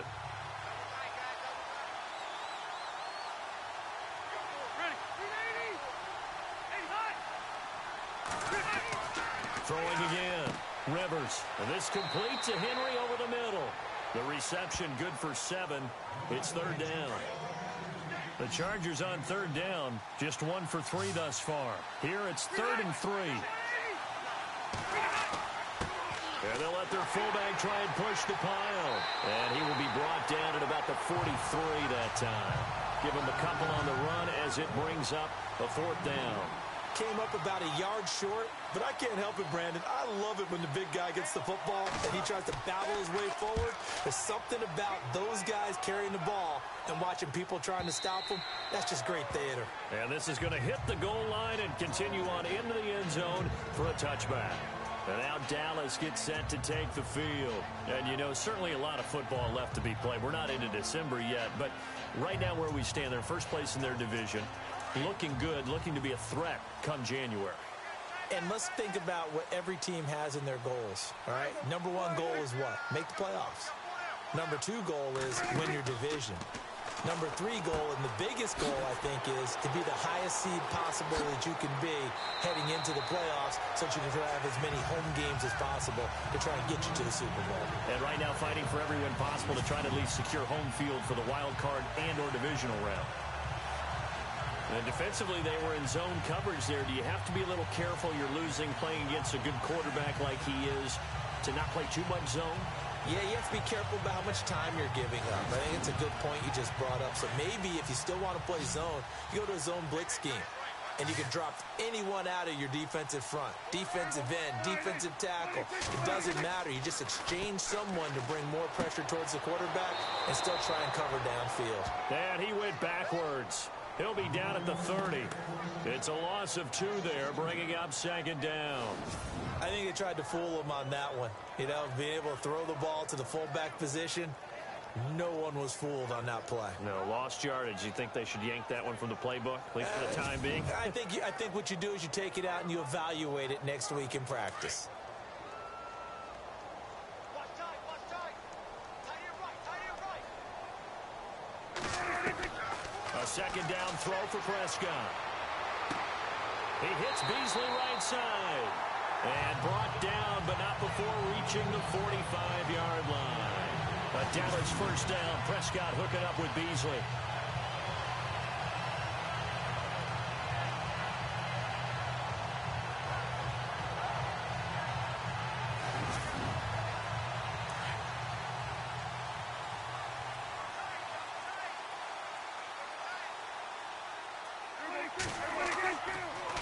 Now it's Morris.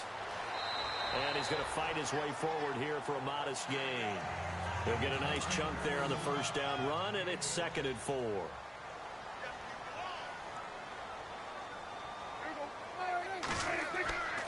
They stay on the ground. Again, it's Morris. And he's going to be stopped up at about the 47-yard line. And he got half of what he needed there, 2 yards, and it'll bring up a 3rd and 2 more. But that's all about doing the dirty work right there defensively. Second and short yardage, that's all about plugging those gaps, not giving a running back a crease to run through, and has a nice job to hold him just a couple on 4th and 3rd down. And he's got the first down yardage before he's brought down at the 42. They get 5 out of that one, and it moves the chains. They go play action here on first down. Got his man complete over the middle. It's Smith. And here he'll be brought down a little shy of the 35 at the 36. 6 yards on the pickup, and it'll be a second down.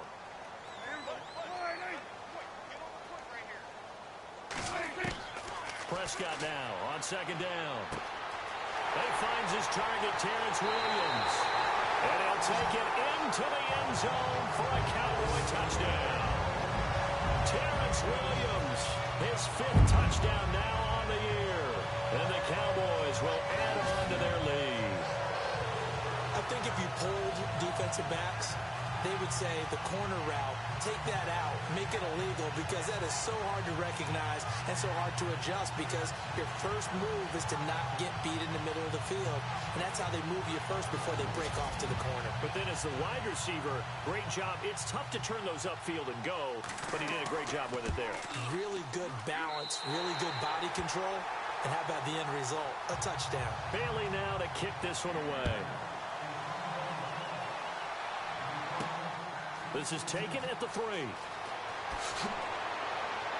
And a nice return sets him up pretty good here at the 30-yard line.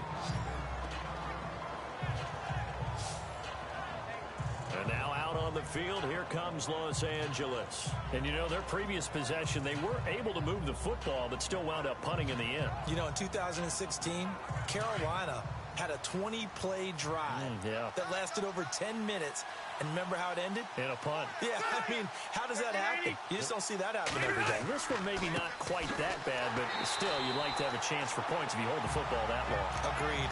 And his rough afternoon continues. He's going nowhere again. They were in the 4-3. Mike linebacker made a great tackle. And when that happens, generally it means that the guys up front, the forward-down defensive linemen, have absorbed all the blockers and allowed him to run free to the football. He ends up with a textbook tackle. Now a second down throw for Rivers. Gates has it over the middle. And they'll take him down at the 31-yard line. That throw good for only a couple. It brings up third down.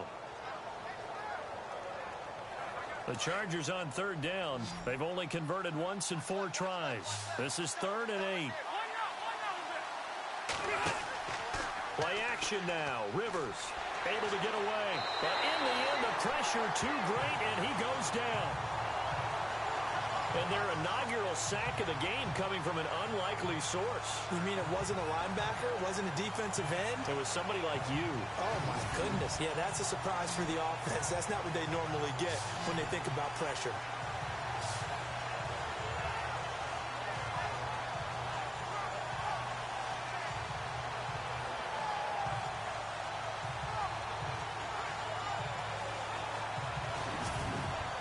Here's Drew Kaiser now as he's on to punt for L.A.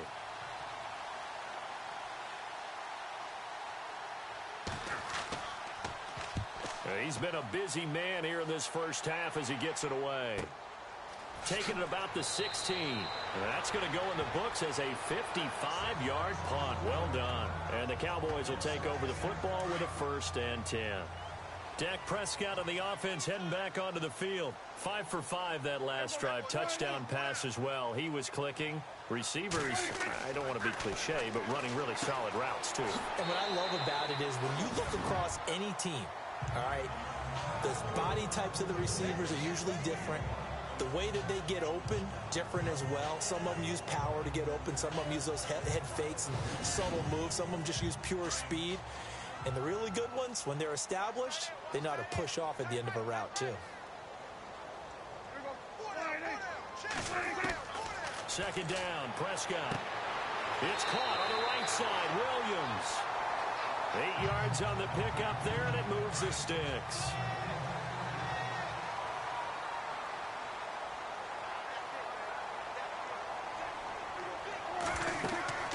They'll run it now out of the gun. To the 40 and no further.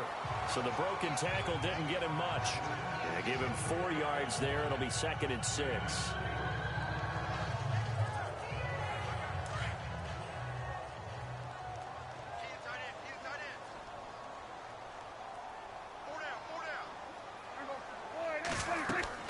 They'll run it now out of the gun. And he will be brought down at about the 43 that time. Still a couple yards short of the first as the 3-yard gain brings up a 3rd down.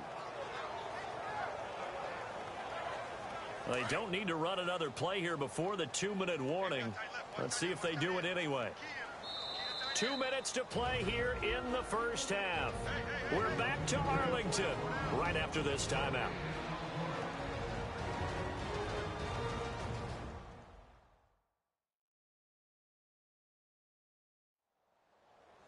We remind you that coming up at halftime, we'll pay a visit to Larry Ridley in Orlando with our EA Sports Halftime Report. The Cowboys on 3rd down. They've been near perfect, 4 for 5 to this point. This time they face a 3rd and 2. Prescott from the gun. And this one complete to Witten over the middle. And he's got a 1st down as he's up to the 48. Dak finding his tight end Witten, and the Cowboys have a 1st down.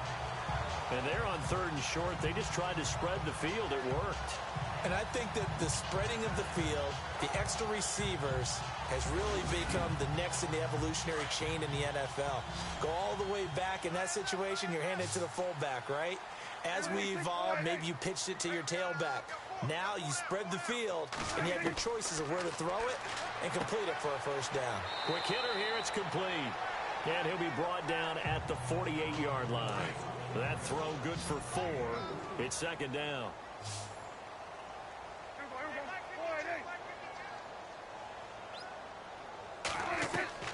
From the shotgun, it's Prescott. And this one taken in on the right sideline, but not in the field of play. They say it's incomplete. The throw led him a little too far. It brings up third down. The effort's always going to be there. Everyone's always going to try and make a catch, but underthrown balls, I think, are the toughest ones to come back and get because usually your momentum's going in the opposite direction when you're trying to stop, break, and come back and get it. Looking to throw. Prescott. He completes it to Bryant. And he'll be taken down, but not before getting this inside the 30. The 21 yards there as they convert on third. And now we won't see a play on first down. We're going to get a timeout instead, as he'll stop it with just over a minute to go before halftime.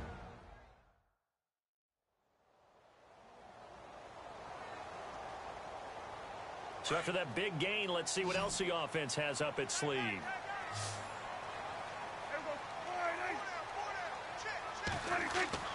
Prescott on first down. Throws a quick hitter on the slant. That's complete. The Cowboys going to use their second timeout now, as the stoppage will come with a little under a minute to go in this first half.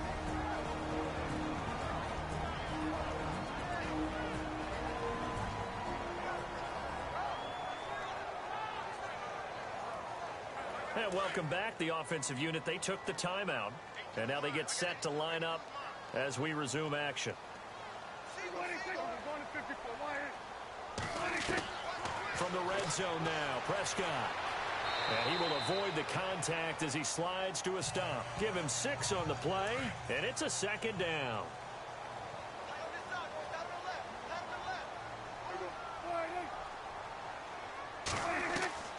Prescott to throw it. Under pressure now, and he's going to go down. Sacked back around the 8. Brandon Mebane able to use that strength and get him for a loss of 2. They've been moving the ball well offensively, really getting into a groove. Last play, pass completion. Now, finally, the defense gets there. And you have to find a way to disrupt their rhythm. Do you do it with coverage, or do you do it with pressure?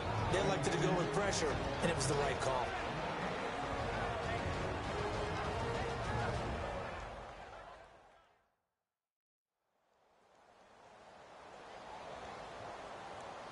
So the offense takes the timeout, and they are back out and ready to rock.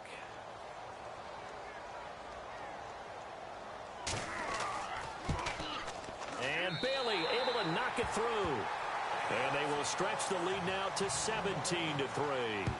It's a little bit of time left here in the second quarter, but they get the field goal near the end of the first half to expand that lead. Yeah, that's got to feel good, but they can't let up. Now on the kickoff, they've got to make sure they don't give up a big return or big yardage to set up the other team for one last chance to score themselves.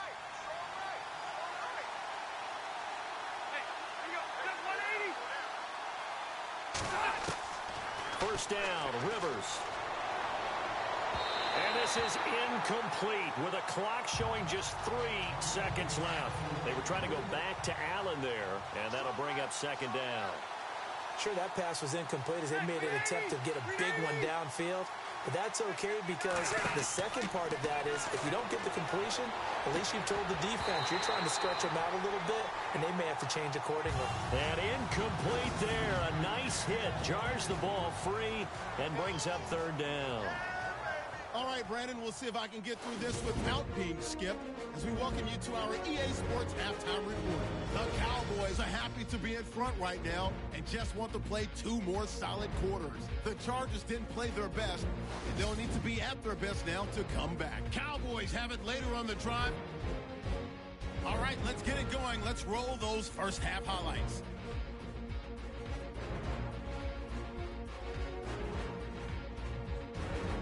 Later on the drive, Morris has got it on the run, and he capped off the 9-play drive with a TD.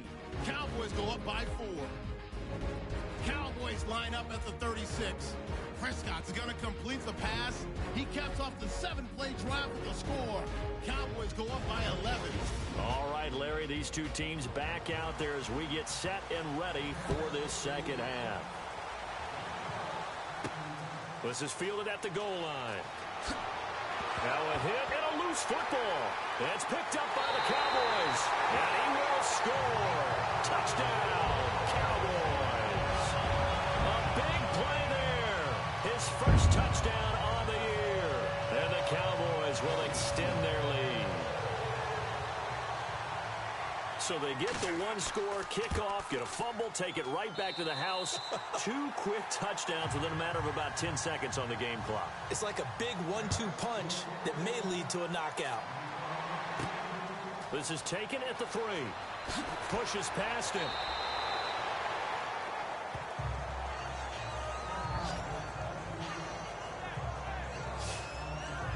And now out on the field, here comes Los Angeles. They have the ball here for the inaugural drive of the second half. Pretty big deficit, though. We'll see what adjustments were made in that locker room.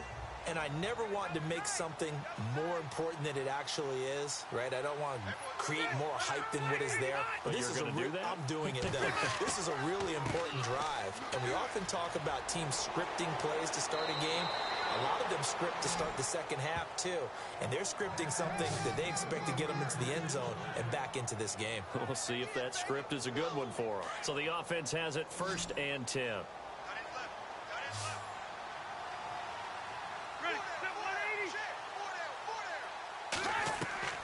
A first down throw here for Rivers. And he'll find his man on the out route. That's Allen. And able to get this one across the 45 before he's brought down. Holding offense. They were looking to throw, holding on the big right tackle. That's real simple, partner. Keep your hands inside in the chest area. You're probably okay. You get it out on the shoulders, get them wide. Usually going to pick up a holding call. Working out of the gun, Rivers. And the Cowboys' pressure gets there this time for the sack.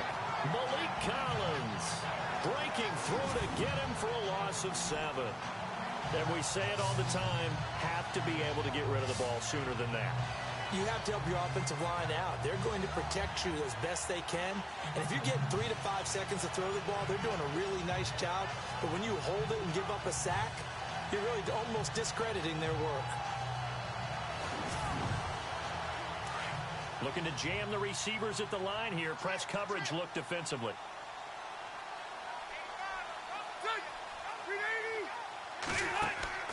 They go play action. Rivers. And the pressure gets to him again. David Irving in there to drop him, and sacks on 1st and 2nd downs are going to lead to a 3rd and long. Great job defensively. I think he was trying to go through his progressions, find someone to get rid of the football. Before he knew it, he was on his back. So that just brings us right back to what you said in the beginning. A great job defensively. Nowhere to go with the football. That led to the sack.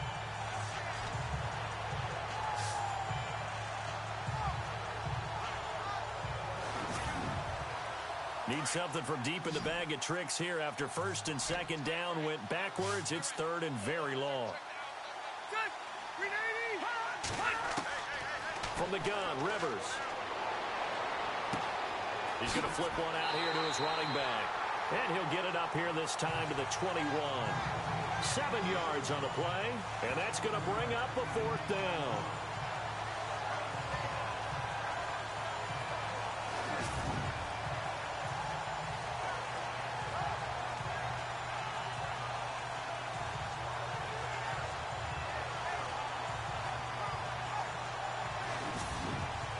Here's Drew Kaiser now.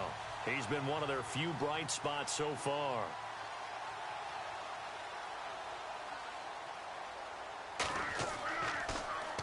He gets this one away, and boy, it's another boomer. And this is taken at the 23. Well, that'll be put in the books as a 53-yard punt. And the offense will take over with a new set of downs. And now Dallas gets set to take the field. They have the lead here. Well, we talk a lot about pregame speeches. What are halftime speeches like? For the most part, not nearly as emotional. They're a lot more clinical. Every now and then, though, they'll get after you if they think they need to light a fire. But in this case, let's go into the virtual locker room, because here's what I think happened. They got in there and they said, listen, Let's take control right away. Defense, we got the lead. Defense, don't give up any points. Turn the ball back over to the offense and let them go down and score and give us more of a cushion in the game. Check so far. Defense shut them down. Let's see if the offense gets done.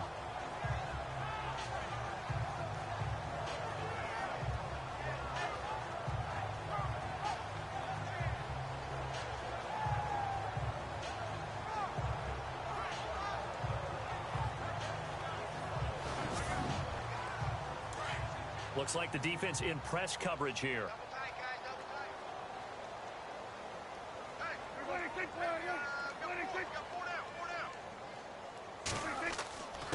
Here's Morris. And he'll bring it up here to right at the 40-yard line. But just 4 yards on the pickup, but that's good enough to extend the drive.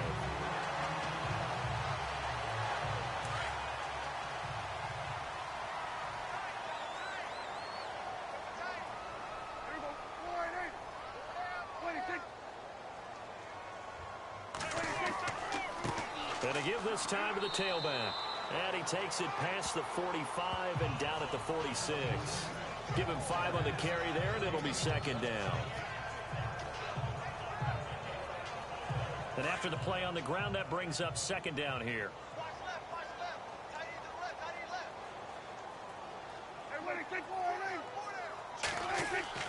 They'll try to throw now. Prescott. And a big loss here as he's taken down. Melvin Ingram in there to get him, and that's sack number 8 for him on the year. The amount of sacks that they've absorbed in this game is absolutely extraordinary. Let's just face it. This offensive line, flat out, cannot handle this pass rush. It's been demonstrated time and time again.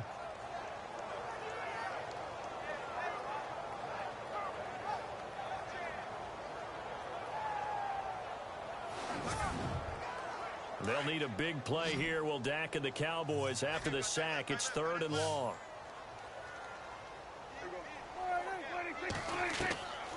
Now Prescott.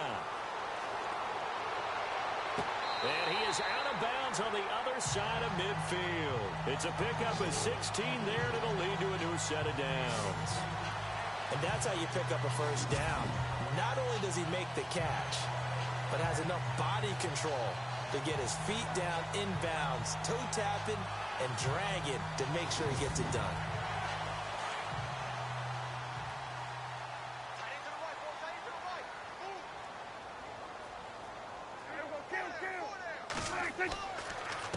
They run the counter now on first down. And he'll get this down only to about the 46. Credit him with a 1-yard gain there to make it 2nd and 9.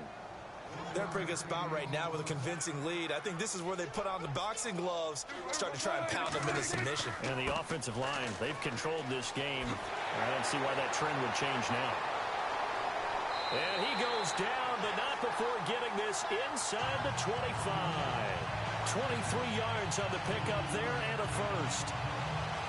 Looks to me like maybe there's a little attrition setting in with this drive, because when you see that type of a run, I get the feeling the defense getting a little bit tired. And that's the last thing they need, especially when they look up at the scoreboard.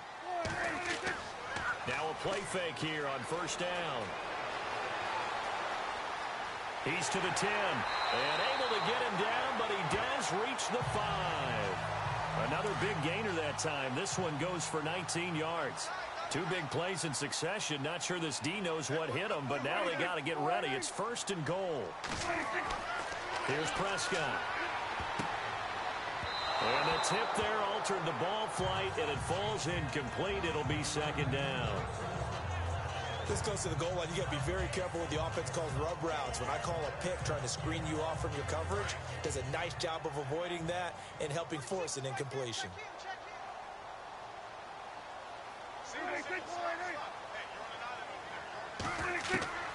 Out of the gun, here's Prescott. Oh, Prescott stripped.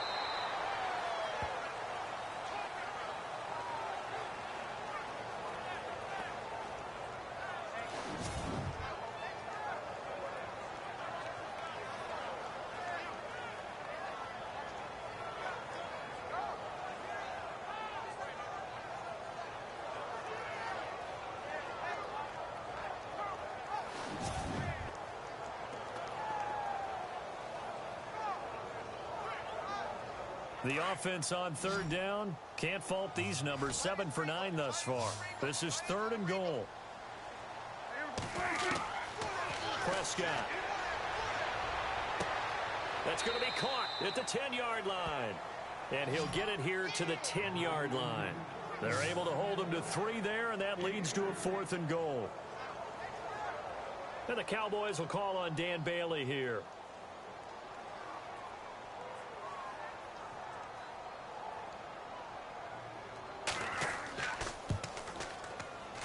And Bailey able to knock it through. And that will extend the lead out to 24. So 3 points is the outcome, but probably not what they're looking for given the drive that they were on. Yeah, things were looking good. You had it 1st and goal, but then the offense sputters a bit, and they're forced to settle for a field goal. Now after the field goal, Bailey will kick it away.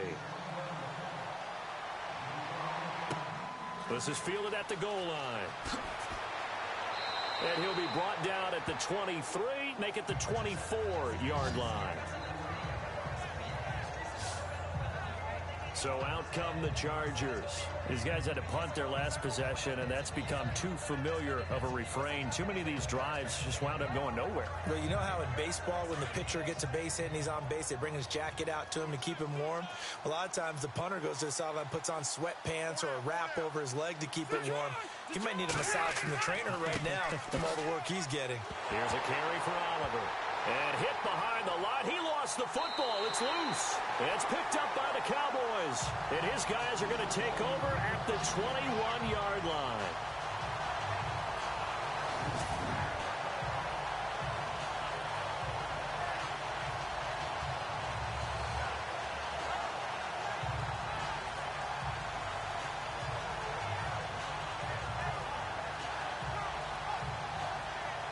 Getting ready to go again here. Alfred Morris trots back onto the field. He's had a good performance, moved the ball effectively on the ground. Of course, he has the 1 touchdown. And when you're able to move it as effectively as you've described, that leads to finding a way into the end zone. And now he's just trying to do it for a second time. And, of course, with that comes additional yardage. Yeah, looking for additional yardage. And, again, that second score here in the 3rd quarter. So the offense looking at a 2nd and 8.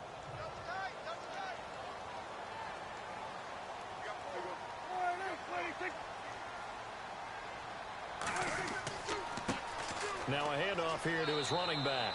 And he'll get this one down to about the 17. Give him 3 yards, and now they're left needing a conversion here on 3rd and 6. The Cowboys on 3rd down. They've been really good, converting 7 of their 10 tries. This will be 3rd and 6. Throwing. Prescott. And he's caught on the sideline, but he's not going to have a first down. They say he was out of bounds, so a big call there that brings up 4th. And the Cowboys will call on Dan Bailey here. From the right hash, just a 34-yard attempt.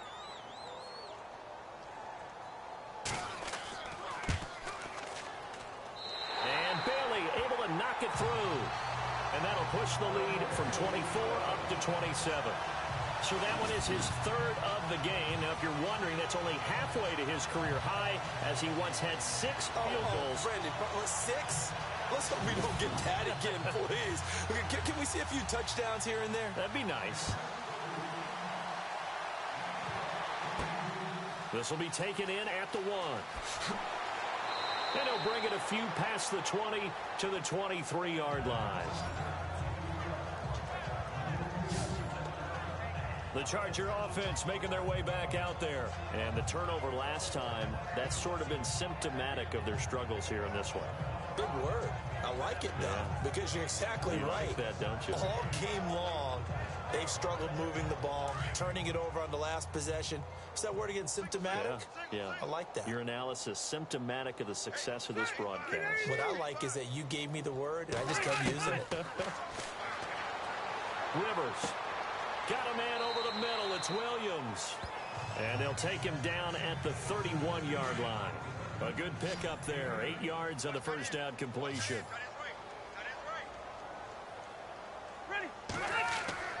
Off the play fake here. Rivers. And no escaping this time as he'll go down. They got him for a sack. DeMarcus Lawrence in there to sack him, and that is 10 for him now on the year. The amount of sacks that they've absorbed in this game is absolutely extraordinary. Let's just face it. He's got a convoy, and he might be gone. Touchdown, L.A.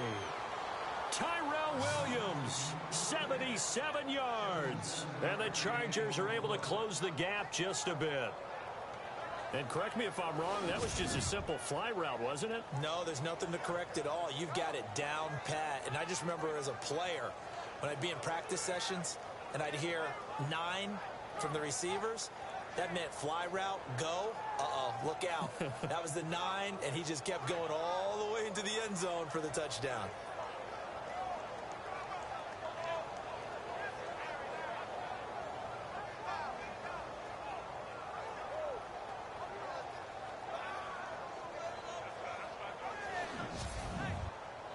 Patrick Murray now for the point after.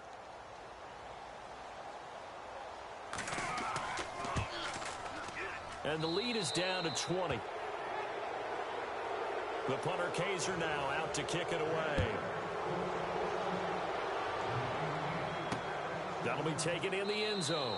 And no run back here. This will be a touchback, and it comes out to the 25-yard line. And now Dallas gets set to take the field. They had the double-digit lead at halftime, and they have continued to roll. They're hard to stop right now. I think what we're seeing is an example of a team that has it figured out in this ball game. And whatever the adjustments are the defense has made, hasn't slowed them, hasn't phased them at all. They either anticipated them or they've been so far ahead that they just can't catch up. Now it's just a search to add to the lead.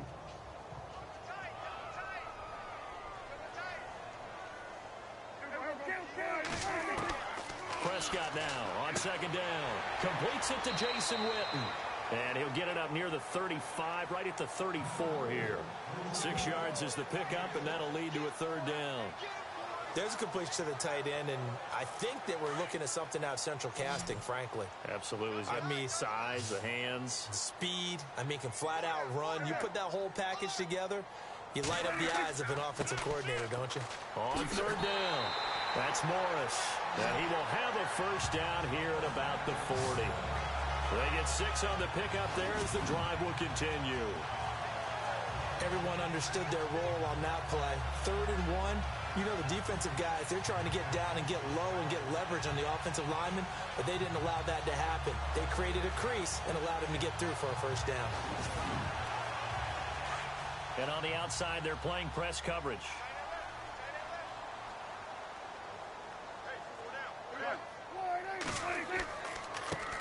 And he'll give it here to his running back.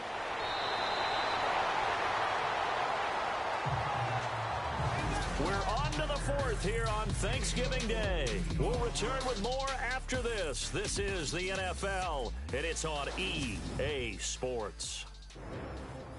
Back now here on EA Sports. It's the Cowboys with the football. They'll be looking to tack on to their lead as we get set for the 4th.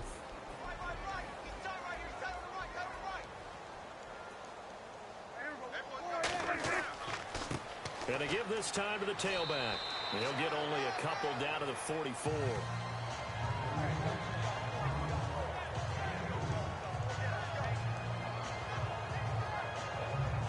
Eight yards to go here on second down.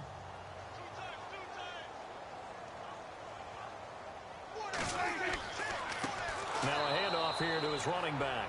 And maybe a measure of revenge there. He's had his way in this one, but this time they get him behind the line. Well, there they went blitz defensively, Charles, and things were paved well coming from the linebacker position. I love the way that you described it, paved well. Oftentimes, the guy who gets home on the blitz, he's going to get all the credit. But his teammates did all the dirty work, right? They ran into people on purpose. They sometimes tugged on jerseys to hold linemen to create space and gaps. And that play finished off really, really well. Well conceived, well designed, and even better executed. Now the backup, Darren McFadden. And he'll get this down only to about the 46.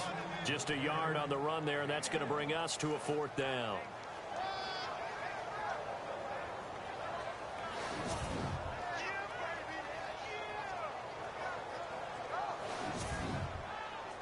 now comes the Cowboys punter as he'll kick it away for the second time.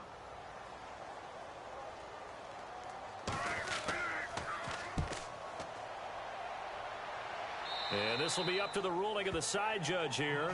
He says it crossed out of bounds at the 16-yard line. And now out on the field, here comes Los Angeles. Last time they were out here, they had the benefit of good field position, led to a touchdown. This time, they're going to have to work for it. They are, but with that last drive that culminated in a touchdown, I think they carry that confidence into this one. Doesn't matter where you start with the football now, they have to feel great about their opportunity. On 1st and 10, Rivers. Nowhere to escape, and he goes down. Cedric Thornton in there to get him, and that's sack number 8 for him on the year. Brandon, I think you understand the type of afternoon this offensive line is having. It is a long one for them. Long for you to spend it with me. Long for them trying to block those guys. They've given up a whole lot of sacks, and the speed and quickness of that defensive line is eating them alive.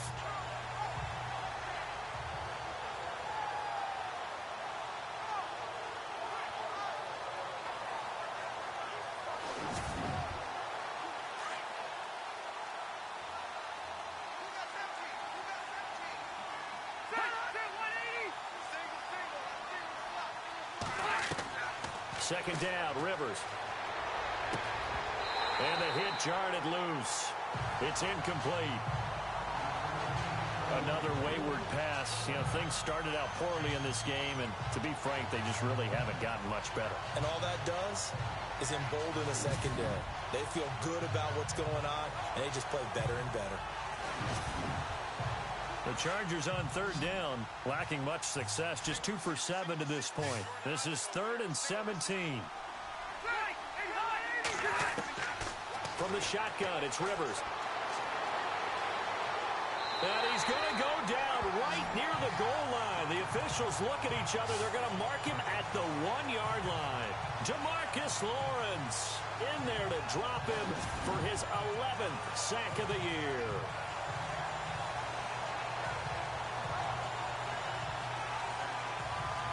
Here's Drew Kaiser now as the drive goes backwards, so he's on to punt it away.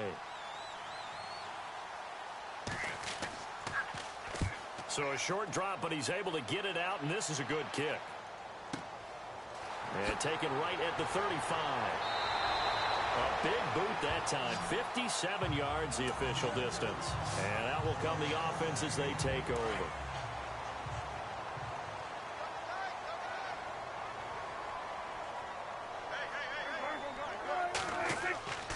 Here's a handoff to begin the drive to Morris.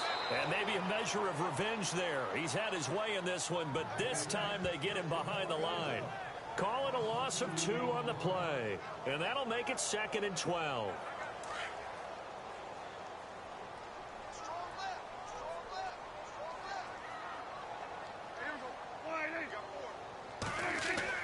Now it's a bootleg with Prescott. And the Chargers rush is going to get there. Down he goes.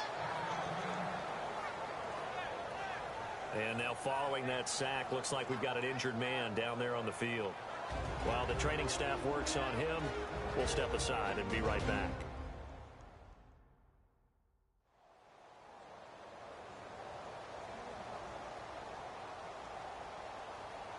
Need something from deep in the bag of tricks here after 1st and 2nd down went backwards. It's 3rd and very long. Let's go! They'll give to McFadden. And they take him down, losing yardage back at the 27. He loses 4, and it brings up 4th. He already has 2 sacks to his credit. Now another tackle for loss. And you know how you can always identify who was supposed to block him? They're the ones helping up the person who just got knocked to the ground with the ball, right? Whether it's a running play or a pass play, they've got to figure out a way to slow him down. Maybe you chip him with a second guy.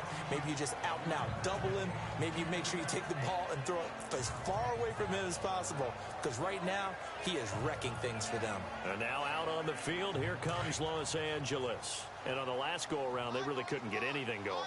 They had to punt from deep inside their own territory, which means you're going to lose the field position battle as a general rule. What they're looking for now is a little more consistency move the ball at least a few times on offense, get a couple of first downs, and hopefully flip the field. Yeah, just something to build off of. That's what they're looking for here.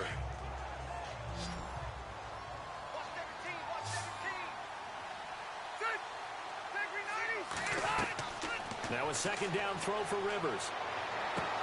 Caught by Gates, left side. A gain of 4 that time as the drive continues. Well, they can put him in a number of different places. In line, H-back, put him in the slot. In this case, they put him out wide. Matchup nightmare. Who are you going to send out to cover him? And he picks up a first down with that catch. Wide open, it's Allen, complete. And he'll be taken down, but not before he gets into enemy territory. A good pickup there, a 22. Hard to believe his first catch of the game defensively. They bottled him up. That's why they're well on their way to victory. Put your best cover guy on him and then change the coverages behind him throughout the game. Brackets, double, zone, man, you name it. Make sure he gets a lot of angles. 5 yards on the catch there. Brings up second down. Again, it's Rivers. And he's just going to get rid of this thing. To no one here. He throws it away. And now it's third. What's the old adage? Be quick, but don't hurry. Well, that went right out the window there. He was hurried, harassed. That ball had to be gotten rid of. Otherwise, he was going to get sacked.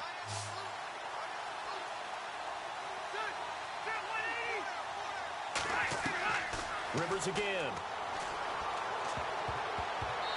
And that is incomplete.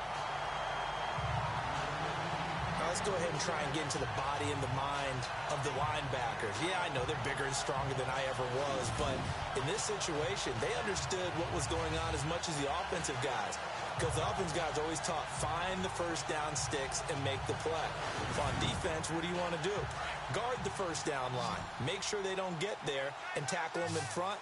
They were able to drop in their zone coverage, figure out where the first down line was, and end up making the play, swatting it away so they couldn't get the completion. And it is incomplete. The fourth down play doesn't work for the Chargers. And the Cowboys defense is going to get them the football back. So they'll trudge off the field with a bitter taste in their mouths after that failed fourth down conversion. Yeah, there'll be a lot of analysis there on the sidelines. Was it the right call? Was it against the right defense? Should they have even gone for it at all? Will that change what they do going forward in this game? A lot of questions to be answered by them. The defense doesn't really care. They're like, bring it on again. We'll stop you the next time, too.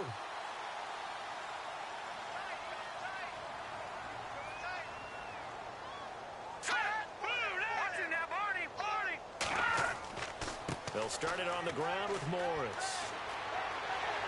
And he takes it past the 45 and down at the 46. Call it a gain of 4 on first, and that'll make it second down. 6 yards here to go for the offense on second down. Here we go now. The first throw here for the left-hander, Kellen Moore. Looking right sideline, but it's incomplete. He was looking for his tight end, James Hanna, and it's third down. Incomplete pass on second down. Let's see what the offense draws up here on third. All right, here we go. 3-19. Moore now. From the gun, he'll throw. And incomplete. The contact made the ball roam free and brings up fourth down. And now following the incomplete pass, we'll get a timeout here for an injured player. While the trainers take a look, we'll step aside.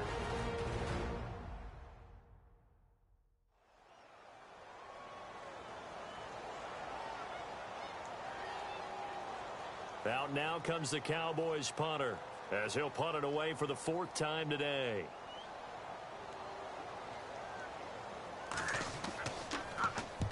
And the kick's away as he angles this one for the sideline. And now where will the side judge stop his walk? That's the question.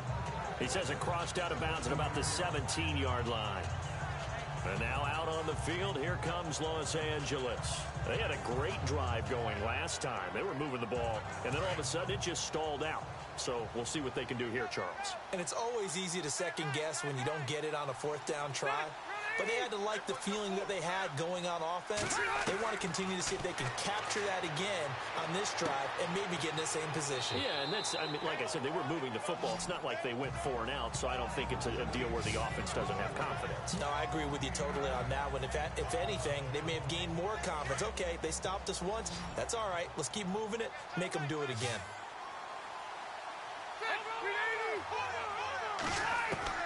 Rivers now on 2nd down. Incomplete, but a penalty flag is down in the backfield. Let's get the call. Holding offense. Well, there have been a ton of sacks. They were just trying to prevent another. So what you're telling me is the conventional way has not really worked for them, huh? Not at all. Not at all. So he tries to grab him here, and they still get caught. To throw on 2nd down. Rivers. And incomplete there. A nice hit. Jars the ball free and brings up 3rd down.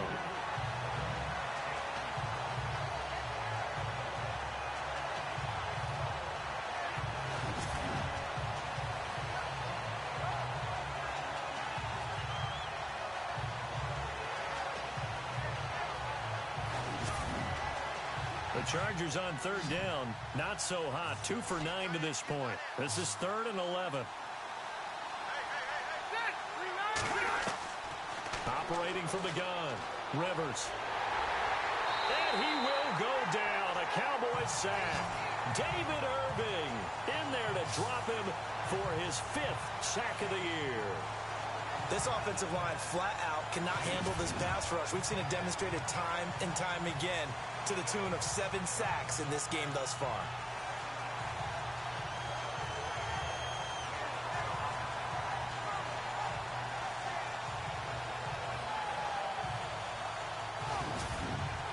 Here's Drew Kaiser now.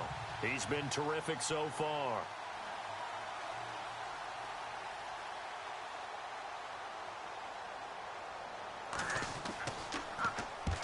And he's able to get it out of there, and this is a pretty good kick. Taking it about the 36. Still fighting through tackles. We'll call that a punt of 54 yards. Well struck. And the Cowboys are going to take over in great position here with a 1st and 10. And our focus shifts here to Alfred Morris. He's been a good workhorse. I know we use the word workhorse a lot, but he's been a good workhorse for him in this one. No doubt about it, and there's nothing wrong with that. That's what you're looking for if you're a back, because that means everything's coming together for you. Big guys up front have created space. You've run through it. You've probably got some help even from the wide receivers who want to catch passes as opposed to block, but they're helping out too. Yeah, everyone's pitching in. He's had a good game. Now a handoff looking right. And able to push his way forward here for a good little gain. 5 yards on the pickup, and that's going to bring up a 3rd down.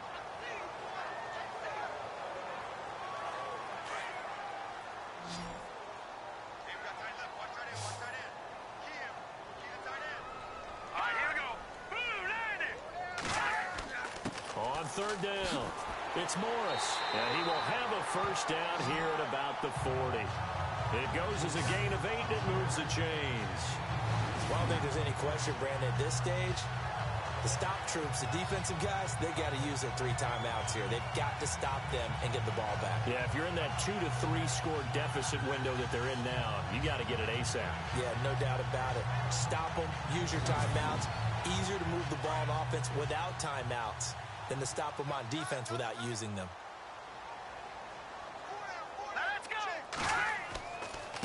And he'll give it here to his running back. And for one of the few times here today, this run's not going to go anywhere. Call it no gain on the play, and it'll be 2nd down. They don't need to run another play here before the 2-minute warning. Let's see if they do it anyway. Time for a break. We're back to finish this one off after this. So the Cowboys in possession of the football here as we get you reset. And no doubt what they're looking to do is just salt away the final couple of minutes and escape with a win.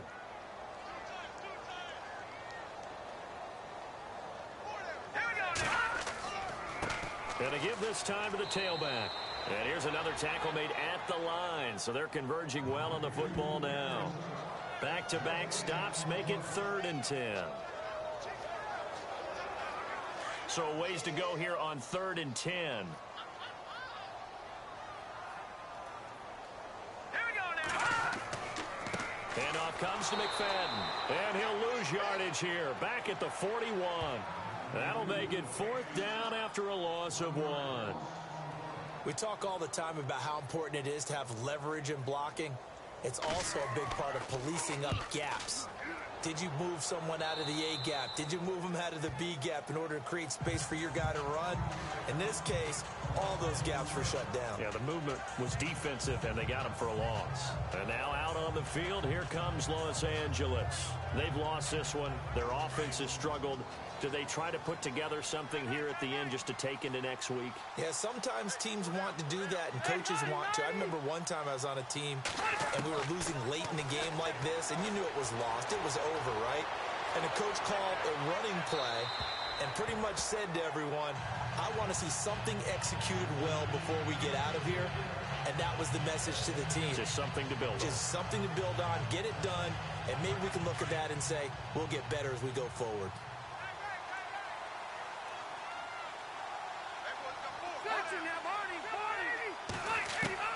On 2nd down, Rivers again. Right side catch. This is Gates. And before they can run this 3rd down play, we're going to get a timeout, as the clock will stop with 21 seconds to go in the football game. 3rd and short yardage. Rivers looking for Benjamin, but it's intercepted. Picked off by Orlando Scandrick.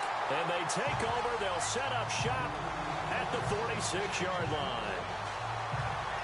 Well, this defensive pressure has been constant all game long. The pass rush, the coverage, they've all been excellent, and now they'll tack on an interception here as this one continues to slip just further and further out of hand.